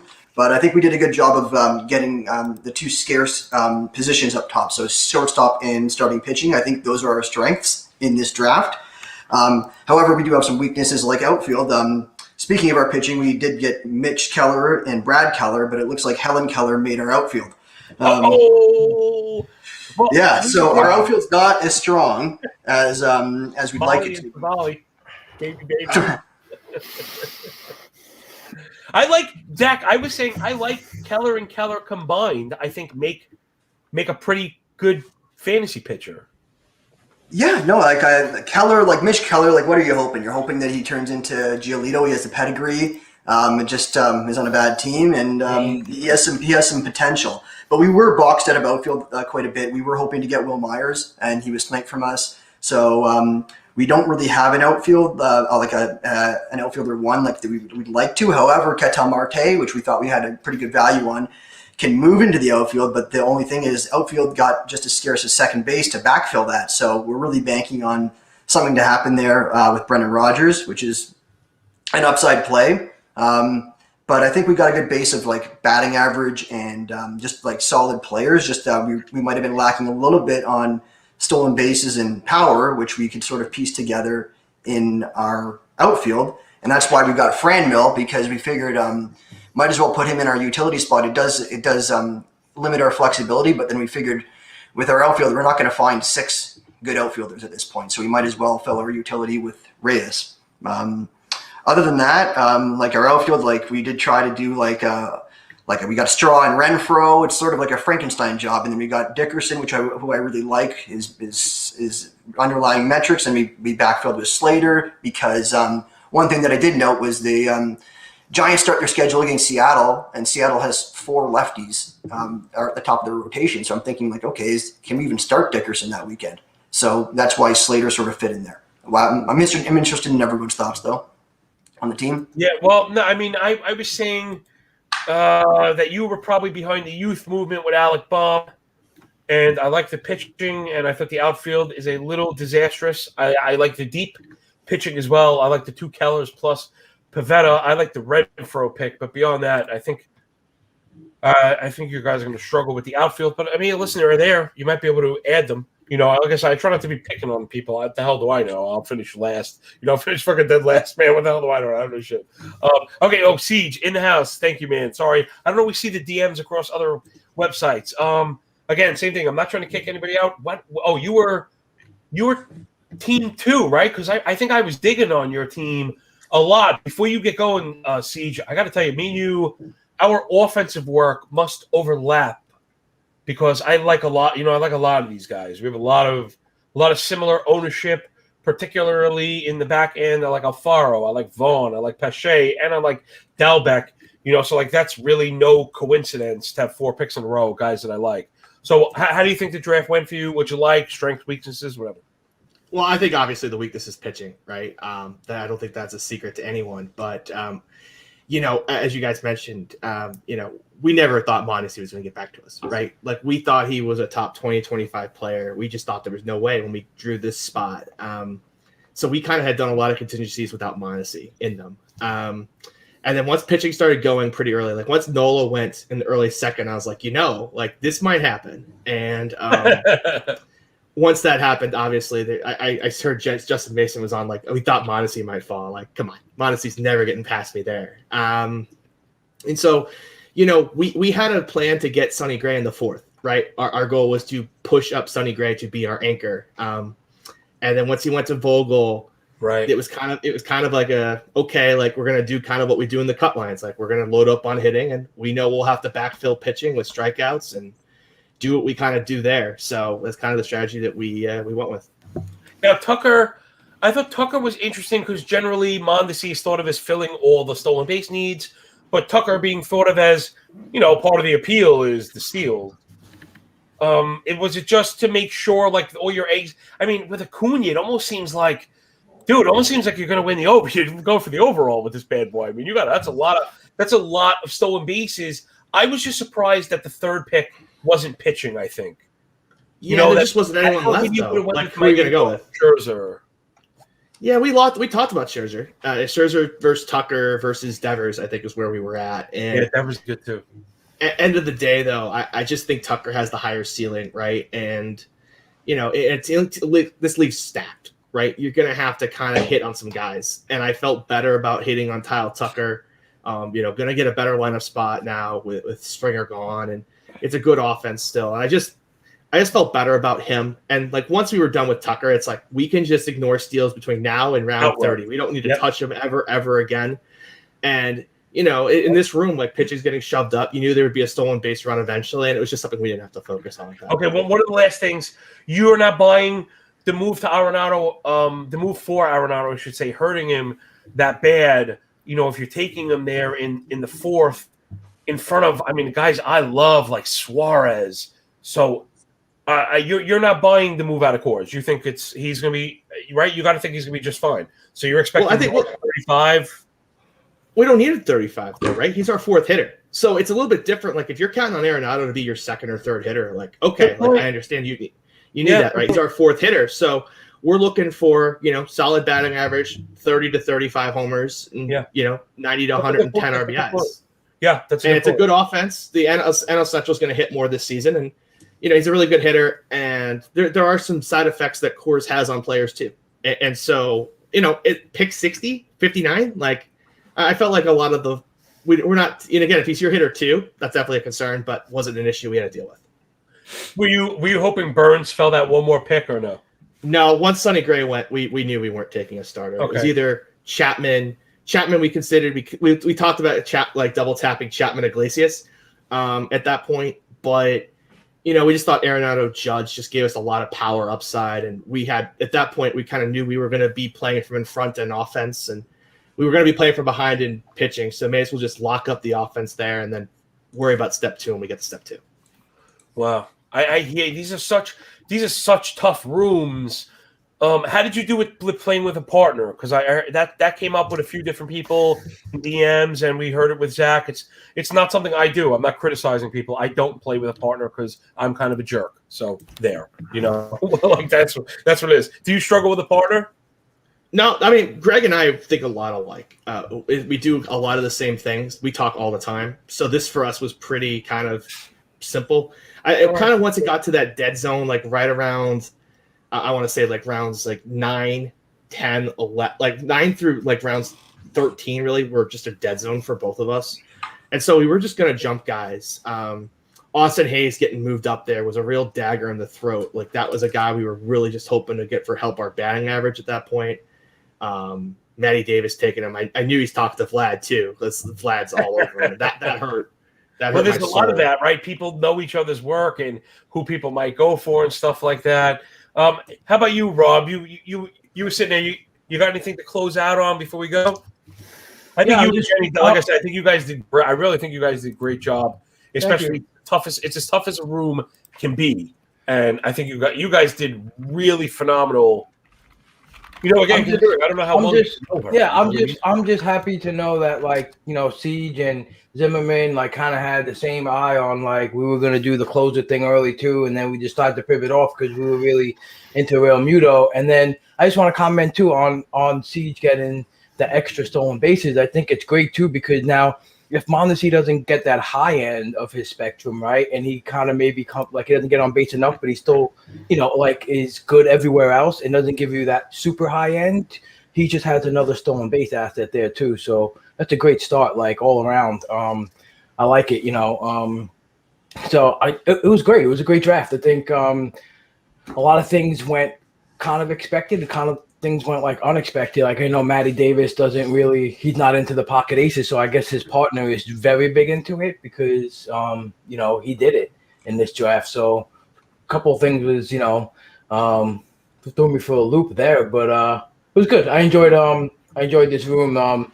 It was good getting back into the fast clock after slow clock world because it definitely trained you.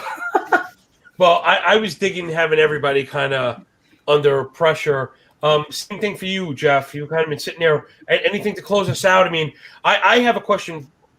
It's linked to what I was asking before, and it has to do with this kind of strategy and the partner question together. Do you find it's hard to get right? I'm not trying to question the strategy, but it's got to be harder to get two people on board with that, right? I mean, my God, you should see. Yeah.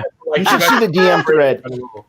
The DM thread is crazy, crazy long. And it was kind of funny when I was like, I think we need to do one. And he was just like, yeah. And really at this 13, 15, these picks on this end, you might have to just kind of adjust, and you don't have time.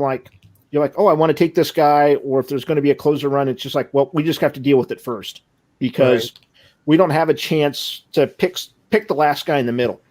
With 28 picks between you guys, or 26 from where we were at, it's just who knows what's left when you come back. Yeah, it's hard. It really is. I've been finding, in particular this year, where I usually say I like to play on the end.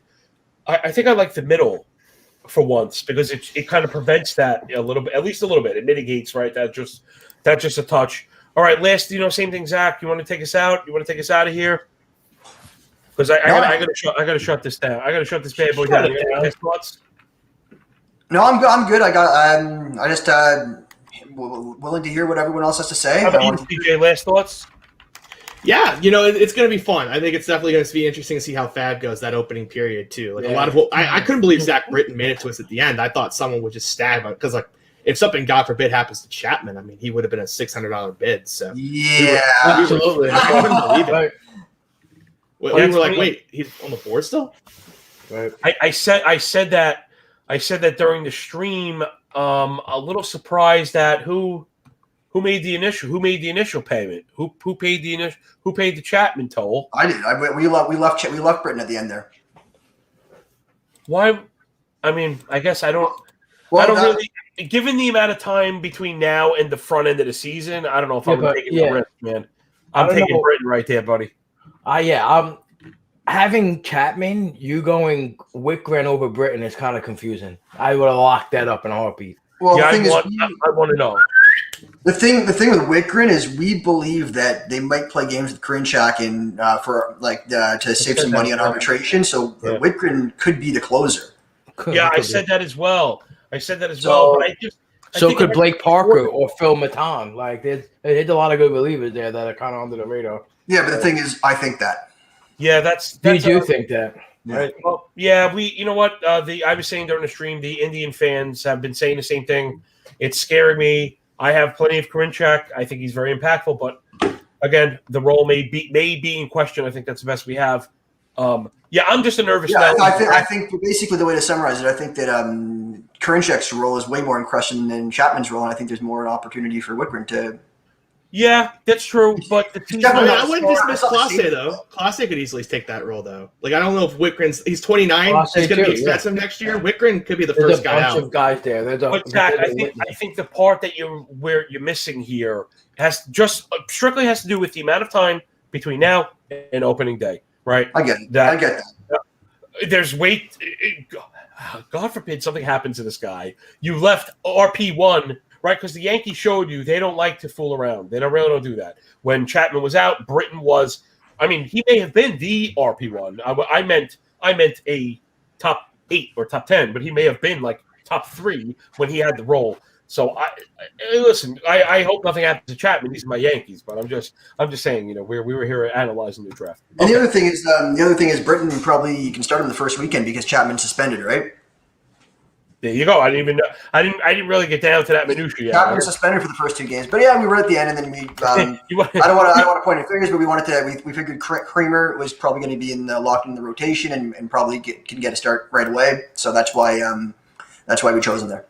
Well, my final takeaway here is, damn man, I missed drafting in November because this board is very tight and. I can't imagine having to go another 20 rounds. Like if this was a draft champions room, and that's what you're getting. These industry drafts usually resemble what ADP will look like in like 2 weeks, let's say. You know what I mean? Or something like that. And it's almost like, man, the cupboards are completely bare by the time you guys are done here. So that should do it from all of us here, guys. Thank you for drafting. Thank you for providing us all the fodder for me to kind of run my mouth. I can't believe I was doing this for 4.5 hours. I don't think I shut up for more than 10 seconds. But all right, man. So for everybody at FTN Network and me, the big guy with the big mouth from the big city, big Johnny Stud, everybody, take care. Thank you for picking up what we're putting down. And, I hope you learned something. Get at me at MLB Moving Averages. Follow all the good people in this draft. There was Jeff Zimmerman, Rob, Deadpool Hitter, DiPietro, Zach Waxman at Draft Champagne. We had Mike Curlin. We had Matt Williams, 2 7s instead of L's. Please follow everyone. Check out our work. And FTN Fantasy right now is free. Ending this massive stream now.